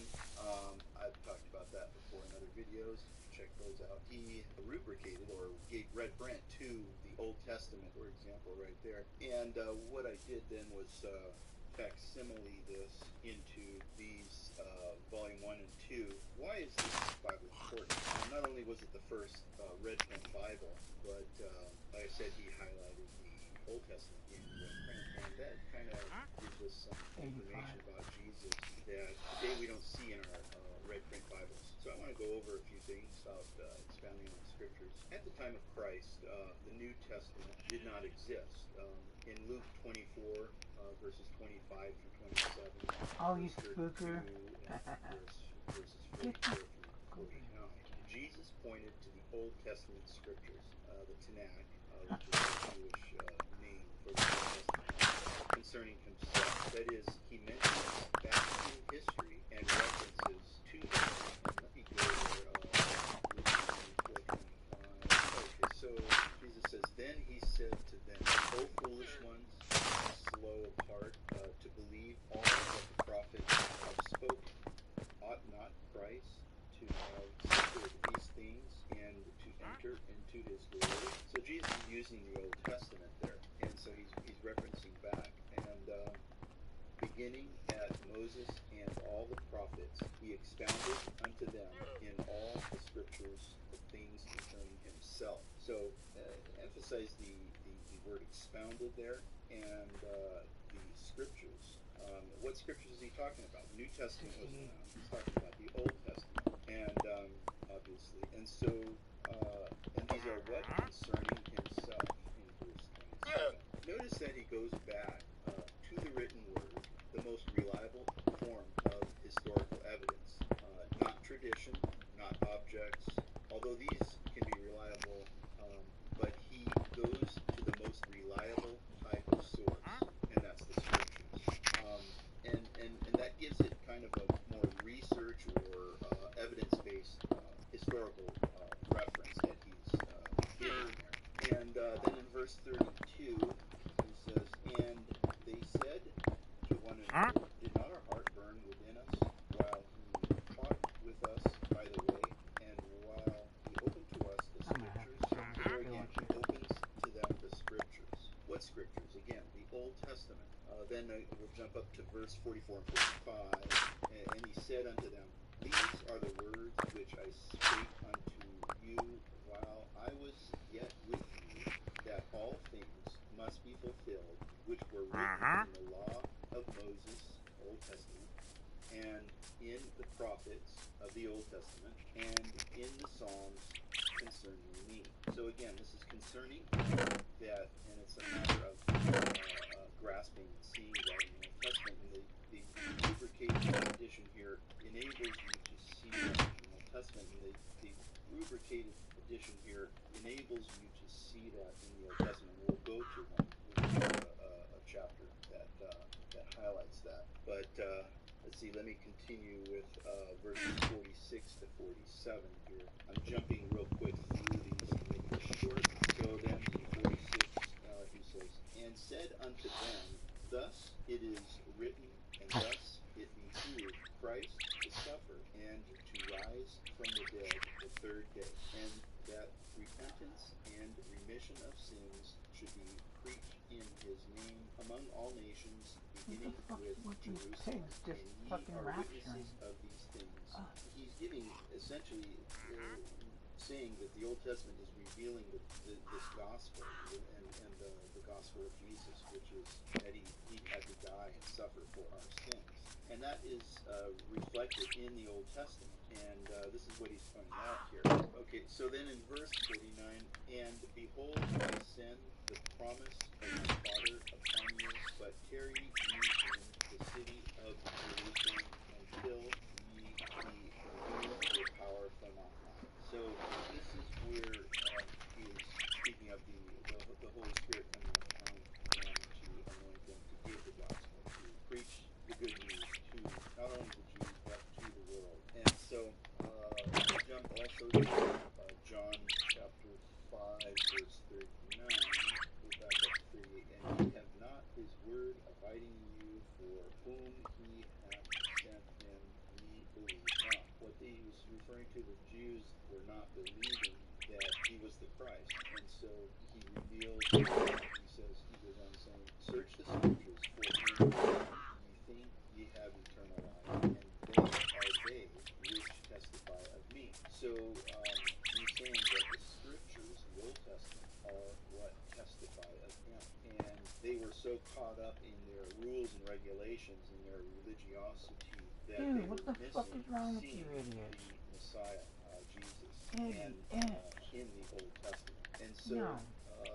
Likewise, the Old Testament is what the apostles and early church fathers used to preach from, as the I New went and Testament fucking was got in it, development. and then So they didn't give understanding it to me. Christ in Fuck the Old you. Testament is You're not doing crucial that shit to me. Christianity. Bitch. The Apostle Paul points to the Old Testament witness of Christ, the Messiah, in 1 Corinthians chapter 15, verses 1 through 4. Let's jump there. And Louis Klopsch used the authorized version, which is the King James Version, when he did this edition. And he had scholars aid him. And so he uses kind of old English, more King James language. But let's see. Okay, so reading from 1 Corinthians chapter 15, verses 1 through 4. And here Apostle Paul writes, moreover, brethren, I declare unto you the gospel which I preached unto you, which also ye received, and wherein ye stand, by which also ye are saved, if ye keep in memory what I preached unto you, unless ye have believed in vain. For I delivered unto you first of all that which I also received, how that Christ died for our sins according to the Scriptures. So we're talking about the Old Testament Scriptures again, and that he was buried, and that he rose again the third day according to the Scriptures. According to the Scriptures, referring to the Old Testament, that the Old Testament gave the gospel and spoke of Jesus the Messiah. So now this is where this particular version of the Bible comes to be very handy. And we go to the Old Testament. Those were the New Testament passages referencing, the expounding of the Scriptures references that Jesus and Paul mentions to regarding the Old Testament. So looking now at the Old Testament, we go to Isaiah, and this is probably the best example for anyone to see. Isaiah chapter 50. This was written thousands of years prior to Christ, but yet you see the prophecy here. And in this case, because it's referring to the prophetic utterance of the Messiah, Jesus, it's highlighted by red stars. You see the red stars right there. Isaiah chapter 53. Who hath believed our report, and to whom is the arm of the Lord revealed? For he shall grow up before him as a tender plant, and as a root out of dry ground. He hath no form nor comeliness, and when we shall see him, there is no beauty that we should desire him. This is all obviously becoming apparent that it's referring to Christ. Notice the description of the Messiah. He is despised and rejected of men, a man of sorrows and acquainted with grief. And we hid, as it were, our faces from him. He was despised, and men esteemed him not. Surely he hath borne our griefs, and carried our sorrows.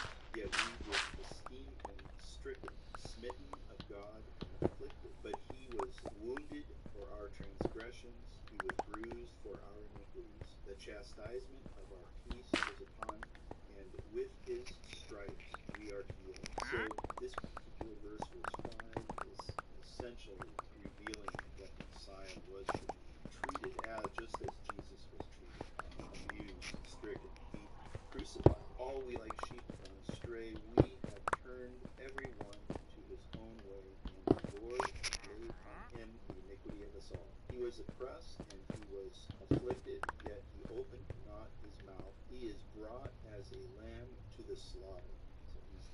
sacrificial lamb. And as a sheep before her shearers is dumb, so he opened not his mouth. And where I wish I could take a lot more time to go into this in detail.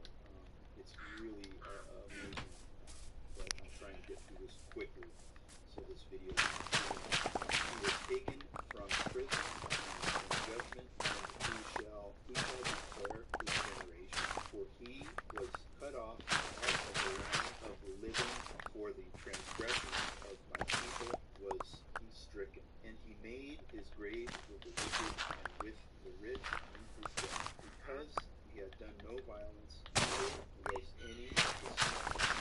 Yet it pleased the Lord to bruise him.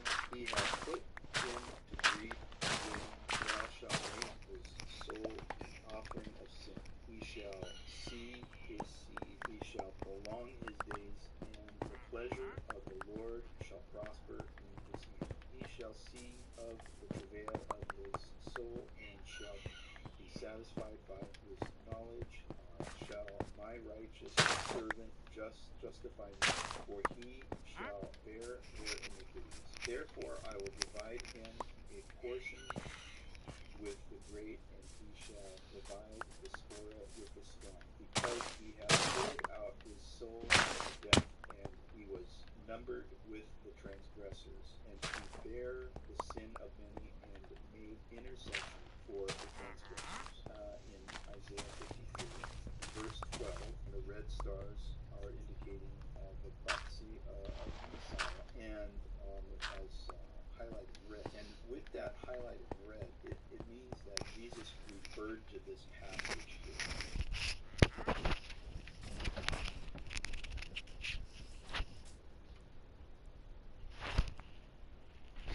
Gives us the reference where Jesus made this allusion or reference for this passage. And so you see the center column reference to 28, also Luke 22, verse 7. So jumping to Luke 22, verse 37. It says, in the daytime he was teaching in the temple, and at night he went out and abode in the mount that is called the Mount of Olives. He was numbered with the transgressors. If you look at Mark 15, it says, and the scripture was fulfilled, which saith, and he was numbered with the transgressors. And so what was that? What did that mean? He was associating with sinners, and then also the reference in Luke 22, verse 7, which is cross reference to here, where it says, in the daytime he was teaching in the temple, and at night he went out and abode in the mount that is called the Mount of Olives. So he went out to the Mount of Olives, like the Olivet Discourse, if you're familiar with that, where he preaches to the crowd. And verse 38 says, and all the people came early in the morning and the temple for to hear him. So in the morning he was in the temple, and in the evening he was out with sinners, preaching the gospel. And so those are the passages that we use right here. And in the New Testament, so you have a correlation with the New Testament, because it includes that as well, that passage here in the New Testament. So that wraps that up.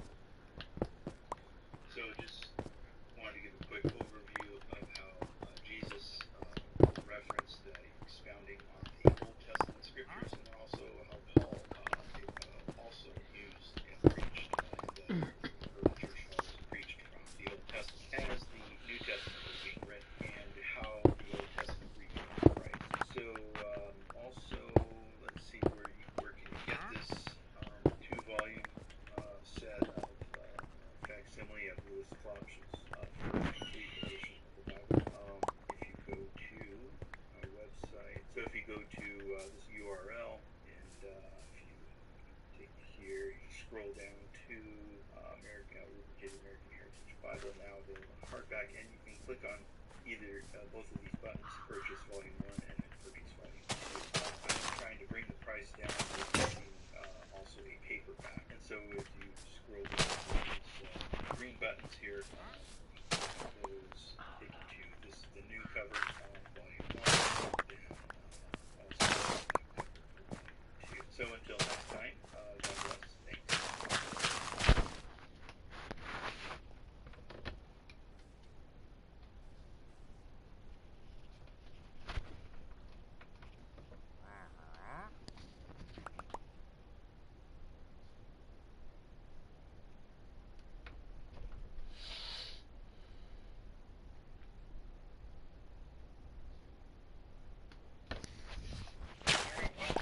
Charismatic preacher named John Darby came with this doctrine that's now referred to as the secret rapture or the pre-tribulation rapture. Darby is not the first person to teach a rapture here and to even use the language or to use the word rapture when expounding upon 1 Thessalonians chapter 4. Okay? And this is the works of Joseph Mead. Joseph Mead, this is dating from 1665, so nearly 200 years before Darby. Okay? Joseph Mead uses the concept or uses the word rapture when discussing 1 Thessalonians chapter 4. Okay? The rapture was being discussed for nearly 200 plus years before the time of Darby. It's not a historically accurate statement to say that Darby is the first one to talk about the rapture. A very wealthy, very charismatic preacher named John Darby came with this doctrine.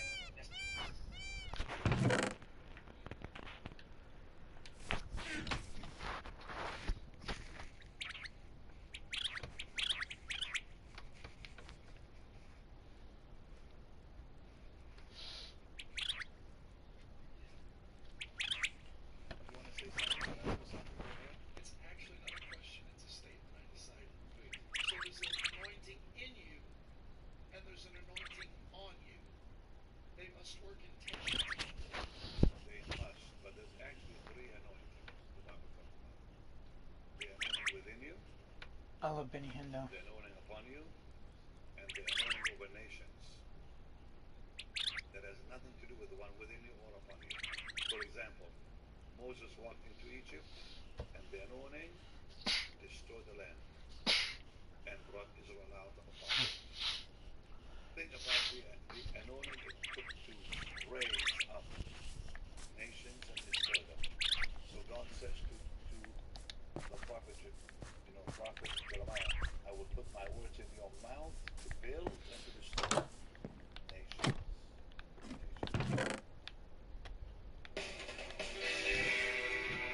Get the fuck out of here. You want to say something or ask me something? John Bunyan expounding the scriptures.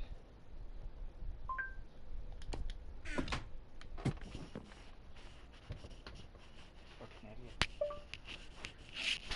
John Bunyan expounding the scriptures. I'll fucking kill you, Google.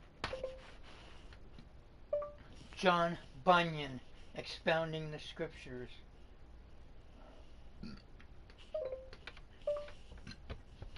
John Bunyan expounding the scriptures.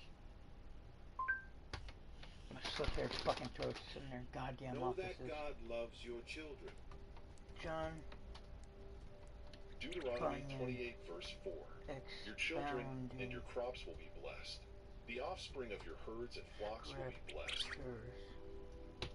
Deuteronomy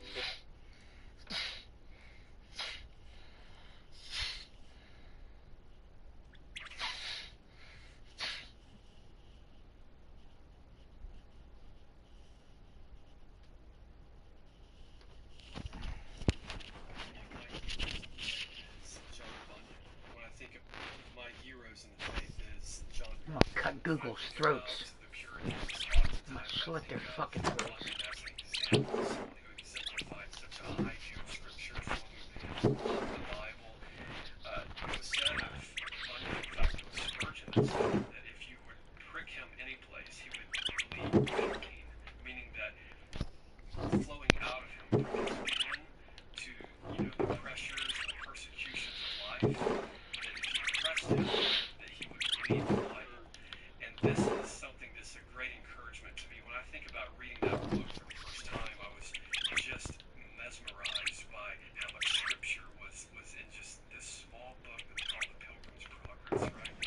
And so I'm reading it, and I can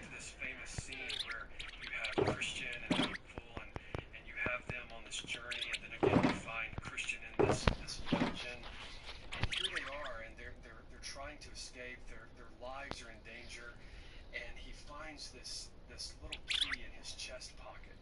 And just the imagery of that scene is such an encouragement to me, thinking about if we would hide God's word in our heart, then, you know, we would not sin against God. But yet, at the same time, the word of God is a lamp to our feet, and it's a light unto our path. And so I just love the fact that Bunyan exemplifies someone who not only studies the word of God in terms of preaching, and had a good grasp of the totality of Scripture, but as he writes, you see this warm devotional aspect of Bunyan. There's two sides there, because you have John Owen, this great towering intellect, who's asked, why would you, with such an intellect, go to hear a mere tinker preach?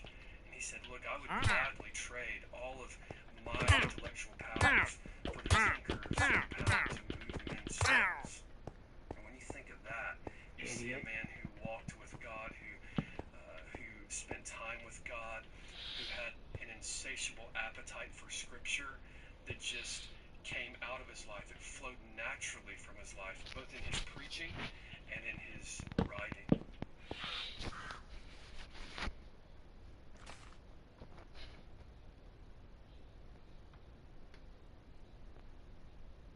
First mark of being given over by God. When he is let alone in sinning, when the reins of his lusts are loosed, and he given up to them. And even as they did not like to retain God in their knowledge, God gave them over to a reprobate mind, to do those things which are not convenient, being filled with all unrighteousness. Romans chapter 1, verses 28 through 29. Seest thou a man that heretofore had the knowledge of God, and that had some awe of majesty upon him? I say, seest thou such an one sporting himself in his own deceivings, turning the grace of our God into lasciviousness, and walking after his own ungodly lusts? Romans chapter 1, verses 30 through 31. His judgment now of a long time lingereth not, and his damnation slumbereth not. 2 Peter chapter 2, verse 13. Dost thou hear, barren professor? It is astonishing to see how those that once seemed sons of the morning and were making preparations for eternal life, now at last, for the rottenness of their hearts, by the just judgment of God to be permitted, being past feeling, to give themselves over unto lasciviousness, to work all uncleanness with greediness. Ephesians chapter 4, verses 18 through 19. A great number of such were in the first gospel days, against whom Peter and Jude and John pronounced the heavy judgment of God. Peter and Jude couple them with the fallen angels, and John forbids that prayer be made for them, because that has happened unto them. And John forbids that prayer be made for them, because that has happened unto them that had happened to the fallen angels that fell, who, for forsaking their first state and for leaving their own habitation, are reserved in everlasting chains under darkness, under the judgment of the great day. Jude chapter 5, or Jude 5 and 6, 2 Peter chapter 2, verse 4. Barren fig tree, dost thou hear? Number 1, these are all beyond mercy. Number 2, these are beyond all promises. Number 3, these are beyond all hopes of repentance. Number 4, they have no intercessor, nor any more share in a sacrifice for sin. Number 5, for these there remains nothing but a fearful looking for of judgment. Number 6, wherefore these are the true fugitives and vagabonds, that being left of God, of Christ, of grace, and of the promise, and being beyond all hope, wander and straggle to and fro, even as the devil, their associate.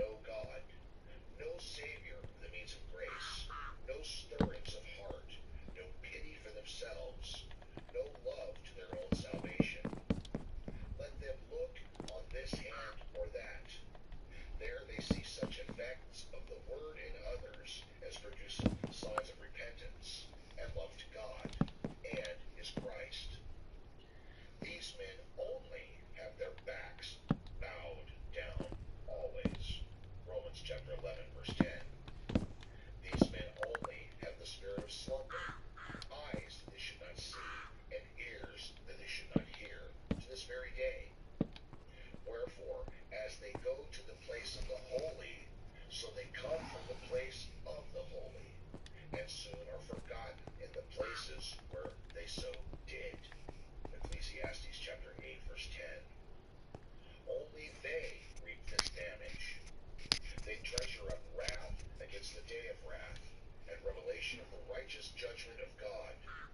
Romans chapter 2, verses 3 through 5. Look to it, barren professor. The third mark of being given over by God. If he be visited after the common way of mankind, either with sickness, distress, or any kind of calamity, yet still God appeareth not, nor the sanctifying hand of God, nor is there any special mercy mixed with the affliction.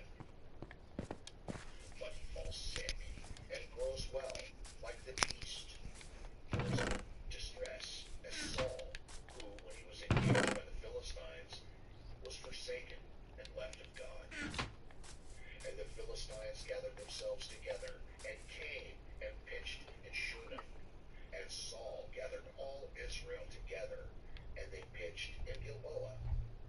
And when Saul saw the host of the Philistines, he was afraid, and his heart greatly trembled. And when Saul inquired of the Lord answered him not, neither by dreams, nor by Urah, nor by prophets. 1 Samuel chapter 28, verses 4 through 6. The Lord answered him no more. He had done with him, cast him off, rejected him, and left him to stand and fall with his sins by himself. But of this, more in the conclusion. Therefore, I here forbear. The fourth mark of being given over by God. These men may go whither they will, do what they will.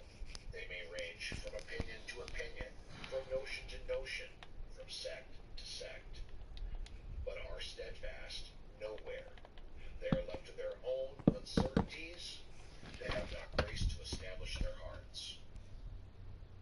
And though some of them have boasted themselves of this liberty, yet Jude calls them wandering stars, which was the blackness of darkness forever. Jude 13. They are left, as I told you before, to be fugitives and vagabonds in the earth, to wander everywhere, but to abide nowhere, until they shall descend to their own place with Cain and Judas, men of the same fate with themselves.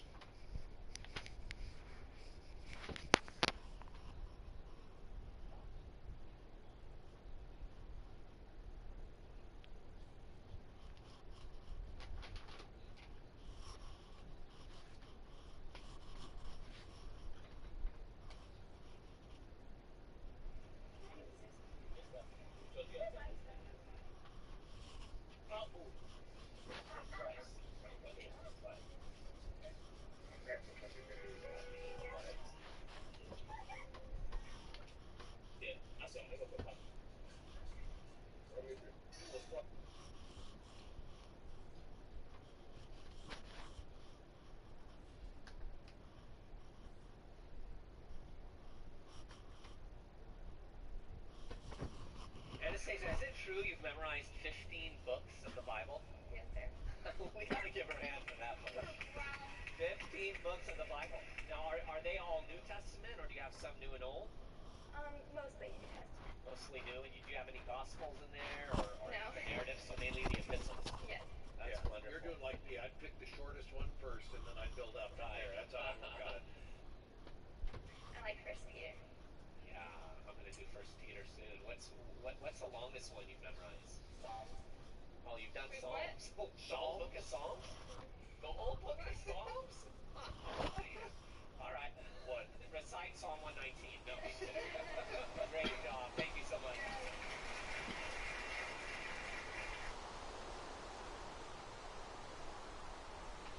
With many, to demonstrate at the present time his righteousness, that he might be just and the justifier of the one who has faith in him.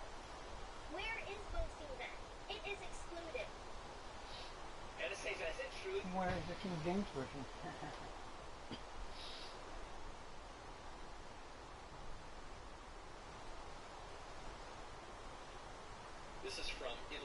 Institute of Christendom.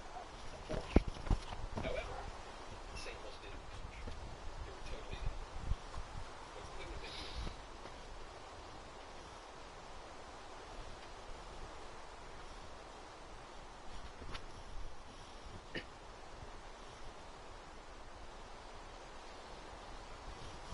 Come on, guys.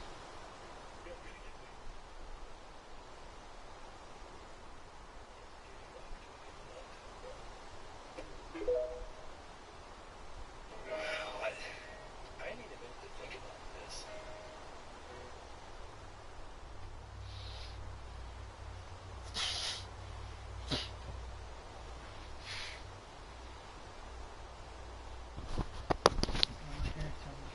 I love that shit.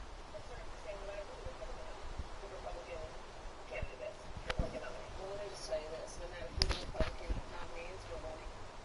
We're winning. You've seen the numbers, you know. I'm really confident we're gonna win because I we're love gonna it. cheat. Okay? We're gonna cheat. And we have so many different ways how we're gonna accomplish that. First of all, we're flooding the country with new voters. I was in charge of ignoring the border in order to make that happen. We're gonna release a deadly virus, disease, called X. Elon Musk can't have all the fun. Once we fearmonger the fuck out of everyone, okay, we're gonna go ahead and instill mail-in voting. That's how he won last time. Ooh, we've weaponized our entire Department of Justice to go after our opponent, right? And you know, if all else fails, we'll release the holograms of the aliens and burn the fucking country down. You know, whatever it takes. Go America.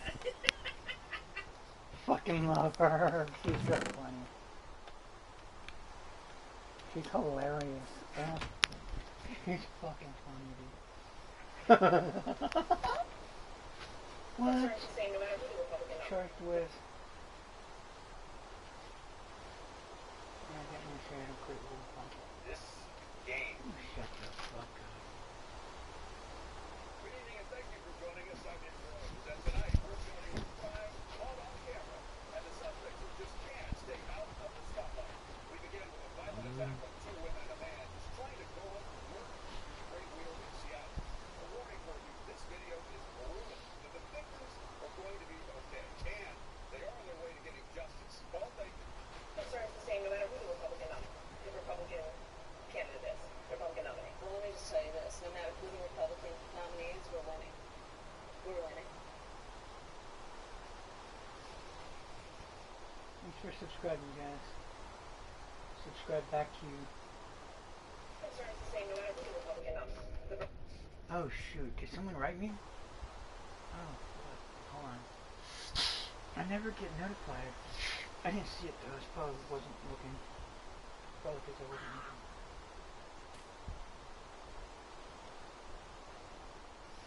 What time is this now?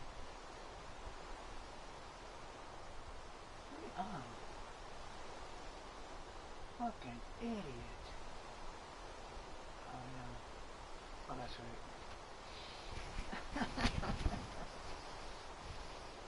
How many subs do I have? Finally? Fucking 500. 520. Sometimes it doesn't read the accurate thing.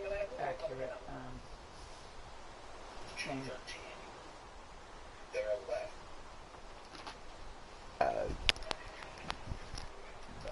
Because the traffic citation, anything it's got to say to you is a lie. You can always tell I'm lying to you. My lips are moving.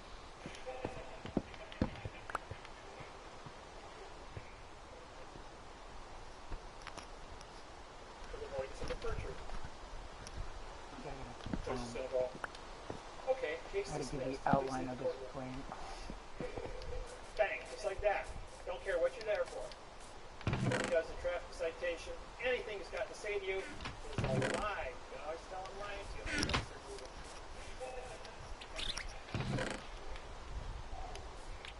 Hey, it's a fact, folks.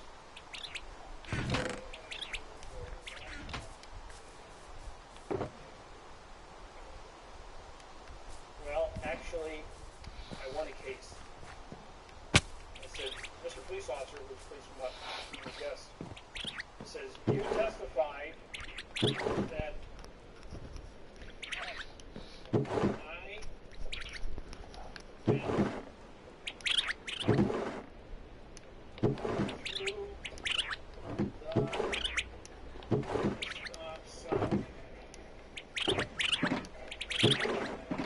I said, you just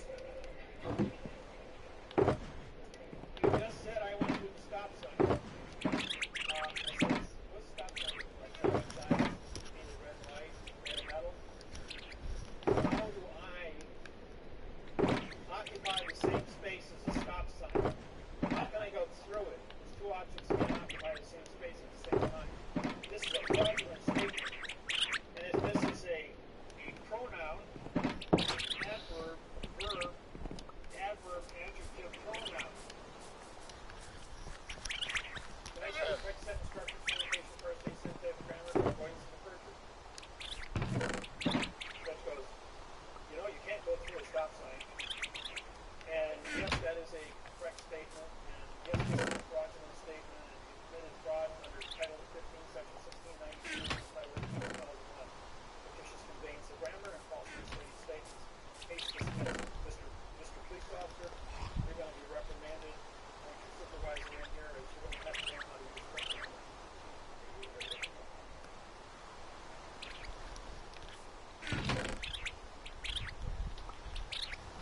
See, these are all tricks and traps. Little things that are hidden through the right position. And all the little things that go on right in front of you that you don't even understand.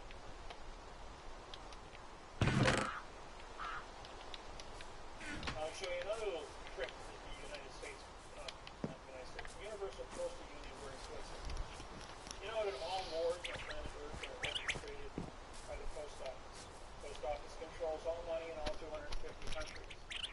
World War II was not an exercise in a world war as per se. It was an exercise in population reduction of 200 million people. And that's all it was.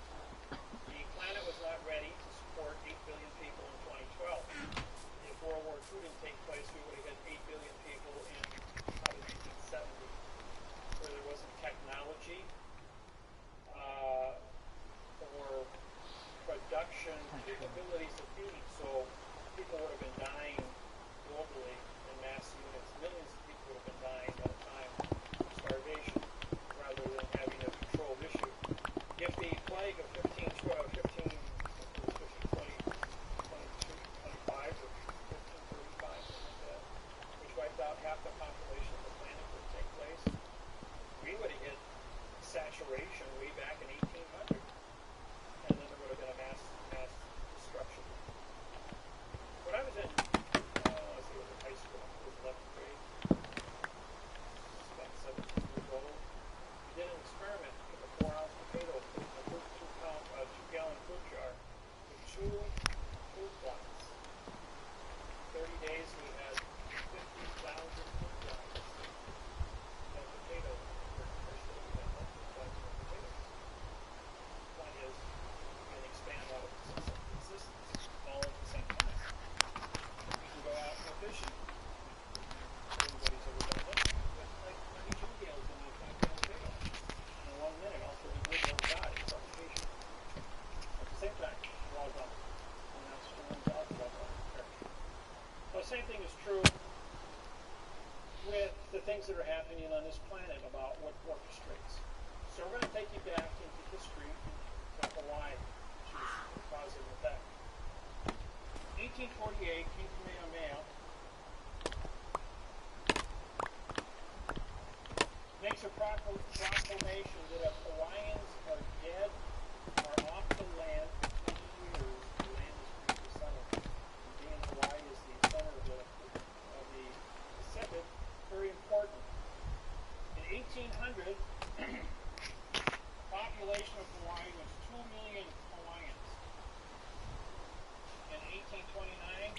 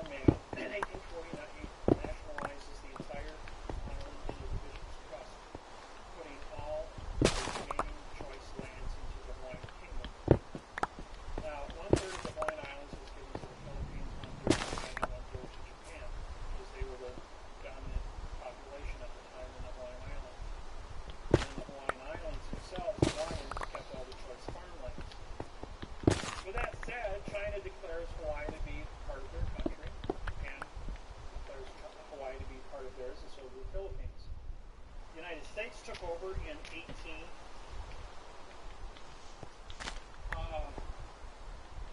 Well, I'll get to that in a few minutes. The United States Postal Service shows the Universal Postal Union, better known as the UPU. If you want to go and study this, UPU.com is what you type in your computer, Universal Postal Union. And you can get a history lesson off of Wikipedia, which will show you what's going on. Some of this stuff was never made public. I uncovered it. And quite by accident, on the 6th of January, I was able to certify how World War II was conducted. In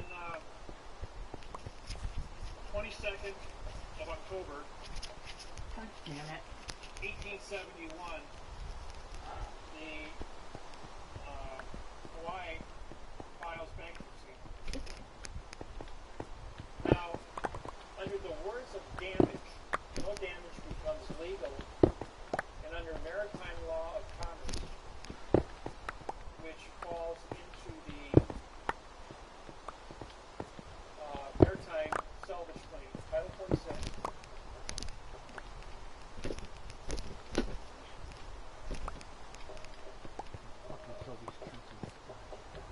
Chapter 16, Section 781, that's for salvage. That's maritime salvage. Alright, the George Woodson shows up in Hawaii on this date and gets Hawaii King Kamehameha V to file bankruptcy. Under damages, no damages complained. So this is the 22nd of October, 1872, plus 45-day trust law and 3-day grace period is the 6th of December, 1872. Guess what happens on this date? King Kamehameha V, the last reigning monarch of the Hawaiian Islands, is assassinated by poison and dies. The Hawaiian Masons, because he is a 30-40-day Mason, being that he is the reigning king and monarch, activates the 20-year moratorium that if you are dead or off the land, because he's responsible for all the land in Hawaii. At 45 days to December 6th, and you get plus the 3-day Rescissions Act, and you get the 17th of January, 1873, plus 20 years is 1893. January 17th, 1893, the United States military shows up. The commander of the warship is a postmaster, ordering the postmaster of Hawaiian Islands to take over the Iolani Palace and capture the Hawaiian Islands, putting the Hawaiian Islands into United States territory. Queen Iolani then writes a cursive letter, an adverb verb, to complain. But as the Queen of Hawaii in 1893, she's also a 30-40-degree Eastern Star. And when you join the Masons or Eastern Star, you surrender your king, queen, presidential, or director's position, and are now with the Masons as a postmaster. And guess what's right across the street from the Iolani Palace? Postmaster, the lodge number 1 for the Masons, the post office of Hawaiian Islands, immigrations, customs, and the Supreme Court of Hawaii, all in the same room.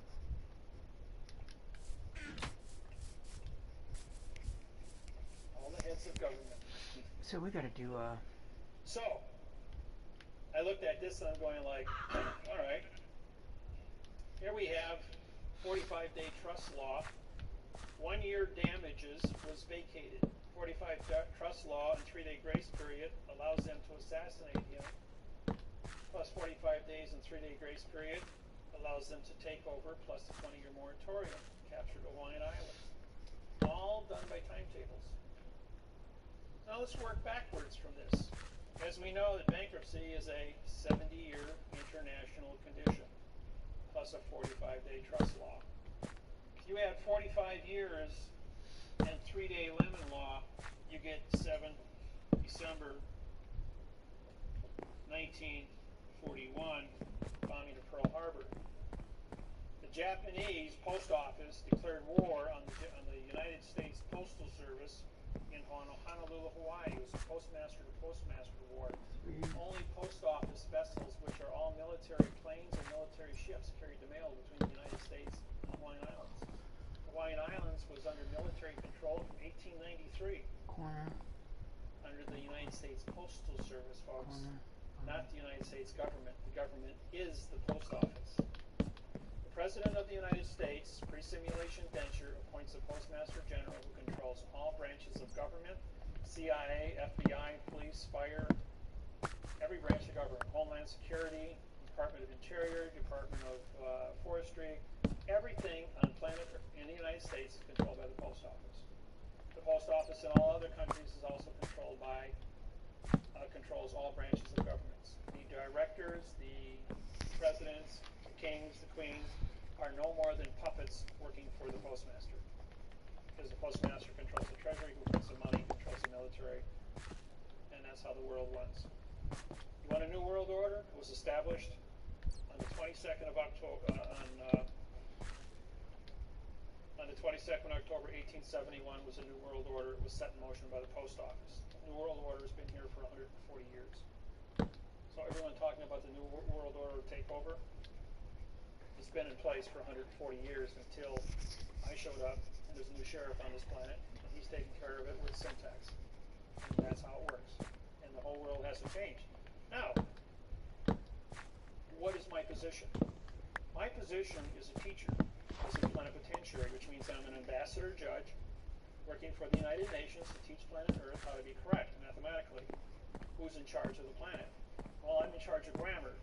I'm not here to arrest the politicians, the criminals, the bankers, the judges. I'm here to make sure that the infrastructure of this planet is mathematically certified to be correct. We have machines in place, we have buildings in place, we have computers in place.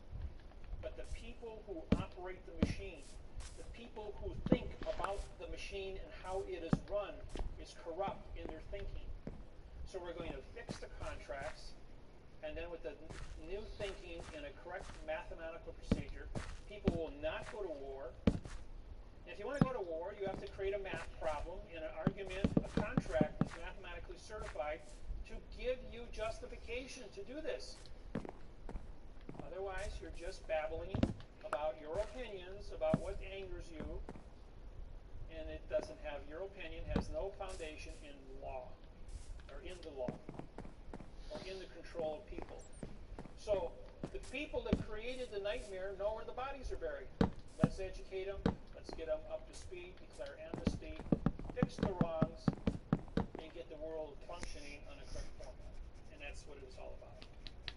I'm not here to hurt anybody, just to educate everyone so we're on the same page of music. So when you look at a politician stands up and talks to you in quantum grammar, you understand what he's saying. He's not lying to you. And you can actually write a treaty, write a trust, write a contract, write a constitution, so that you absolutely know what it means, that 3 + 3 = 6. Not that we're going to play games that 2 + 2 = 4 with 100 different definitions. And it's only up to the subjective interpretation of an individual's ability to hoodwink you, or trick you, or make you think one thing and do something else to you.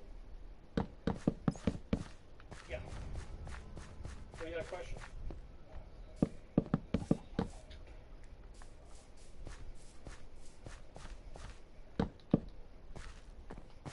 Oh. The world, the United States, was allowing Nazism to take place and would not get into World War II. So the post office allowed the President of the United States, Roosevelt, knew this timetable. He knew that the Japanese were going to bomb Pearl Harbor on December 7th. 1 minute after the international treaty, which was signed, but he was 90 minutes early. The people, the Japanese pilots who were in the planes, because the rising sun is their symbol, thought it would be poetic justice to hit on the rising sun. But they couldn't bomb until 8 o'clock and the sun came up at 6:30. So their enthusiasm got the better of them, and they forgot about the timetables. And they were supposed to wait until 8 o'clock to do this. But because of time zone changes, somebody screwed up by 90 minutes, and they bombed the Hawaiian post office 90 minutes before the bankruptcy expired. And they bombed a country under bankruptcy, throwing the United States into a rage and allowing World War II to start. Of course, the United States population rose up, was very angry, and everybody ran in and joined the military, and it became what it became. So, there was, sometimes things get screwed up because there's other things on the table that are affected years later. Population control. Now, how about World Trade Center? Everybody watched this on TV 100 times. Yeah. Heard all the stories and all the rumors, but you never know what really happened. Because I have a nuclear physicist background, along with a heat treat specialist, coefficient of expansions, and metallurgy, we have a building that's 1,300 feet tall. Now let's throw an anvil that weighs 500 pounds off the top of the building. How long do you think it's going to take to hit the ground, hit the sidewalk? 12.8 seconds. 12.8 seconds. How long would it take for the World Trade Center to fall down? Anybody know that? 4.8 seconds. And that's compressing all that concrete and steel. What does that say? That says somebody changed gravity, didn't they? Even if the thing was burning out of control, floor by floor by floor, it'd probably take 2 weeks to melt down to the basement. But to accelerate gravity at 3 times its normal speed, I put this presentation on national television in 11 states for an hour, with the blessings from physics professors and demolition experts from mining all over the United States. When they saw the presentation privately, they then said, put this on national television, because this is the rest of the story that people don't know about. Now, when you core detonate the World Trade Center with C4, now in 1988 I told you I wrote the mathematical procedures to prove that all steel is plastic. Okay, there's a little thing called an iron molecule. Being that I'm a metallurgist, here's a cube. In the center of a cube, below 1650 degrees, you have one nuclei. It's called an iron molecule. When you heat that above 1650 degrees, it becomes what's known as a face center cube molecule, and now you have 6 nuclei. Iron is the only substance in nature that can change its identity. Once it becomes a 6 face-centered cube nuclei, this is now plastic. Red steel. Cherry red steel. Just like plastic. Tie it in knots, heat it with a hammer, make swords out of it. Anything you want. Heat glass at 2200 degrees and it's liquid. Pour it in anything you want, cool it off, you got glass. Take plastic, at room temperature, tie it in knots, get your plastic bottles, nice and flexible, doesn't break. Cool. Concrete. Pour that concrete block, it's liquid with lime, heated to 1780 degrees. As it cures, 22 minutes later, it turns into plastic. And the chemical reaction becomes epoxy resin. And then in a little less than probably 30 minutes, it turns from epoxy into concrete, and it goes into a center cube, making hard brick. So concrete, steel, and glass are all plastic. They all have a coefficient of expansion of 6.3. Anybody want to guess what the coefficient of your plastic soda water bottle is there? 6.3. That means that anything that's plastic will be affected by C4, plastic explosives. So you core detonate the building with C4 plastic, or thermite, which is a 6.3 also. When it detonates, it creates a bubble, 1,300 feet in diameter. When C4 detonates, it creates a shock wave of 85,000, roughly 85,000 pounds per square inch pressure. All of you who watched the video, this is a 400-foot wide building. The debris field is 850 feet wide above the building when it's still in a static position. Watch the video. The building is standing there, and you've got a debris field 550 feet beyond the 400-foot center line. That's 850 feet in a half second. That's 1,600 feet per second. That's a good acceleration equal to a bullet, or equivalent to a C4 detonation. Every building within a half a mile of the World Trade Center had its windows exploded out at the exact second. And what's the one thing you saw in the air? Instantly, when the building was still, this was going on, what was completely surrounding the building? Paper. Paper was airborne instantly all over the building. How did all that paper get 1,000 feet away from the building in 1 second? Where did it come from? Well, at the exact second of the core detonation of the World Trade Center, what we were looking at was not a concrete, steel, and glass building. What you were looking at was smoke. Not not molecules of concrete, steel, and glass, but atoms of concrete, steel, and glass. Paper is not affected by a 6.3 detonation. Only concrete, steel, and glass turn into smoke. And so you've got a static pile here of smoke. Has anyone ever seen the hydrogen bomb explosion on Discovery or National Geographic's pictures? And you see little balls. Those balls are called plasma. Plasma is the same thing that causes sunspots on the sun.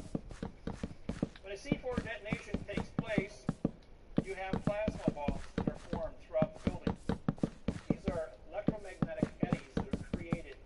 Anything within a plasma ball will not be affected by the 6.3 coefficient of expansion of a C4 detonation, which only affects concrete, steel, and glass. So at this exact second, when this building is exposed to this, you have all these heavy chunks of steel in here, but they're also subject to the change in the gravity well. Gravity well collapses in 4.8 seconds, pulling the entire debris field right into a real nice pile in the basement. One thing that they did tell you was there was 8 buildings, 40 stories tall, that surround the World Trade Center. It all fell down and were caught inside the electromagnetic bubble. They weren't on fire, but they all collapsed just the same with the World Trade Center because they were inside the electromagnetic pulse of the C4 detonation.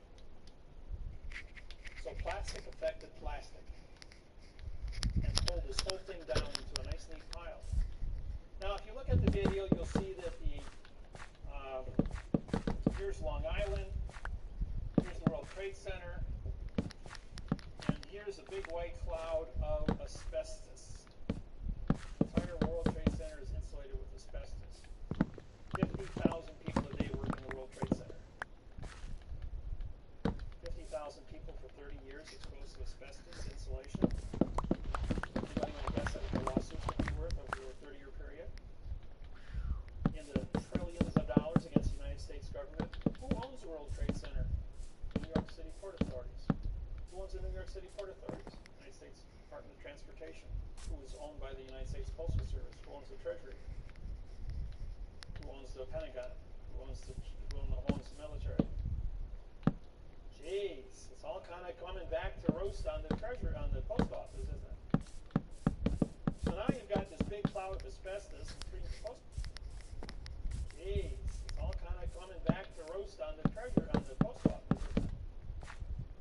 So now you've got this big cloud of asbestos, and 3 million New Yorkers are exposed to raw asbestos. It's just been blasted away into real nice fine particles by 85,000 pounds per square inch blast rate. Coefficient of expansion of asbestos is not 6.3.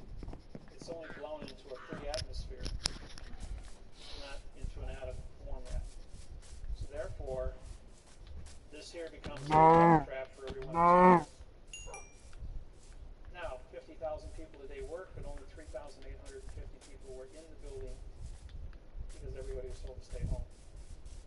Both planes, when you run the video back and you look at them, did not have windows. They were drones.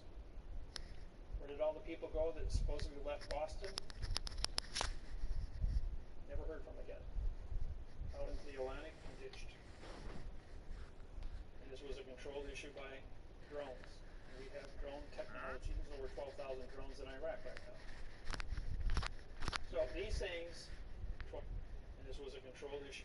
Supposedly left Boston. Both planes, when you run the video back and you look at them, did not have windows. They were drones.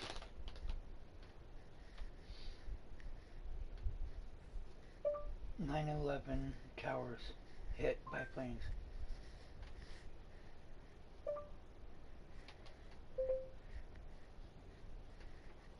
I gotta look at that Just shit. before 10 a.m., a call comes through from...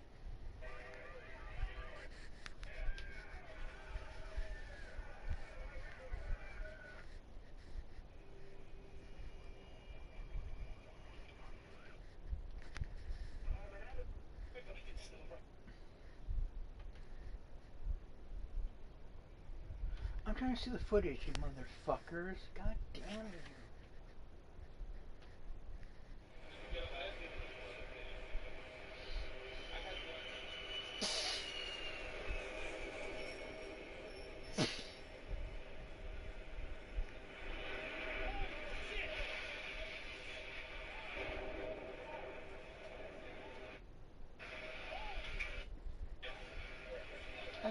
I go back.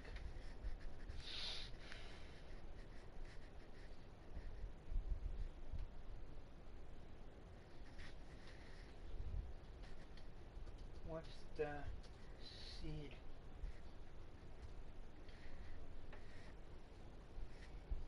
The seed.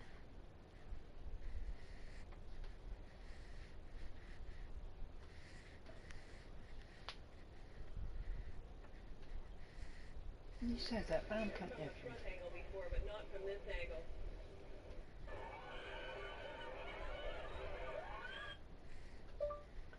Clear video of the planes hitting the towers.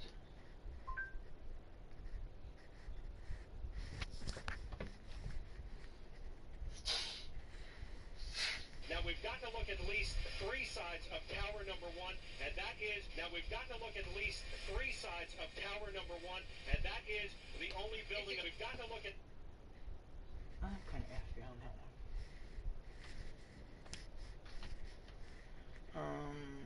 Playback speed.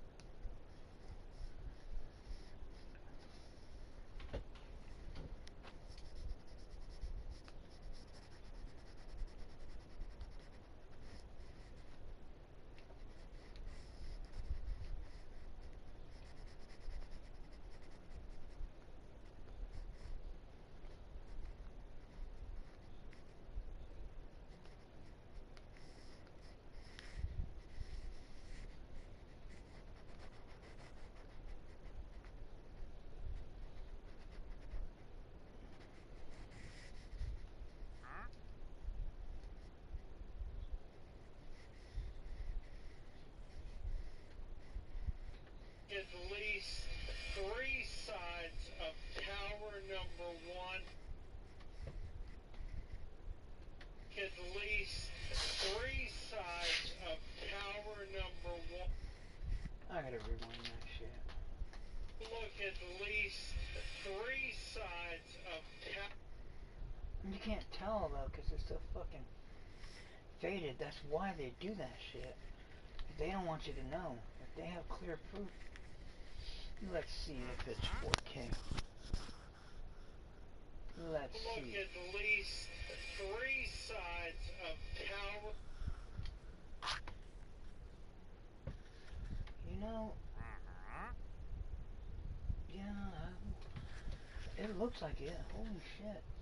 Number one, and that is the only building It's exploding right now, Tommy. We're seeing.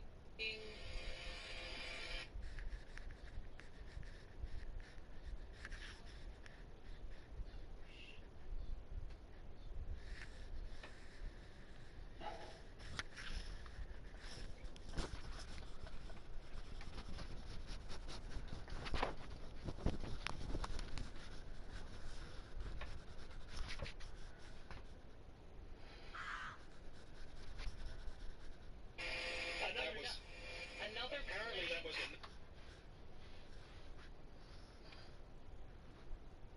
Yeah. another plane. We have a witness we just spoke to a moment ago. So we're hearing from Carl Tendler, who is at the Village Apartments in Washington Square. We're trying to bring him on the air. Right, that was the Carl? second plane that just blew. Number one. It's been another one, Carl. Yes, he hit building number one. The other building. Yes, he flew right into it.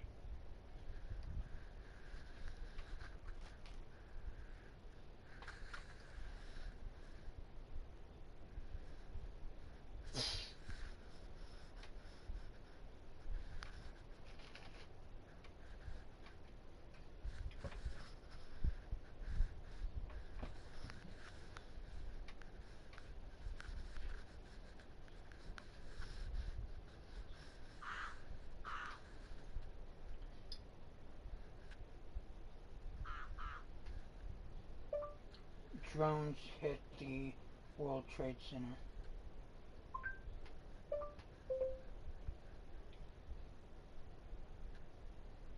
Drones hit the World Trade Center. Drones hit the World Trade Center.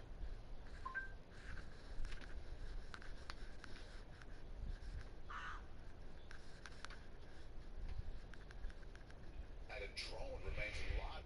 According to sources, this had been flying the small device when it crashed into 7 World Trade. The man reported the incident himself. Police do not believe there was any terror threat. The drone is said to be sitting between two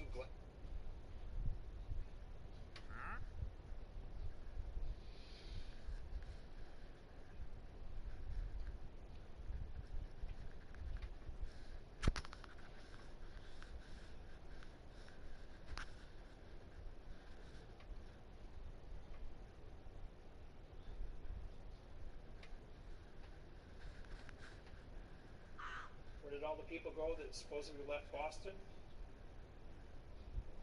Never heard from again. Out into the Atlantic and ditched homes.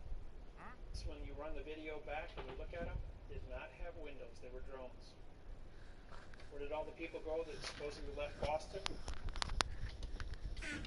Never heard from again. Out into the Atlantic and ditched. And this was a controlled issue by drones. We have drone technology. There's over 12,000 drones in Iraq right now. So these things, liars figure. But this little number here, figures don't lie.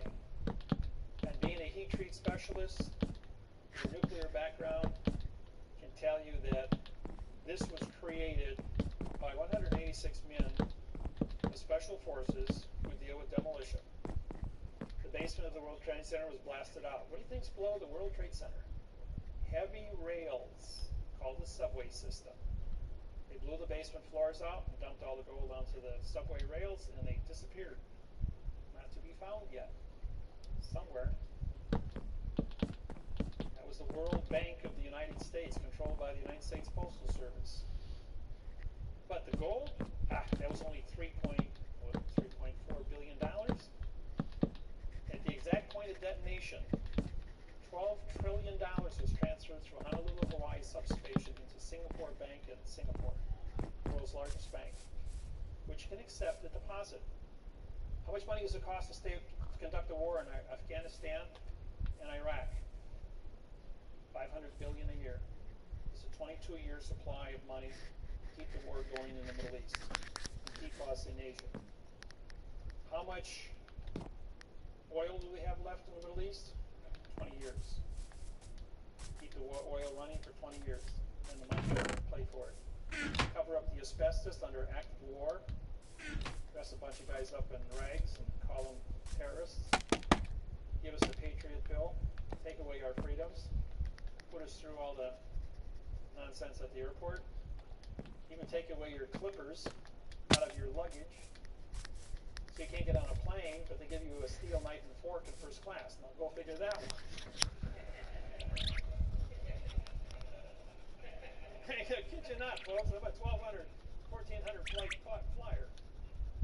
So, the plasma balls protect steel and concrete, which are then analyzed to be 100% metallurgically correct. Except both buildings are missing 50,000 tons of matter, which floated away in the clouds as atoms of smoke on the wind. And everybody caught in the cloud is now dying of lung cancer. But because this is an act of war, they can't sue for medical help from the United States Social Security Service. And what did the United States do? They sued to give up your freedoms, to join the United States of America Corporation and go into a guise, GOISC, of protection. Give up all your civil rights. Now, mandamus has been canceled because it's written in adverb verb. Your freedoms, as far as having a warrant to enter search warrants, have been nullified because the laws are written in adverb verb. They're using my technology to disqualify all the protections you had, and PRO means no obtectus contract, all the no contracts you had. And they're only selectively choosing the ones that they want to use that benefit them in their ability to control. And Big Brother is watching. At every traffic intersection you have a camera, videos. How many people got tickets already from video cameras at stoplights? I got a few of them myself. Who's Big Brother? DOT, Department of Transportation, working for the post office.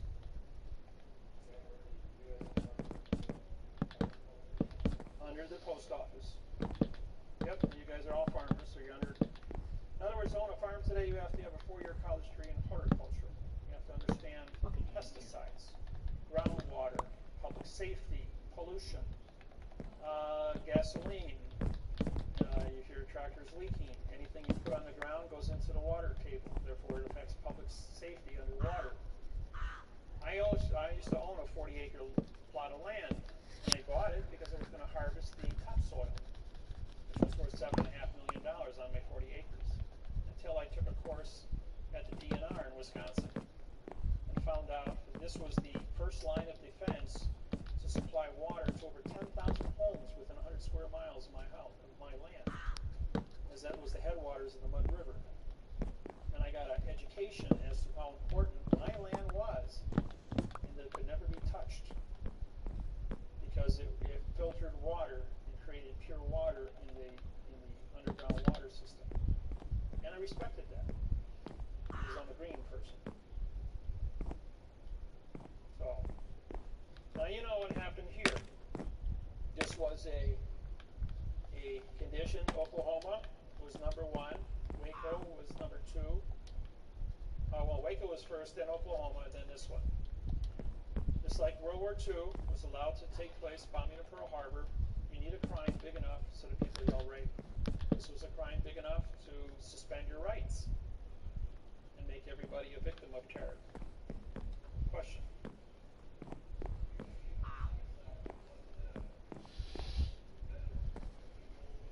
What? For what?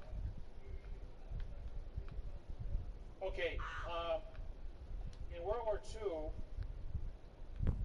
all the bombs dropped in Pearl Harbor had $1 airmail stamps put on them, just to make it legal to deliver the postage to the Postmaster General of Honolulu, Hawaii on December 7, 1941.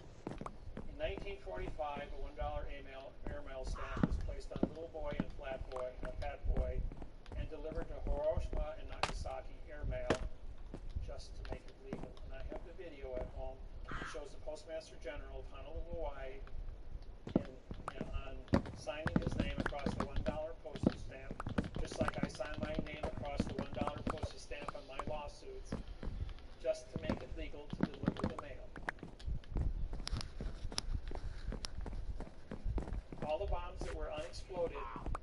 talked with one of the survivors in Honolulu, Hawaii, who had a 500-pound bomb dropped and split a tree in front of his house. And the bomb had a $1 postage stamp on it. When I asked him about it, he goes like, yeah, it was $1 Japanese postage stamp signed right on there. He says, thought it was kind of peculiar. He says the Army Corps of Engineering came out and used the bomb away, but it did have the $1 postage stamp on it, he said. And he was an eyewitness. So, yes. There are no fractions in federal law. Everything's a whole number. That's your answer.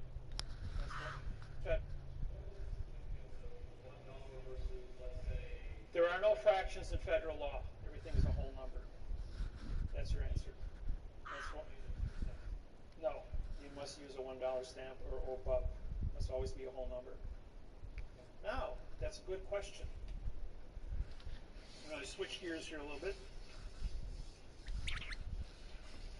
When you read, now, you've been exposed to fiction grammar, but there's another thing that you don't see. It's called character spaces. All things went to computer now.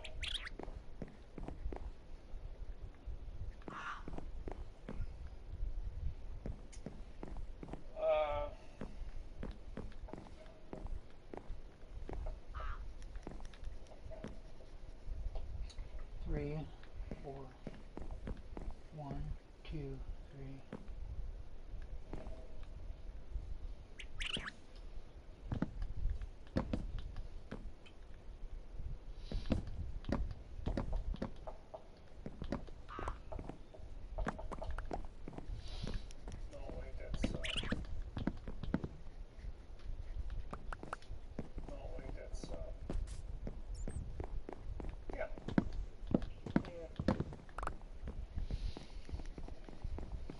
Spacing is wrong.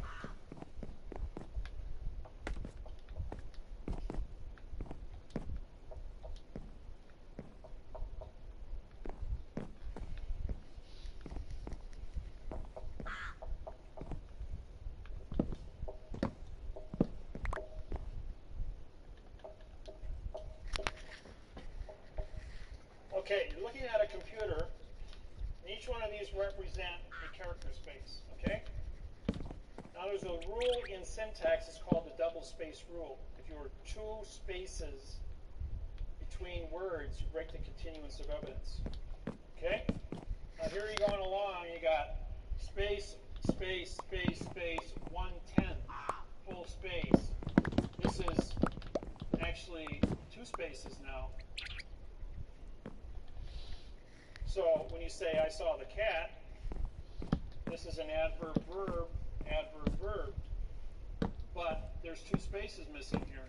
So therefore, this is just a 2-word phrase, and this is a 2-word phrase. It's not 4 words. So therefore, watch your spacing.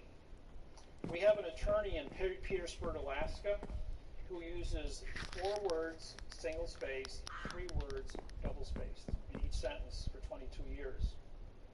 Last year, I caught him. We went back and looked at everything he wrote in 22 years. All identical. No, 4 and 3 on every sentence. This shit the fuck Never out wrote of a here. legal contract in his entire life. And he was the prosecuting attorney in the city in Petersburg, Alaska, never lost a case. But then again, he never had a correct case, and so him and the judge were in and on together. Therefore, it's a conspiracy. Exactly. There was no mistakes there. When I take your mortgage contracts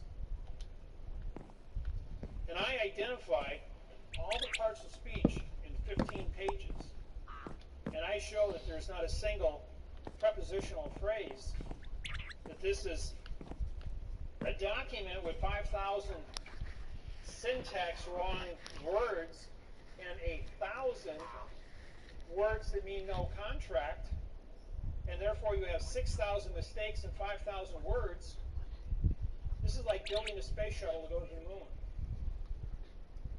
It's an engineering exercise on 64 million mortgages. When Lloyd's of London got a copy of this, they canceled 64 million title insurance policies in the United States. Mind-blowing smoke. What's the world doing canceling the United States contracts across the board, shutting down the mortgage industry? And as Pandora, yes, I'm responsible personally for the entire collapse of the mortgage industry, and why all of you are probably in foreclosure right now.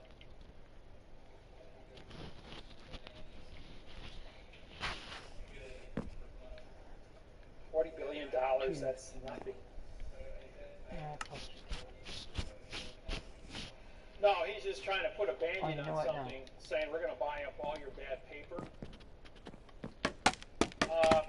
No, for the mortgage people.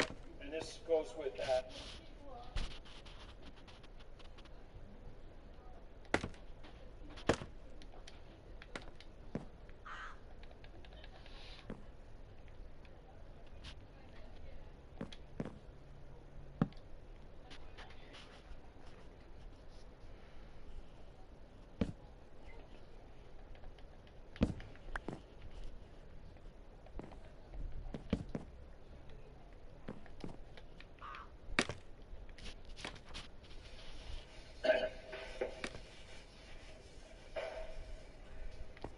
Here's how the plan works.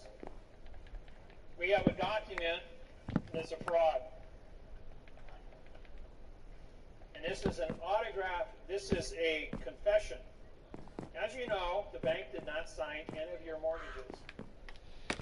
So therefore, you have what's called a unilateral contract, meaning one signer, which means it's not a contract. You are classified as a borrower or a trustor, ending the word in OR, making you responsible for what? A contract that's written in adverb verb and says nothing. You are responsible to pay back money to a contract that doesn't exist. You are, all the money listed on the document is in a parentheses. So if we have quotation marks,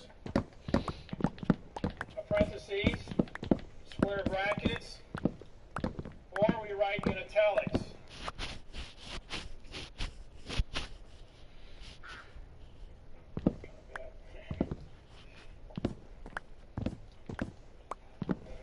Or if we write on an angle called italics, it means it's removed from the paper and it's blank, which is the condition of all your cases. All right, so we have this document here. And this document says that the bank wants this from you. So, but he never signed it. So, can I prosecute this individual? Well, I don't have a victim yet. You guys have become victims, but only after the fact. Those that are all current in your mortgage payments, you still are sitting on bad paper, but nobody's taking responsibility for it. You've paid, kept your mouth shut, the bank's kept their mouth shut, and you just keep paying.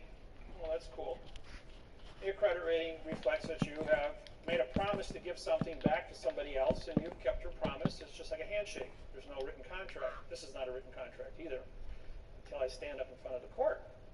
Now, when the bank stands up in front of the court and says, I wrote this, I'm taking responsibility, I want that house. I now have a signed confession in front of the judge that they took responsibility. Now, it's my responsibility, under Title 42, 1986, as a federal judge, to syntax this document and find out what it really says. What it really says is that false and misleading information, fictitious conveyance of grammar, perjury, and deprivation of rights under coloring of the law was now a condition of criminal activity under Title 42, 1986. While engaged in criminal activity under Title 42, 1986, he had knowledge because there's 6,000 mistakes without any kind of modification. In other words, it's a perfect fraud. A perfect fraud because we're back into the no law or fact. And so now he's got this no law or fact document that he's confessed to. Well, from the first one that we did in January of 2008, which collapsed the entire mortgage industry, took the stock market from 14,000 down to 6 and back up again, and put everybody into your quandrum. Why isn't the bank looking? Hang on, guys. I'll be right back.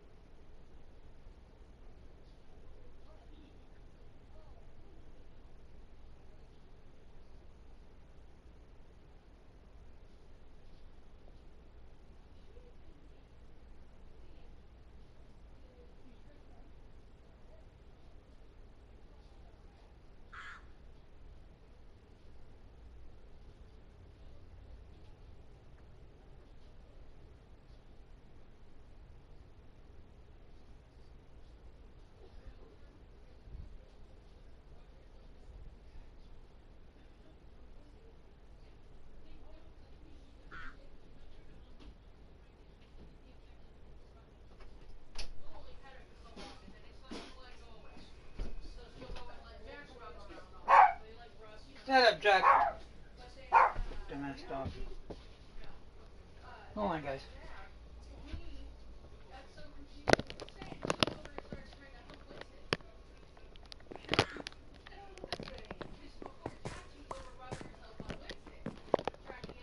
I gotta go,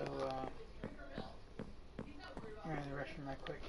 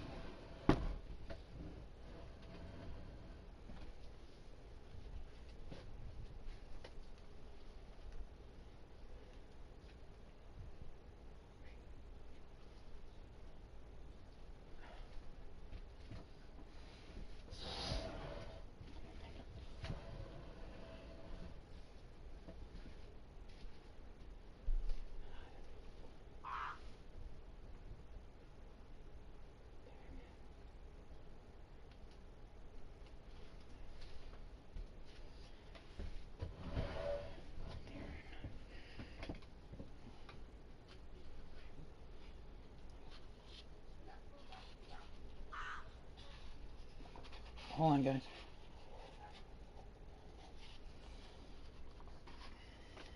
Closed you after 90 days. Why didn't they just come out with the sheriff and kick you off the land?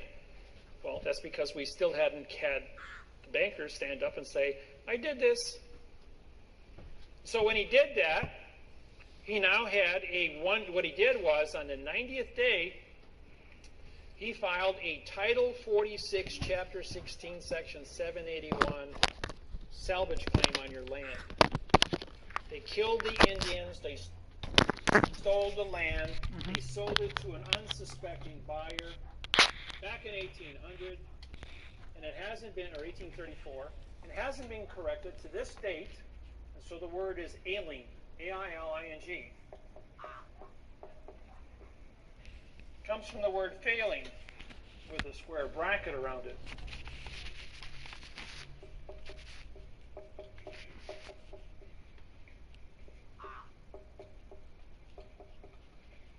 Better known as the Federal Rules of Civil Procedure 12b-6. Now, every one of you that have ever worked with me, the first thing that the lawyer does is he failed to state a claim. Okay, what that says is pronoun, adverb, future time, verb, adverb, verb, which means you didn't use a verb in your document. You actually sued them with correct facts, using forensic evidence with a signed confession from the bank who stood up and said, I wrote this. Now, I have permission as a federal judge under Title 42, 1986 to prosecute this individual for false, misleading information. Hold on, I gotta go back. So,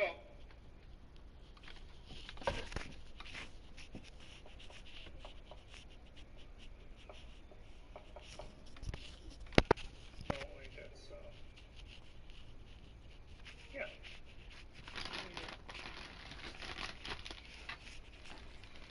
The spacing is wrong.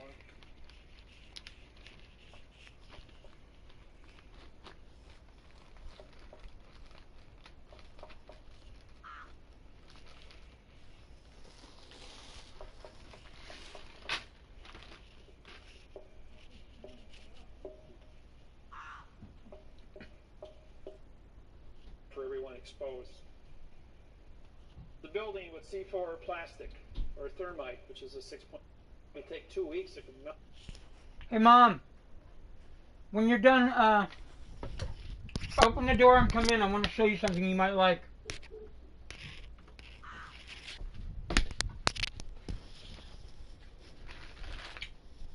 Melt down to the basement. Oh, But to accelerate gravity at 3 times its normal speed, but the people who operate the machine, the people who think about the machine and how it is run, is corrupt in their thinking. So we're going to fix the contracts. The option to do this is about what angers you. People to speed, declare amnesty. There was sometimes things get screwed up because there's other things on the table that are. Okay, there's a little thing called an iron molecule. And being that I'm a metallurgist, you heat that above 1650, and now you have a picture that can change its identity. Once it becomes a 6-face cube, a face-centered cube, swords out of it, thing at room temperature, flick 2 minutes later, it turns into plastic, into concrete, and it goes from plastic, soda water, extra. So when C4 detonates, it creates a 550 feet beyond the 400-foot from the building in 1 second. Where did it come from? Figures don't lie. Yeah. The special forces who deal with demolition, legal, and I have the video at home that shows the Postmaster General of Honolulu. Words that mean no contract. The bracket, stock market, where you. And so now, law, the injury and deprivation of rights under text this document under Title 42.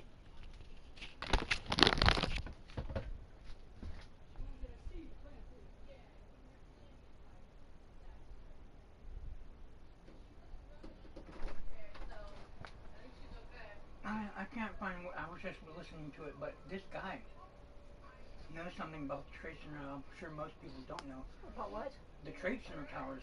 He was saying that you look at you go watch the replays of those planes hitting the towers. You don't so see any windows.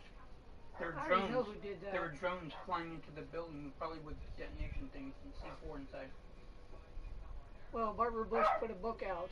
Very good book. And George Bush, Poppy Bush, whatever you guys want to call him, Yeah.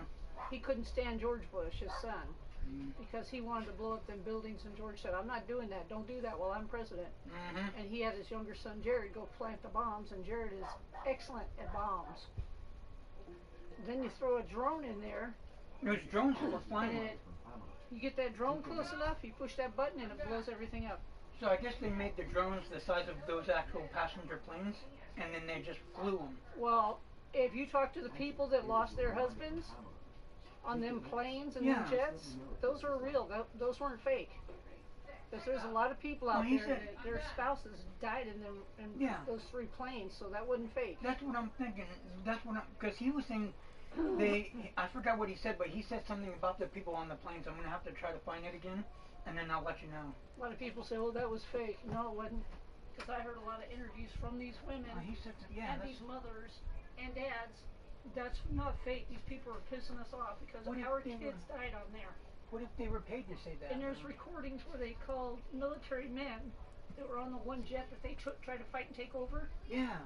They were calling their wives and saying, "I'm not going to make it home anymore." And that's do this what for the babies and do this. And what do you mean? We're on flight so and so, and it's going down. And you've seen they flew drones into the planes, and if once the flight is descending, you could take a drone and throw it right into the engine. If a little bird gets caught in the whip tractor, brings it through. You don't see no windows on the planes. Crashes it. When you watch the replays, you don't see the windows on the planes of those. And I looked, and I didn't see any windows on those planes. If it's closed from the inside, you won't see it'll look like it's just a normal plane. Because I've flown a lot. You close that little window on the inside so you could sleep, and on the outside it there are doesn't look no like windows whatsoever. None.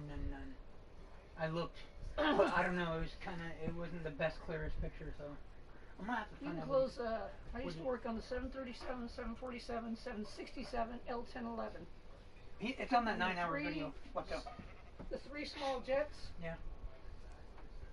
When we clean, you close it. I had to go on the truck and get some stuff, and all those windows were closed. I went back in there and said, "Well, where the hell's the windows?" And my boss told me, when you close the shades from the inside, the plane on the outside looks like there's no windows. What happened to your leg?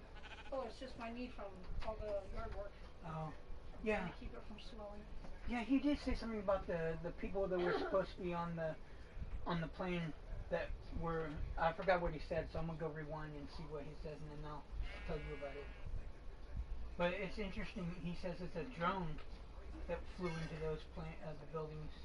I don't know, because there were people, his loved ones, on those planes. The calls. The only thing a drone can't blow up a building. It can ignite the bombs that are already in the basement. Yeah. Because remember when we worked at Wesley Or Thompson? in the building itself, the walls. Remember we worked at Wesley Thompson and they sent me to college for blueprints? Yeah. I'm live, by the way. I wouldn't know anything about you're cool if the you building don't mind being recorded. if I hadn't gone to that school and learned how those buildings are built. You remember Tom Clancy on the radio station? When you had, I was in Job Corps, I ended up moving back home, and we were in the car driving. You had to go run in to get a pay stub or something. But we were listening on the radio station. Tom Clancy said, "I've been telling people over and over, this is going to happen, this is going to happen." I said it so many times. He knew. If you pay attention to the past, people don't like to read history. That's one of the reasons I go back. Biblical history. I'm going to look up Tom Clancy's stuff. Biblical history and world history. Put them together, and the Bible tells you exactly what happened and when it's going to happen again. I want to There's find stuff out. coming back and happening, like Noah's days. Yeah. That's. I want to find out where what Tom Clancy's book was called that he predicted that or whatever. I want to see the. And then get on eBay or thrift books and get a copy. Look it up, or just I want to find an article or something where you talk about it. Look at your husband. My copy's cold. Love you. Love it. Get back. Get Yeah. back.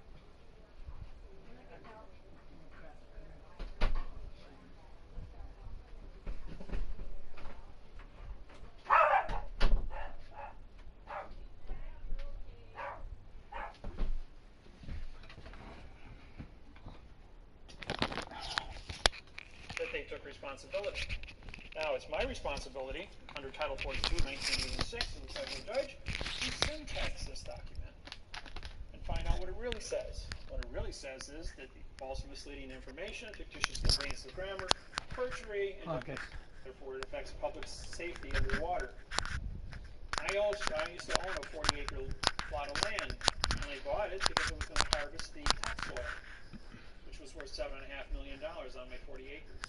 Until I took a course at the DNR in Wisconsin and found out that this was the first line of defense to supply water to over 10,000 homes within 100 square miles of my house, of my land, as that was the headwaters of the Mud River. Their enthusiasm given to the Philippines, 1/3 to China, 1/3 to Japan. Bomb explosion on Discovery or National Geographic, it may take 2 weeks, it could melt down to this. Stop sign. I said, you just said I went through the stop sign. At the same time. This is a fraudulent statement. Cook shows up in 1789, comes back in 1800 with Bishop, and because the world knows that Hawaii exists, and they start sailing there, only post office vessels, which are all military planes and military ships, carried the mail between. There was sometimes things get screwed up. The building with C4 plastic, so thing that liquid comes out of said mining up the ground. Throwing the United States into a rage. Come on, guys.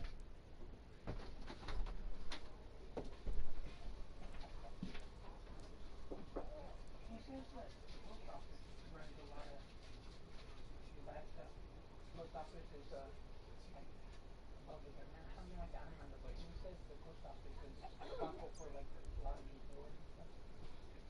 Education system, postal system, banks, but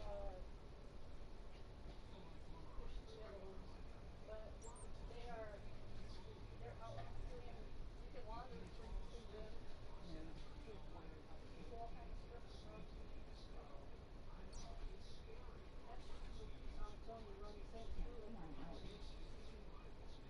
How it's stuff is out.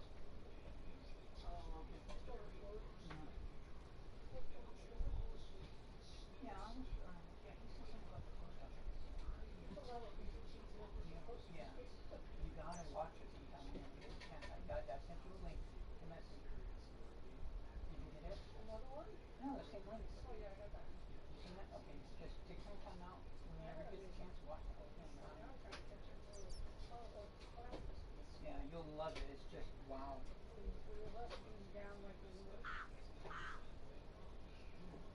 Love you. Oh, I didn't know if you look at the book.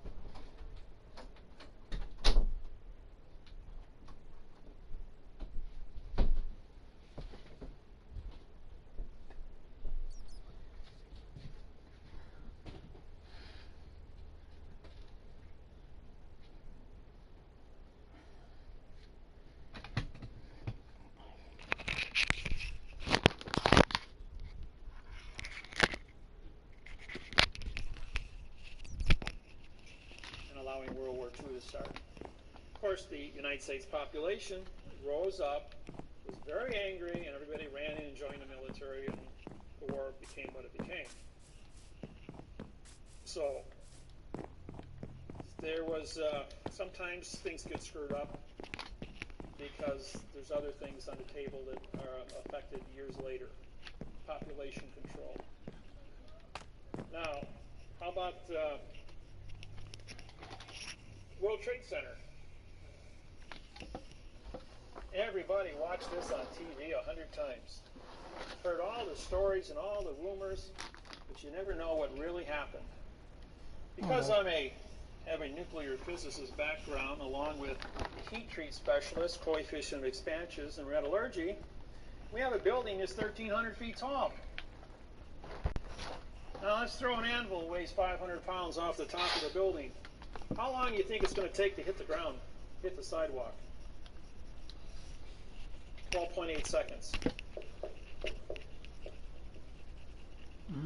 12.8 seconds. How long did it take for the World Trade Center to fall down? Anybody know that?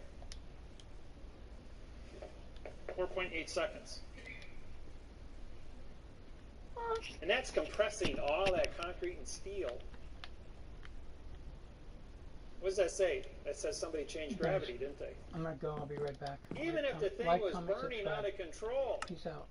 floor by floor by floor, it'd probably take 2 Thank weeks you to for watching melt this, down yeah. to the basement. But to accept